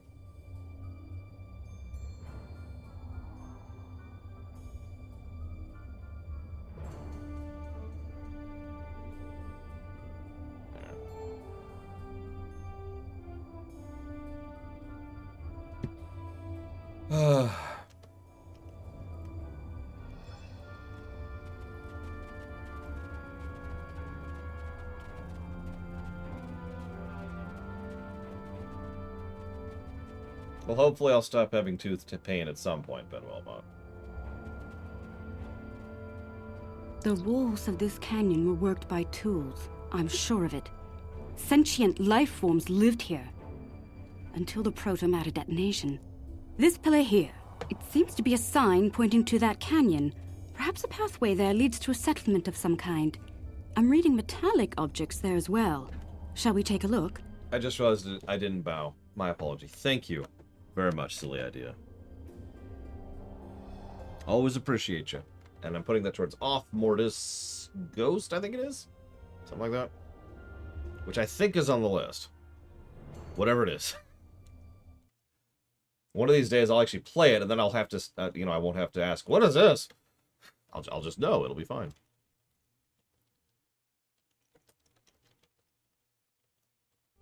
And I can look back and say, I remember Off Mortis, and see people like, what the hell's Off Mortis? And then I can answer them. For the rewrite, will the holodeck have better safeties? So here's the summary answer to your question. Yes. The more complicated answer is there won't be any holodecks. Look, there's some kind of large structure further down the canyon. Need to come up with a new term for it. Oh, I remember this quest. Look at the size of that plaza. Still too hot. These people must have had quite a developed culture. Let's take some readings up there. This looks like a town square or ceremonial center of some kind. I see some murals on the far side of the square over there by that arch. I'd like to examine them. They might tell us more about this place. Let's go.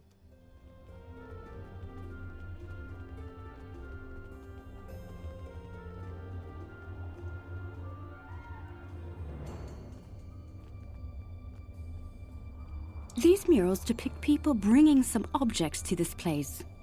Crystals or gems, I believe? They built their settlement around this site. I believe it was a place of great significance to them. The next mural may hold more clues for us. Let's have a look. The holodeck was an easy ejection, if I'm being completely honest. Ignoring the obvious fact that it's freaking magic, I can name 5 episodes off the top of my head where they actually use the holodeck to some significant effect. Like, use the holodeck. In every other, because the holodeck was, I've talked about this before, the holodeck was invented so that they could do the parallel Earths thing without calling it parallel Earths. That way they could use older sets and older costumes and older props that are just lying around the studio and save themselves on the budget. That's the holodeck's purpose. We don't care about that. We don't have that problem. So that, eject entirely. Now, the problem is, we still think that there's some good story ideas that could be done. Well, I have no idea, Elizar. We still think there's some good story ideas that could be done with something like a holodeck. So what I came up with was I watched The Matrix, and I said, that.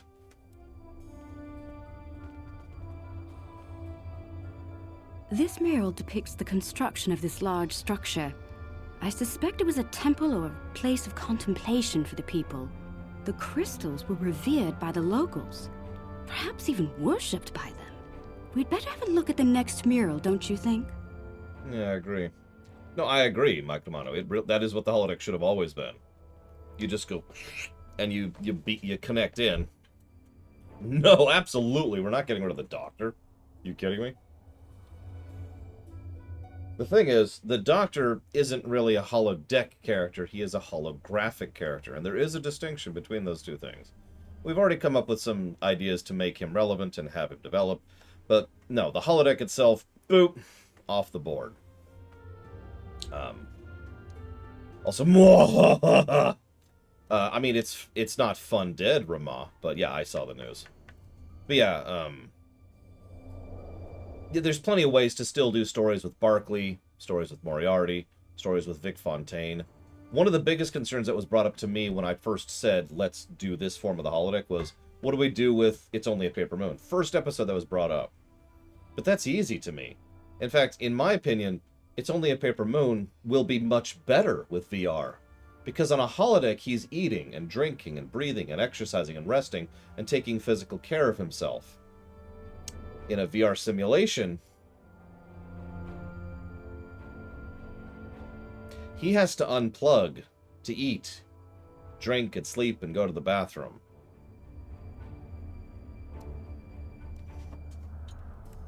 There's a lot of narrative potential there, I think. Because, yeah, one of the ideas I had was that everyone just kind of puts up with him spending all that time in the VR because he needs the help. But at one point, someone finds out that Nog has decided to hook himself up with, like, a, I don't know what to call it. There's actually a real-life concept for this. It's a medical help thing. It feeds him intravenously. He basically putting himself on life support, put it simply. He effectively tries to start putting himself on life support so he can just stay in the simulation. And at that point, that's when the episode starts to tilt. And people are like, hold up. And this is also when Vic himself realizes things have gone too far and is like, whoa, hold on a second. And the episode tilts onto that wonderful scene between the two of them.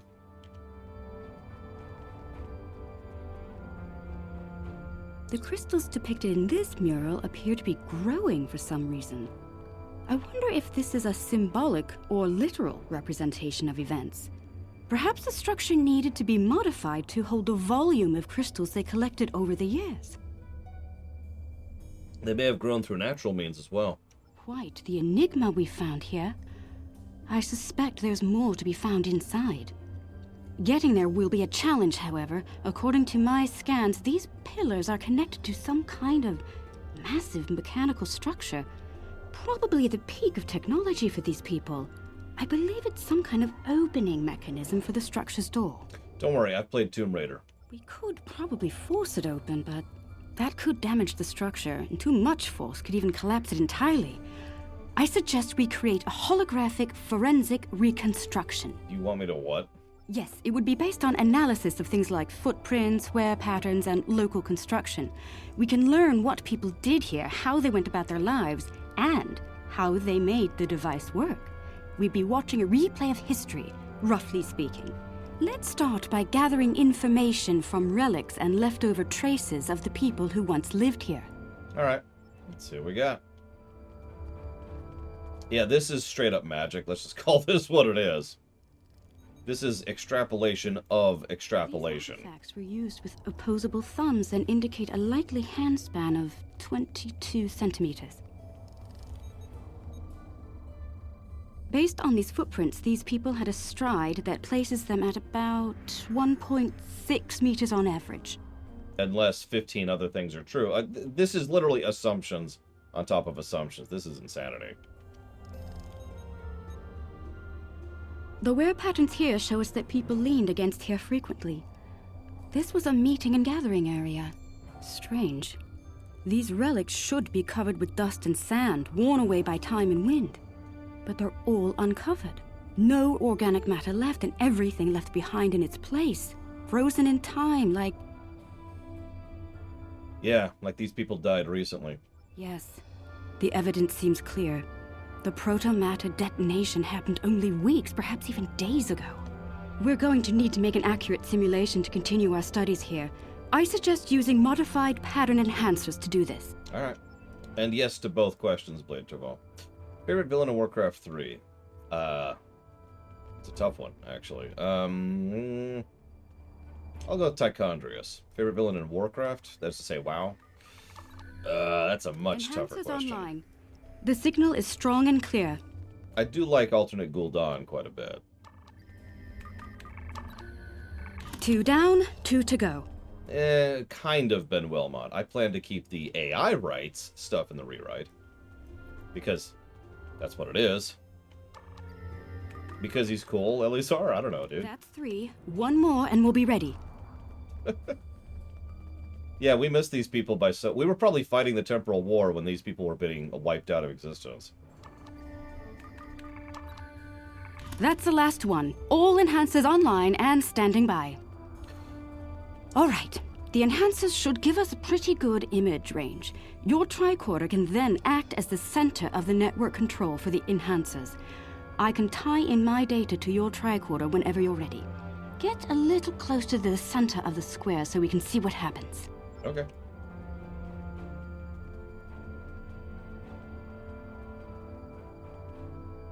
Look, we can even tell they had spikes on their heads, because,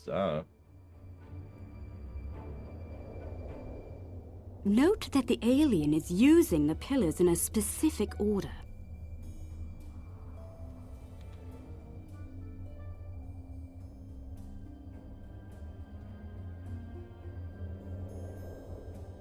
They're making the murals match up on each pillar.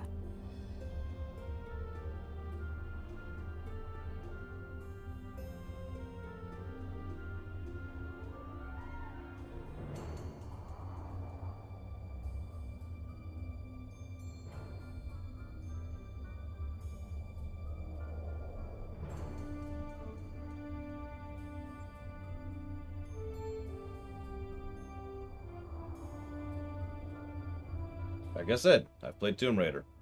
Looks like some kind of functionary, priest or bureaucrat, I think, would unlock the door by turning the murals on the pillars.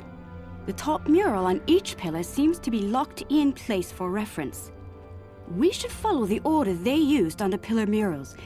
If we can turn them correctly, I believe we'll unlock the door.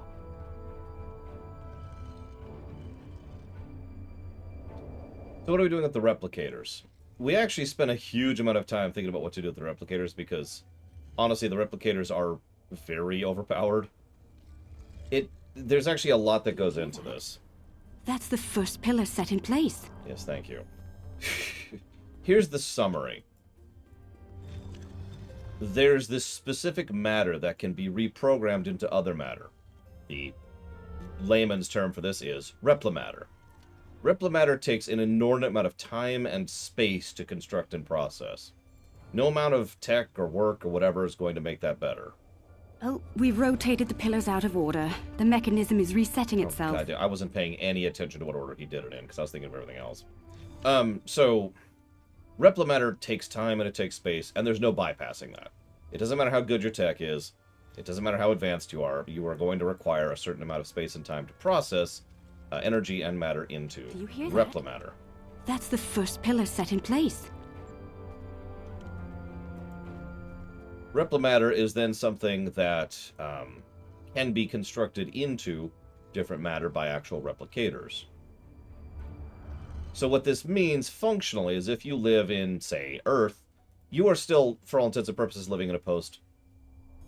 Oh, we've rotated No? the Okay. pillars out of order. I literally did all the wrong options, so it's going to be the last thing I try. That's funny. Anyways, so if you live on Earth, for example, for all intents and purposes, you still live in a post-scarcity society. Do you hear that?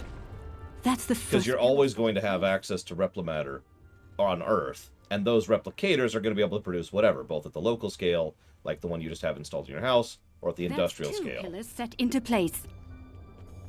I guess we'll try this one next, because it makes the most sense. So I'm pretty sure they ended over there, but I'm not actually 100% on that. Yes, Tichondrius is a Nothrazim. If you're asking if Tichondrius acts like that, the answer is no. 3 pillars are locked in now. It would actually be pretty easy to make healthy chicken nuggets, Mr. Red, in real life, so yes. Can you replicate a living animal? No. How would the body of a replicated matter work? So, when you put together replicated matter, when you put replimatter into the final product, what pops out the other end is, let's call it inert.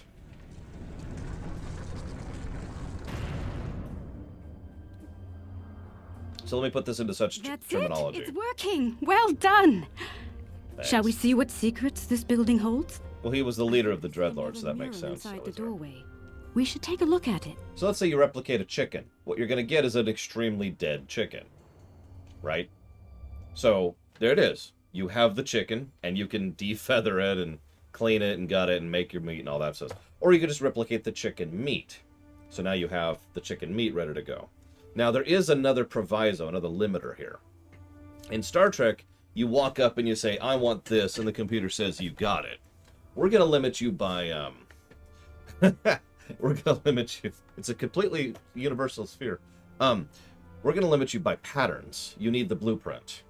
If you walk up to a Deep Space Nine replicator towards the beginning of Deep Space Nine and said, chicken, it's probably not actually going to know what a chicken is. So it can't actually produce it because it doesn't have the pattern. Now, obviously, over time, they would be capable of updating their patterns and adding blueprints to things, but you're still going to be limited to what you actually know how to make. Now, if you're paying attention, this keeps most of the good of the replicator. It still keeps the post-scarcity. It still means, you know, you can say tea Earl Grey hot. But what it does not allow you to do is to completely ignore things like supply lines. The Enterprise D, we probably won't show this on camera, but it will have to go meet up with a base periodically to restore its fills of replimatter. So will any of the replicators on Deep Space Nine, and so forth and so on. And if you're paying attention, that means Voyager is screwed, because they have no source of replimatter. So they're going to have to do without. Or they're going to have to be extremely careful, I haven't decided yet, about how they use their replimatter and what they replicate with it.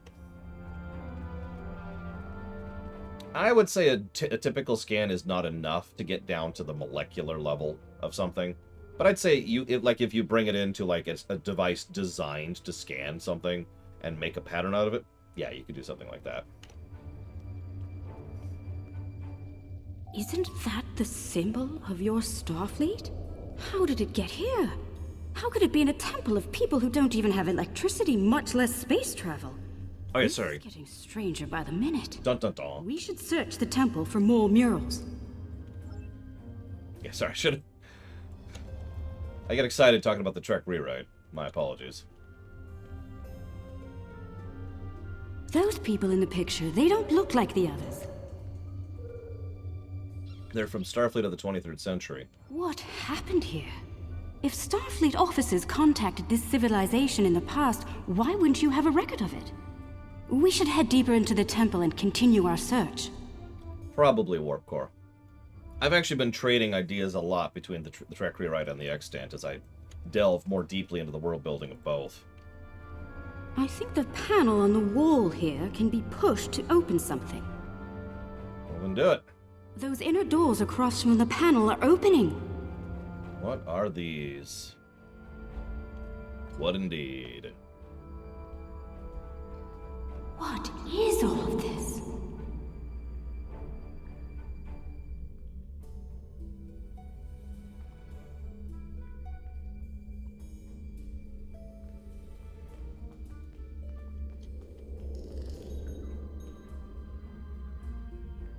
According to my tricorder, we've reached ground zero.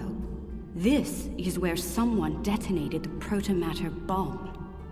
From here, a self-propagating cascade of proto-energy radiated outward in all directions, washing over the entire planet.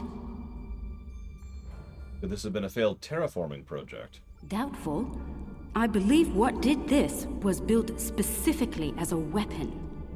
There's no new ecosystem. All life was eliminated. I'm picking up a residual energy signature here. Take a look. 16-centimeter wavelength with a slight kaon leak. I've seen this before. It's a byproduct of Tzenkethi technology. Pop quiz. How many of you remember the Tzenkethi from Star Trek?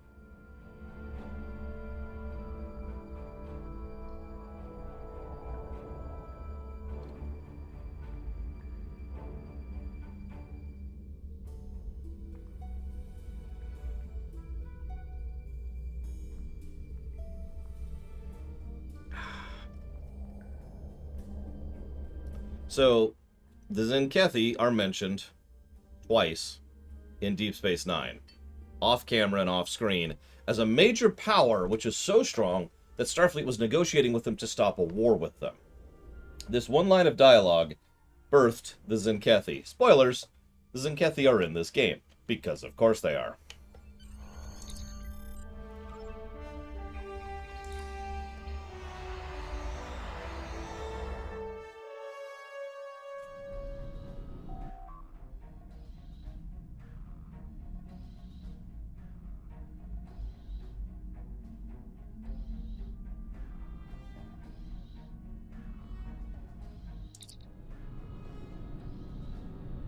So, we were trying to beam out, and now we're on one of the old K-series Federation Deep Space stations. How to get out here? What happened to it? If only we knew where a random K station had vanished earlier in this very game that we're playing right now.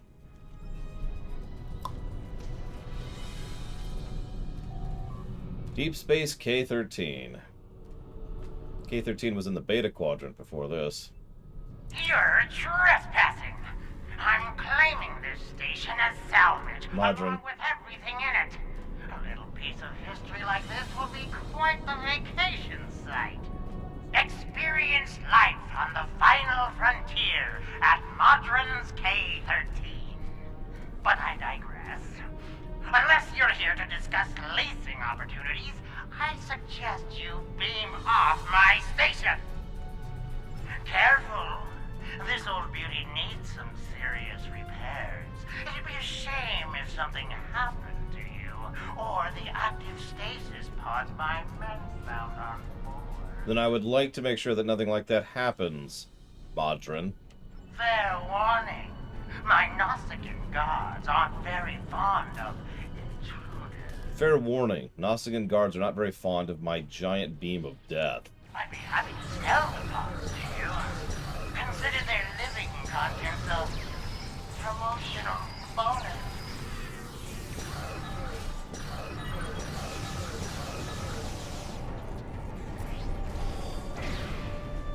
Alright, I should probably... Chief Engineer's Log, March 18th, 1570. Had a discussion this morning with security about our Klingon prisoners in the brig.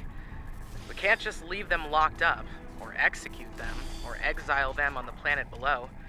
Setting them free isn't a popular notion either. We're still looking for options, but I think the stasis pods we have in medical will come in handy real soon.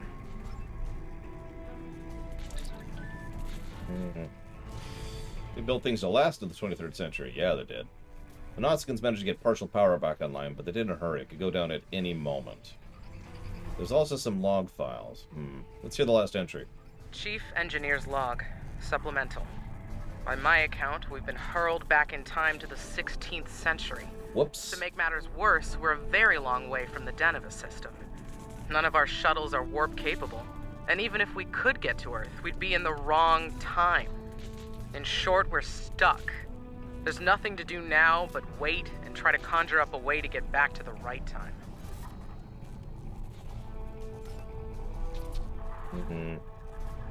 The fines for trespassing are quite severe, and I plan on collecting them. Don't worry. I've got your payment quite literally in hand.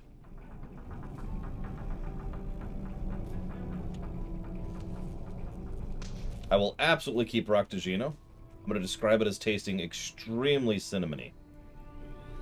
Like, it's pretty much drinking a pumpkin spice coffee. That would be fun, Harriet. I would probably enjoy that more than I should. And yes, I did, Pika.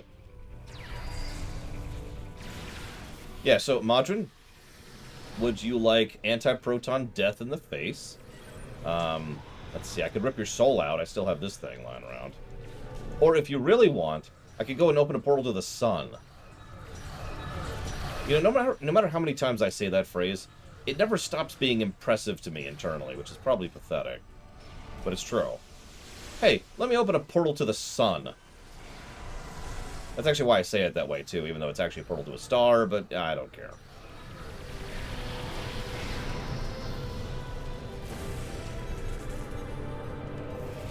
me. Chief Engineer's Log, April 17th, 1570. Today we visited the planet we're calling Draconis 3 to collect supplies. The good news, there's a humanoid civilization down there. The bad news, a potential Prime Directive violation. Our landing party was seen beaming in by some of the locals. We're hoping that doesn't impact their culture in any way. One thing's for sure, they can't help us go home. Their tech level is Bronze Age at best. Well, that explains that. Patience is going to cost you dearly. Look, if you want, like, Portals to the Sun and anti-protons, you just have to ask, Modron. I'm a very giving person.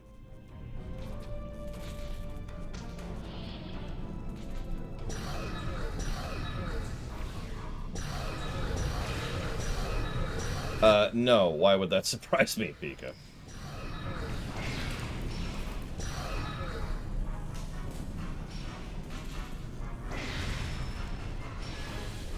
I really do feel bad for these people, though. They didn't ask to get caught up in our temporal shenanigans. That's actually a question. Is there a singularity ground weapon in this game? Anybody know?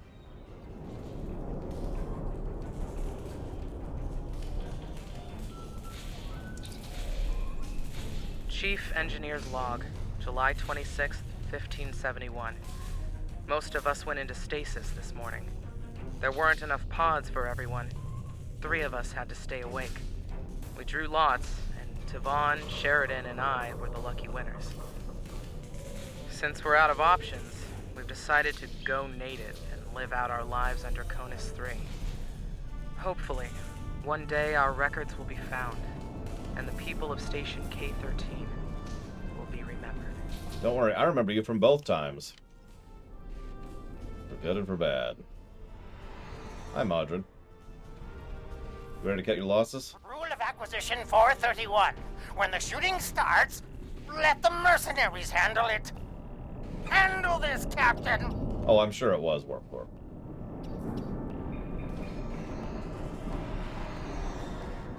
Oh, there's hundreds, Warp Corp. The crime is trespassing. The sentence is death. Okay. The crime is being stupid. The sentence is also death.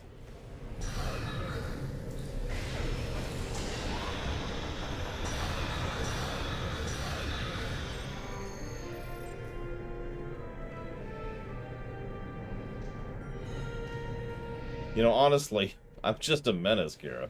Kira White Noise. Hang on, now I'm curious. How many of these are there?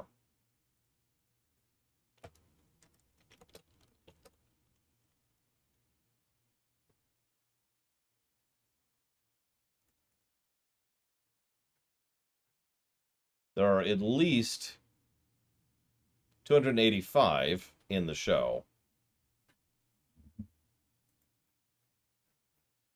And hang on.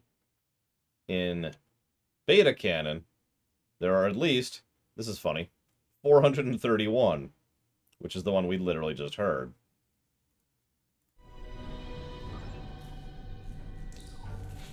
One of the rules of acquisition is a wife is a luxury, an accountant is a necessity.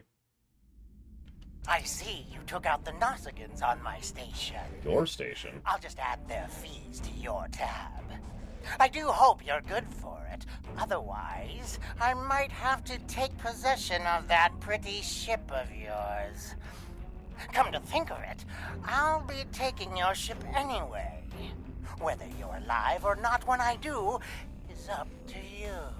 Modron, does it ever occur to you how pathetic you are? Like, does it ever break somewhere in your brain that you are just less than a flea to me? Like, I can't even refer to you as a bug, because a bug can be irritating. You're a one-legged puppy. Those cost me more latinum than you're worth! I mean, that's easy. I'm not worth anything.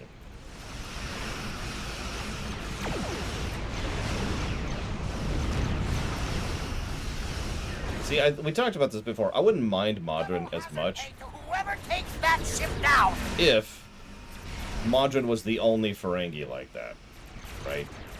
Like, if he was the one outlier who's like, I'm gonna still be a dumb Ferengi, and all the other Ferengi think he's a weirdo.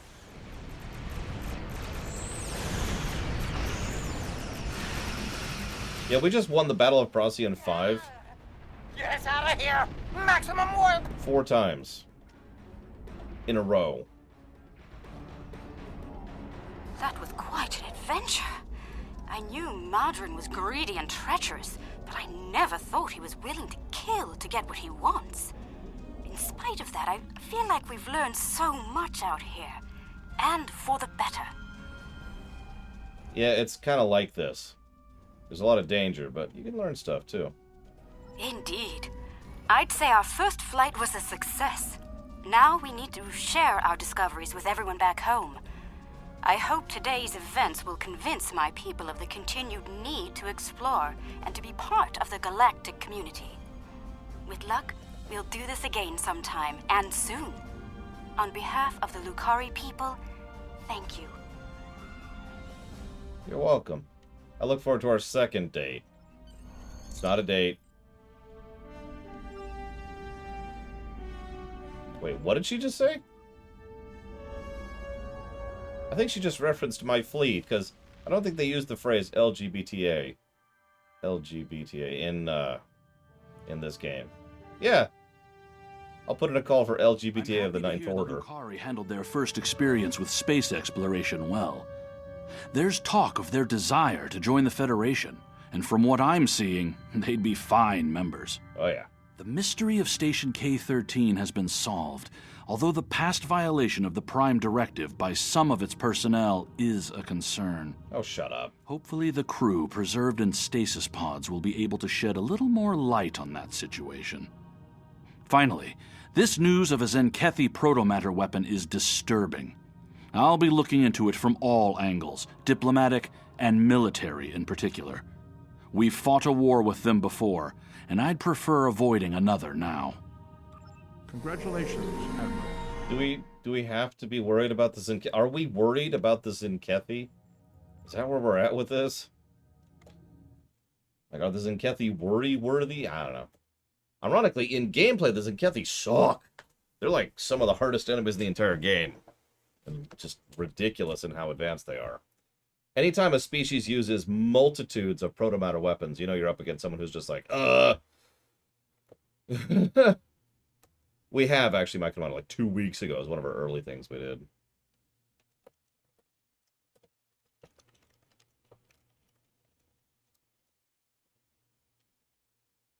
Whoops, that was of signs of portraits.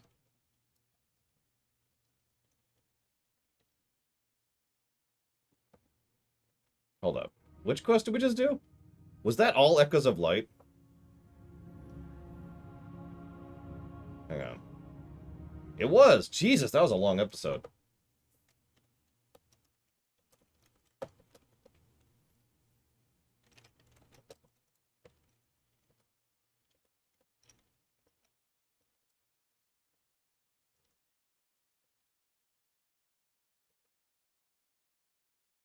Yeah, no kidding, Junk Arrow. It's like, Yeah, that's what I was just wondering. I'm not sure how long of Signs and Portents is. Some of these quests are relatively short. But I don't remember if of Signs and Portents is relatively short.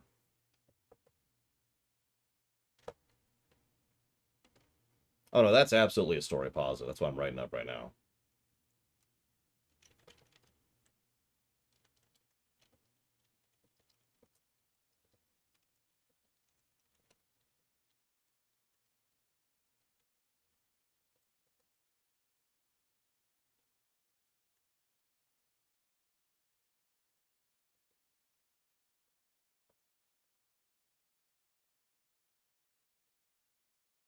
Let's just go ahead and go for it. The Lukari have discovered some unusual activity in an unexplored region of the Alpha Quadrant.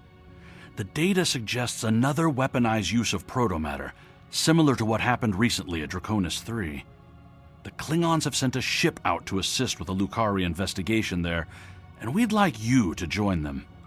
If the Tzenkethi are involved, we need to know about it fast.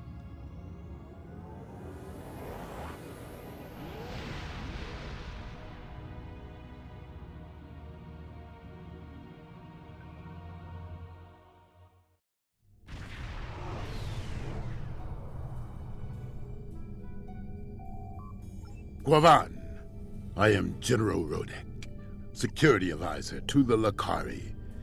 I have read your report on the incident at 20 Draconis. If the Tzenkethi are behind all this, we must be ready to meet them in battle. Let's make this very clear. Yes, that's Tony Todd. And yes, that's Worf's brother. Hello, Rodek. Do you have any questions? Why are you here? I have met the Tzenkethi in battle many times. I know how they think and how they fight. Because of this, I have been assigned to investigate the proto-matter incidents here. The Empire wants to know more about the Tzenkethi's new weapon. In all honesty, Flygant, these two story arcs, the one we just started and the one that's immediately after this, might surpass the Iconian War and the Delta Alliance. Like, in terms of overall quality. Which is good, because we're going to need it for what's right after that. Do you have any questions? What have you learned so far? We know the Tzenkethi have developed a proto-matter weapon. What we do not know is why. They have not attacked any of our enemies with this weapon. This is puzzling, considering their proximity to several key Federation systems. The Empire has asked, what drives the Tzenkethi to use such a weapon? And I intend to provide the answer. And no, in canon, he does not, Ben Wilmot. Do you have the Lukari are just ahead, and eager to begin the search. Is this... Yep, this is our first actual Lukari ship. It looks like we have another incident to study. We sent out a number of long-range sensor probes to this sector recently. After the events of 20 Draconis, I took the liberty of setting the probes to scan for proto-matter. I'm afraid they found something. Let's begin our search by sending a short-range probe to the nearby planet. That's your ship's main voyage, isn't it? Yes, the project was a community effort designed by some of our best and brightest. With the help of our allies in the Alliance, we were able to finish construction and the shakedown cruise faster than anyone expected. The Riskava may not be as large or impressive as some ships, but she's ours, and she's ready for the job. I actually like that ship. I forget what it gives you. Oh no, that gives you like the Mega Live button, doesn't it? Yeah, it does. I should actually put that on this ship just for this sequence. The crew of the Riskava stands ready. Hang on. So that is the... Or is it? Give me a second. That is the proto-matter field generator. This thing just puts out a gigantic AoE of hull healing. And it just sits there for... I'm not even sure how long. Does it say? It doesn't say. It just... It's good. It's good, yo. It is a... Yeah, this ability. It doesn't say. Whatever. Let's do this. Proto-matter is the weapon of a coward. Agreed. Respect its power. Proto-matter can also be quite beneficial, General, when used properly. So can nuclear power, but it doesn't make nukes any less terrible. Proto-matter as a weapon is horrifying.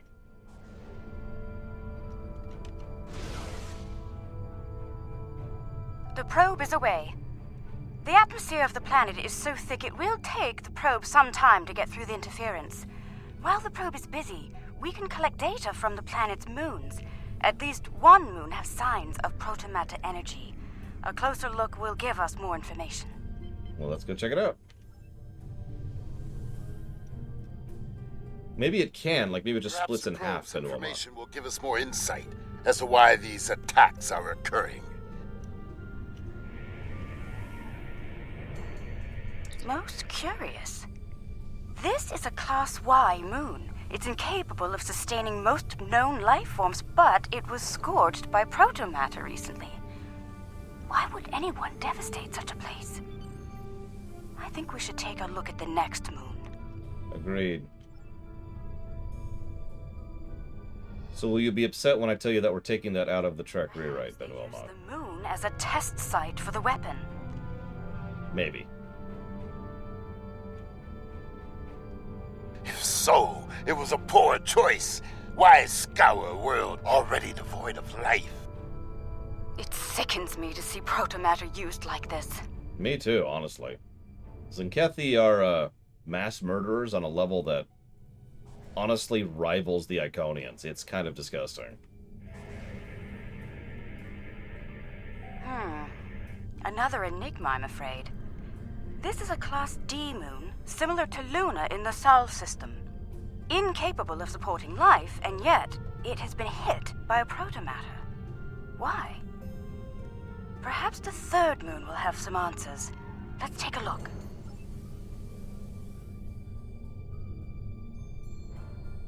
Another uninhabited moon, but one quite different from the first. What is the pattern?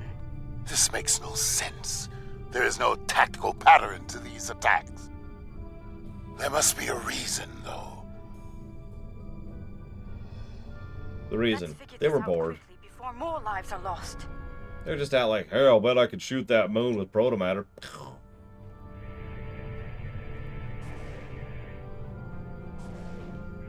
Dude. Scanning. The moon is Class L.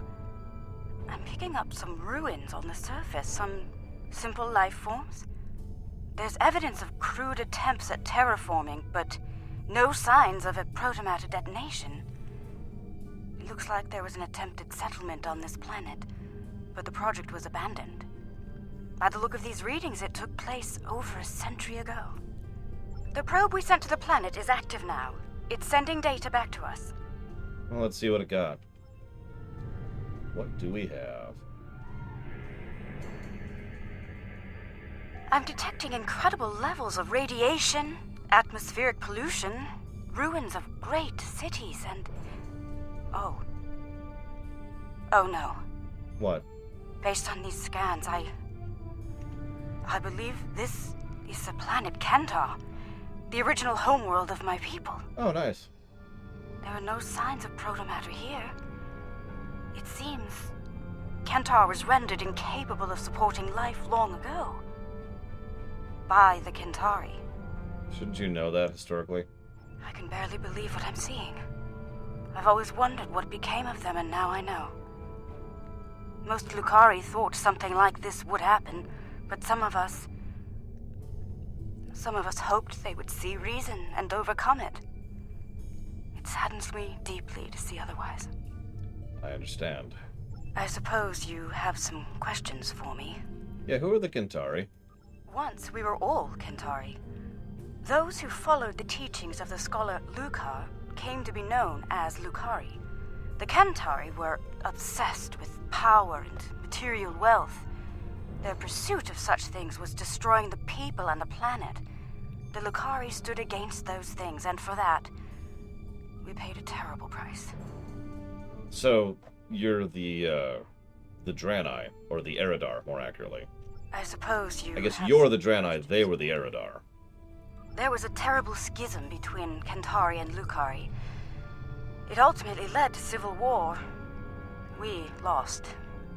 In the final days of the war, most of us chose self-imposed exile over death or imprisonment. We gathered on our remaining ships and left Kentar forever. To this day, that event is known as the Great Exodus.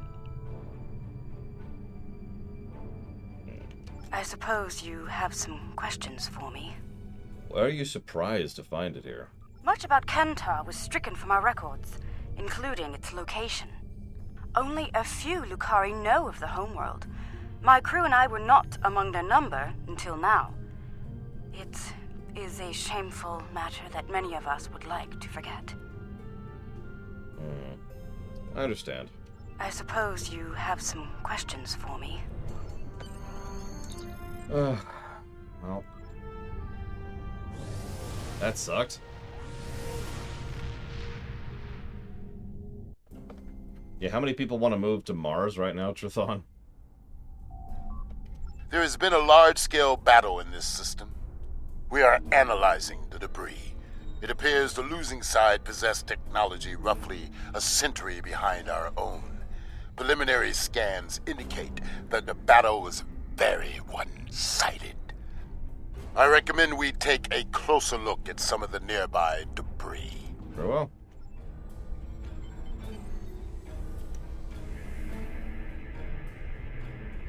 Our scans are showing the wreckage of dozens of ships.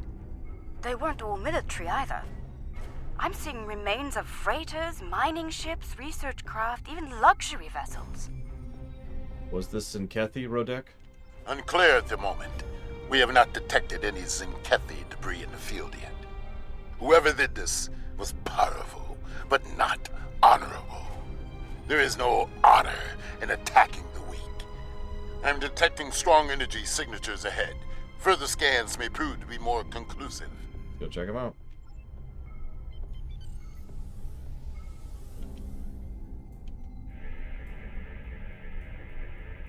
Around 50 ships were involved in the battle. Many were lightly armed, if at all. I am reading traces of engine-grade plasma ahead. It does not match that left by the local craft. Perhaps the aliens managed to score a hit to the engines of an enemy ship. I suggest we advance and investigate further. Moon rocks tracks, yeah. We're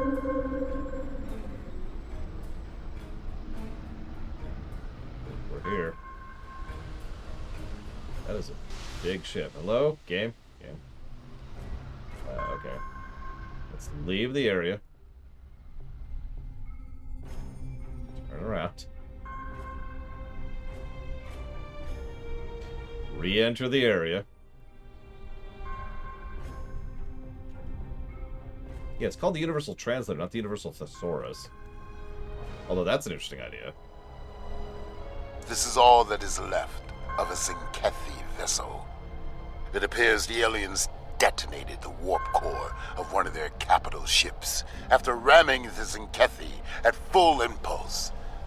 They fought with honor. For them, it was a good day to die. Now we know who did this, we still need to know why. Perhaps they are testing the weapon against planets that are not part of the Alliance, hoping that we will turn a blind eye to their crimes. Once they have perfected the weapon, they will certainly use it on their old enemies. And their list of enemies is long. We should continue our investigation. There may be more clues in this area. Speaking of which, I need to write down Rodek as a potential positive, because holy crap.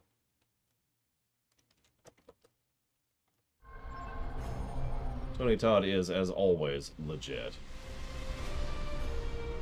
And yeah, no collision to speak of. I could bonk into the planet right now if I bothered. I'm receiving a distress call. It's very faint. I don't know who sending you the are or coordinates. where you came from, but thank you. What happened here, Captain? What can I tell you? Who are you? Egan Burin, captain of the Pavini starship Bastion. Or what's left of her, anyway. Most of my crew was planetside on shore leave when the invaders warped into the system. We went into battle with a skeleton crew. It's a miracle we survived. What can I tell you? Why did the Tzenkethi attack you? I honestly have no idea. Until today, we had never seen them. We hailed them. They didn't answer, and then they started shooting. They just kept firing, even when we tried to surrender. And then some sort of energy bomb went off on the homeworld. It killed everyone. They finished off the rest of our ships and left. Somehow they missed us. Fortunate. Do you have any nearby allies or safe havens? No, we had no colonies, no allies from other worlds. Until today, we were our own worst enemies. The powers that be on Povin fought amongst themselves from time to time, and everyone thought we were one step away from a global war. In the end, we put all of that behind us to fight these aliens as one. And we still lost. What can I... There's something we can do to help you right now. There might be survival pods from other ships out there among the wreckage. Could you look for them? We're doing all we can to keep life support running over here. I can't start a search and rescue operation on my own. If you have any engineers you could loan or some spare parts, my crew and I would be forever grateful. I'll send a couple engineers over while we look for survivors.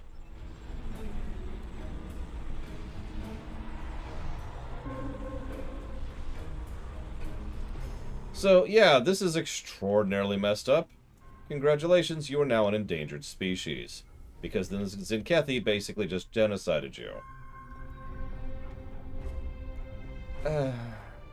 I just want you to remember that.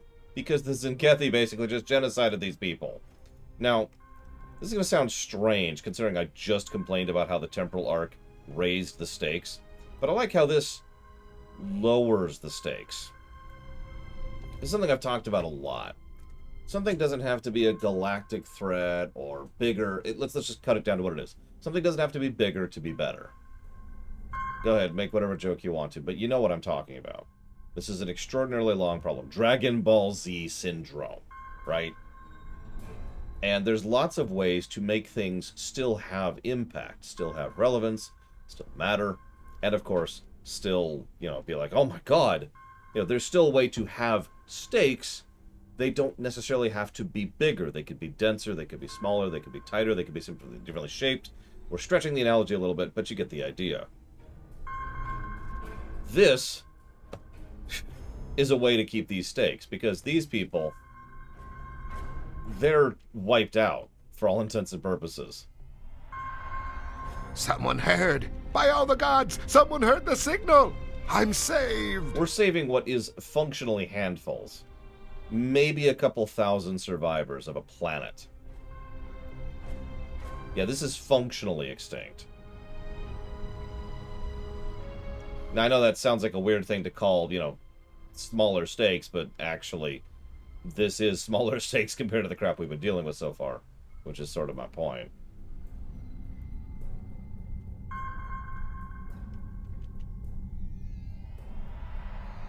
Thank you. Whoever you are, thank you.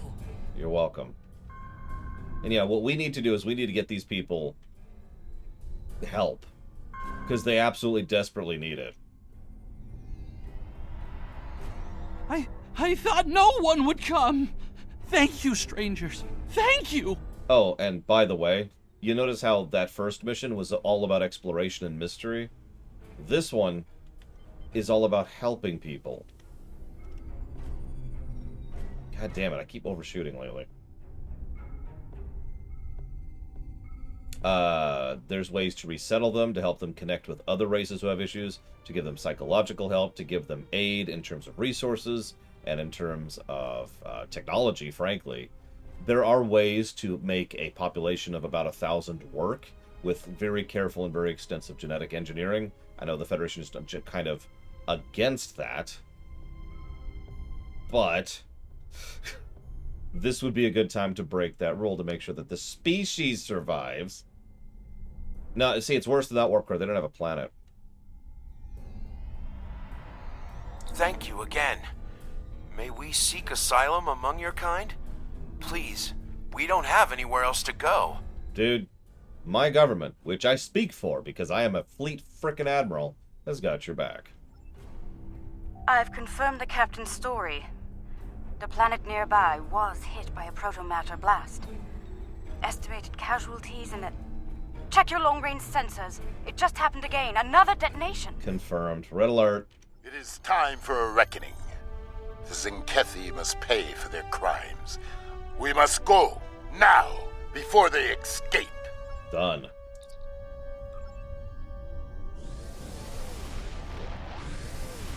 Yeah, they don't have a planet, so we can't actually interact with them. We're sorry, we don't recognize people without planets.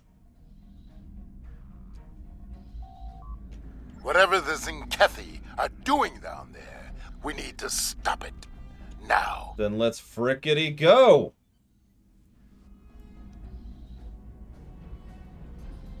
Tzenkethi warships! Red alert! So Tzenkethi suck to fight. On every level. Alliance vessels. This system has been claimed by the Tzenkethi Coalition. Your presence is unnecessary. Leave at once. Okay, I just want you to keep this in mind for a moment. What that person is saying, I think it's a he, what that Tzenkethi is doing is being extraordinarily diplomatic for a Tzenkethi. No, abandon your ship, no surrender, just go away. We are, of course, not going to do that because you've killed untold millions and or billions lately, so... You were warned, so be it. We now walk on that Marque. Fight well, and do not fear death. If we must fight, we will fight to win, General. So, I'm not going to be casual about fighting these guys. I'm going to pay attention. Tzenkethi can rip you to shreds. The Tzenkethi ships are quite strong. But we will be stronger. They have some mean gimmicks. They have that gimmick. That torpedo, that frickin' artillery attack, can suck. That can pretty much straight up kill you, even from decent health. They've got the barrage, which they just hit me for. They've got the... God, I don't actually remember what else. They've got several things. We'll probably show them off as we go here. Now, we're only just fighting one ship right now, so this isn't terrible. But yeah, the Tzenkethi are mean. They are high-tier enemies, which is when the confines of this being a video game Raskava did quite well in her first battle. start to run into the problems of lore. Good battle. Well fought. The honor of victory is ours. Because, yeah, the Tzenkethi are stronger than the Temporal, are stronger than the Iconians, are stronger than the Undine, are stronger than the Romulans, are stronger than the Klingons, are stronger than the Borg. Because you have to have an escalating difficulty curve. There's actually another thing stronger than the Tzenkethi, and then there's another thing stronger than that, because of the same problem.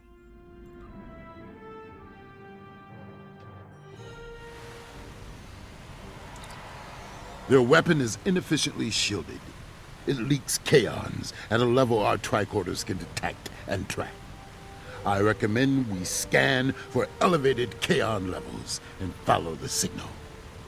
I agree that the next thing actually makes sense, but the thing after that super does not. The kaon particle traces lead into the valley ahead of us. Oh, I see. They followed the waterfall. The rocks here are causing a lot of interference.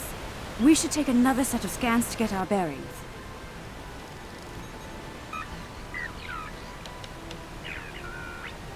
Gotta get that percussive maintenance in there.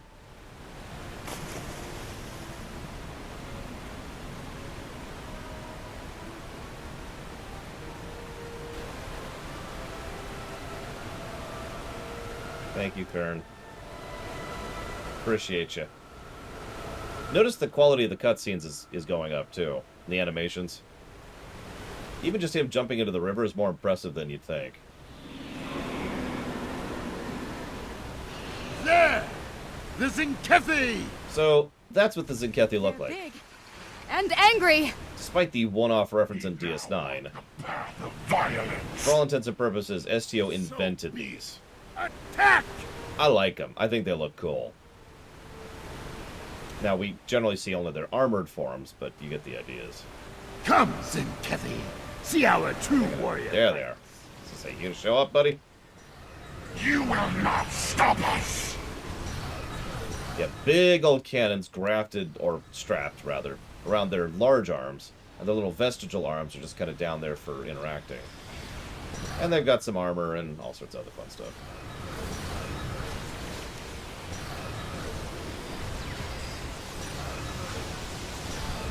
Oh yeah, they're also giants. You remember how huge I am, that I am effectively a giant? Yeah, they're taller than me. So, there are some Tzenkethi with a taste for battle. Good. Scans indicate they took the path to the east. Oh, it's visible. Why All would they right. destroy entire planets? It's a good question. They must find some tactical advantage in these actions, for some reason. Unfortunately, the solution here Tzenkethi life signs ahead. is probably that we Waiting should for us. just kind of... Ah, good. We will meet them in glorious battle. Oh my god. Someone asked what could we do about... What could the Federation... Excuse me. Federation doesn't exist. What could the Alliance do about the Tzenkethi? But the answer is we need to bomb them back to the Stone Age. I know that's harsh, but when the alternatives are imprison, you know, an entire species, billions of people, or genocide, basically smashing them back down to the Stone Age is really the only option here. Yeah, exactly. Break their ability to function at an interstellar level. And if that sounds harsh, I remind you that they've wiped out multiple planets which were teeming with life. They are using delaying tactics. We must be getting close. So... The path continues down from here. The protomatter bomb is still ahead of us. The kaon levels are rising. We're getting closer to the protomatter bomb. This also brings us back to the Tholian problem. We're not sure of what a Tzenkethi civilian looks like, or if there is such a thing. Sorry, Trathon. Stop them! Don't worry, we'll get there. Probably tomorrow, honestly. We're making good progress. You'll notice that our pace in doing missions has actually gone up as the quality of the missions has gone up, because there's less bullcrap. Like, have you caught that? It's also improving my mood tremendously, if I might be so bold. I hate my time being wasted. Like cornered rabbit tars! I can smell their fear. There, just ahead. I see guards. We must be close.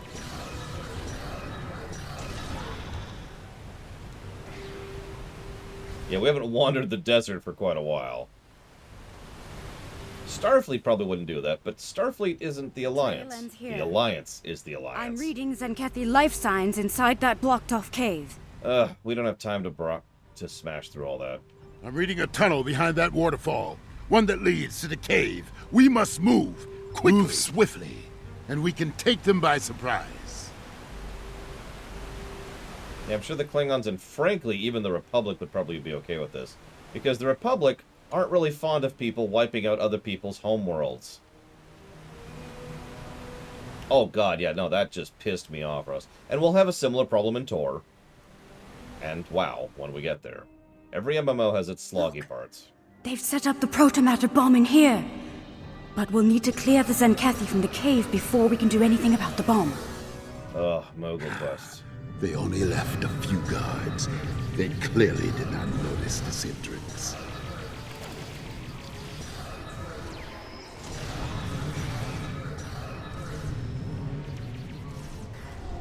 Yeah, we're going to have 2 expansions worth of slog and WoW, so that's not going to be fun. Thankfully, that's not going to be this year. Probably. Tor, we'll see. Oh my. That is a huge protomatter matrix. It's controlled by 3 regulator consoles, all active and cycling towards detonation. I can shut it down, but I need time. Cover me while I work. You got it.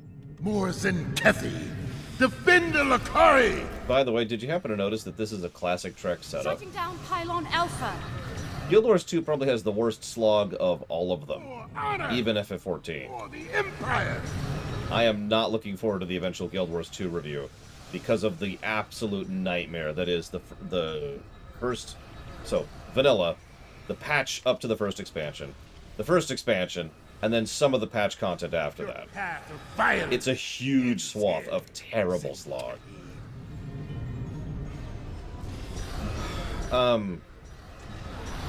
The Alliance, it's not obliterated, Ben Wilmot. It's just the Romulan Republic, the Klingon Empire, the Federation of Planets, and a few other people, like the Cardassian Union is there, and of course I can't think of anyone else, but a lot of races and a lot of organizations are a part of the Alliance.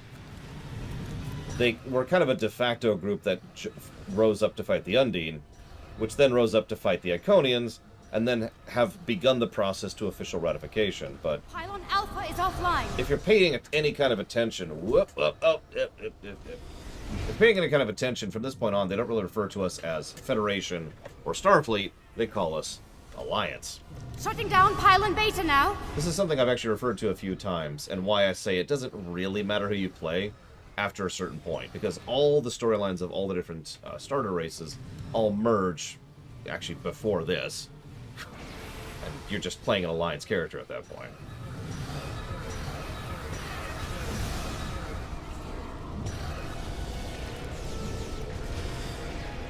But anyways, Guild Wars 2 is going to have the biggest slog of all. Go back to that. I'm not sure what Tor's slog is going to be like. I'm really uncertain. I'm actually really hoping to get a lot of help from friends and viewers in order to... I shouldn't distinguish those, that's so mean.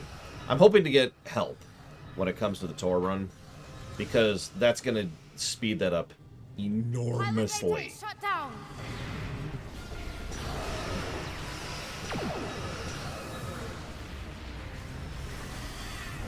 Oh, it would be awful, Trithan. Completely unfeasible. Pylon Gamma is down. We're all clear. Yeah, no, the last Tor run we did proved to me with total definitiveness that without assistance, Tor is effectively unstreamable. Something I would actually refuse to solo stream, because it is just that much of a slog. There's so much dead air there, I almost canceled the WoW lore run because of that. You remember that?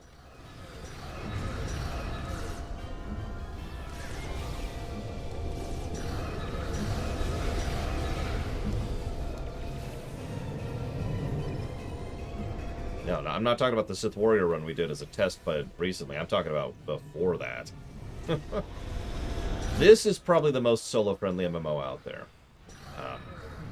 The other one that's a big competitor for that would probably be WoW. Pylon Gamma is and FF14, I'd say, is probably equally. Because all three of them are the same general concept. You can solo the whole game, except, you know, for the dungeon stuff. And all of them have, you know, the queue system where you can just go and queue it up. Get some pugs. That being said, this one doesn't require any money, so... We done? Kumarke? Kumarke! My one true love! Oh, there you go. I mean... All the bombs are deactivated. We can... Wait. Look! These crystal formations are very similar to those we found at the first proto-bombing site on Draconis 3. This can't be a coincidence. We may have found what the Tzenkethi are targeting in these attacks. You know what, in hindsight, I think I'm going to say FF14... No, Tor. No, I'm going to say FF14 is probably the most solo-friendly because of how they're expanding trusts. I kind of forgot about that because that's really new. That's very recent. Then I would say probably Tor is the next one because of how you can set up your companion. Then this one because of how the game scales around your group size. And then finally WoW, which is just allows you to solo the game because of the way the game is designed. But there are some specific specs and classes which will have a harder time than other ones. So, you know. Rodek?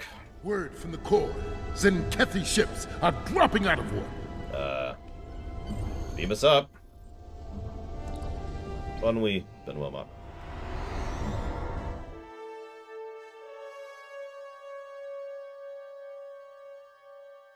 And yeah, Tor has story mode for some of the dungeons. And yeah, older MMOs can go to hell. I'm pretty sure that if you wanted to nominate a Bronze Era MMO, I would just straight up say no. And I would say no to most Silver Age MMOs as well.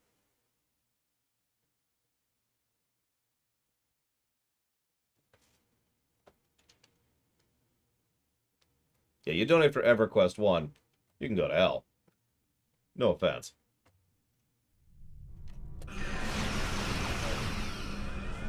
Alliance vessels, I am Fleet Admiral Aronsen Tarak. As you now know, this system has been claimed by the Tzenkethi Coalition. Further aggression on your part will not be tolerated. This world is not yours to defend. Leave now, while you're still able. Well... We do not recognize your claims, Tzenkethi. Your forces have murdered millions. If you are the leader here, it is you who will answer for these crimes. Then your choice is made. The path of violence. It is one I have walked many times, without fear, without remorse. Come, let us walk it together. Okay. Fight now! For honor and glory! Kapla!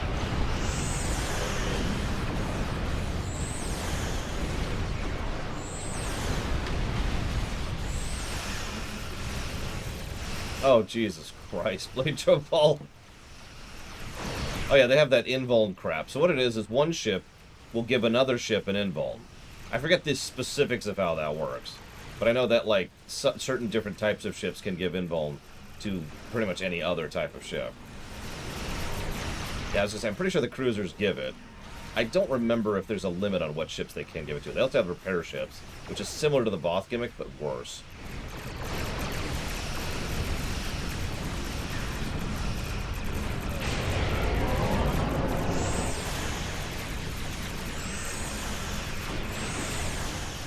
Oh, FF11 is totally Bronze Age. Yes, Harant, although we haven't seen that one yet.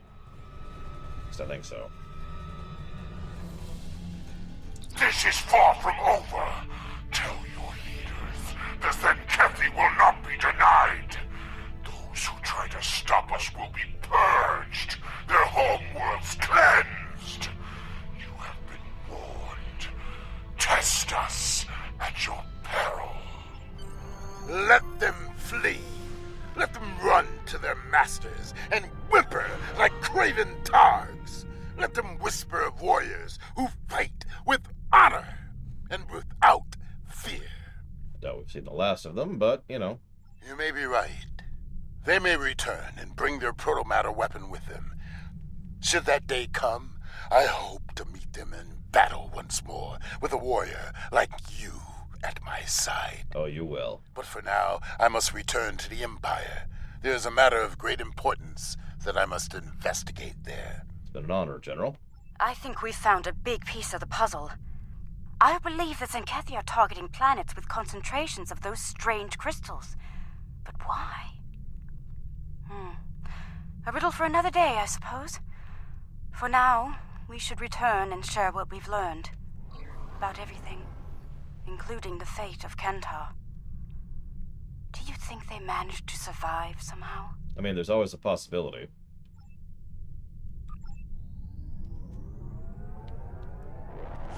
How many FFMOs are there? 2. Asheron's Call came out in the 90s, Mr. Red. It's super Bronze Era. It was one of the first MMOs. So it's true. The Tzenkethi have a proto-matter bomb. All those lives. No one in the Alliance is comfortable with the Tzenkethi having a weapon of genocide. What happened to those planets could happen to any world in Alliance space. We need to know more about it and how to stop it.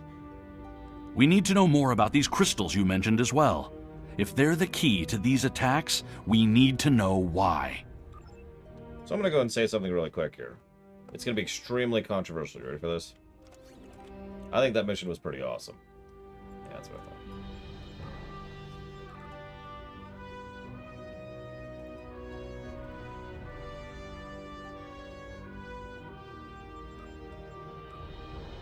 And I think the Alliance should go to war with the Tzenkethi right now. Now, spoilers, kind of, not really. We're going to. Like, I think literally the next mission is the formal declaration of war. But if I were anyone of, I don't know, Fleet Admiral rank within the Alliance, my thoughts would be here. We need to get on this immediately. We need to stomp on this immediately. Ignoring the obvious political threats to us, if I have to go that route with it, these people are genociding planets. Past tense. Have already genocided planets. This is nope. I know that some people don't like the idea of a galactic police force, but I'm sorry, the moment you reach over a certain line, it's like, yeah, okay, stop. It's just... No. So, but let's go ahead and update the HUD here a little bit here.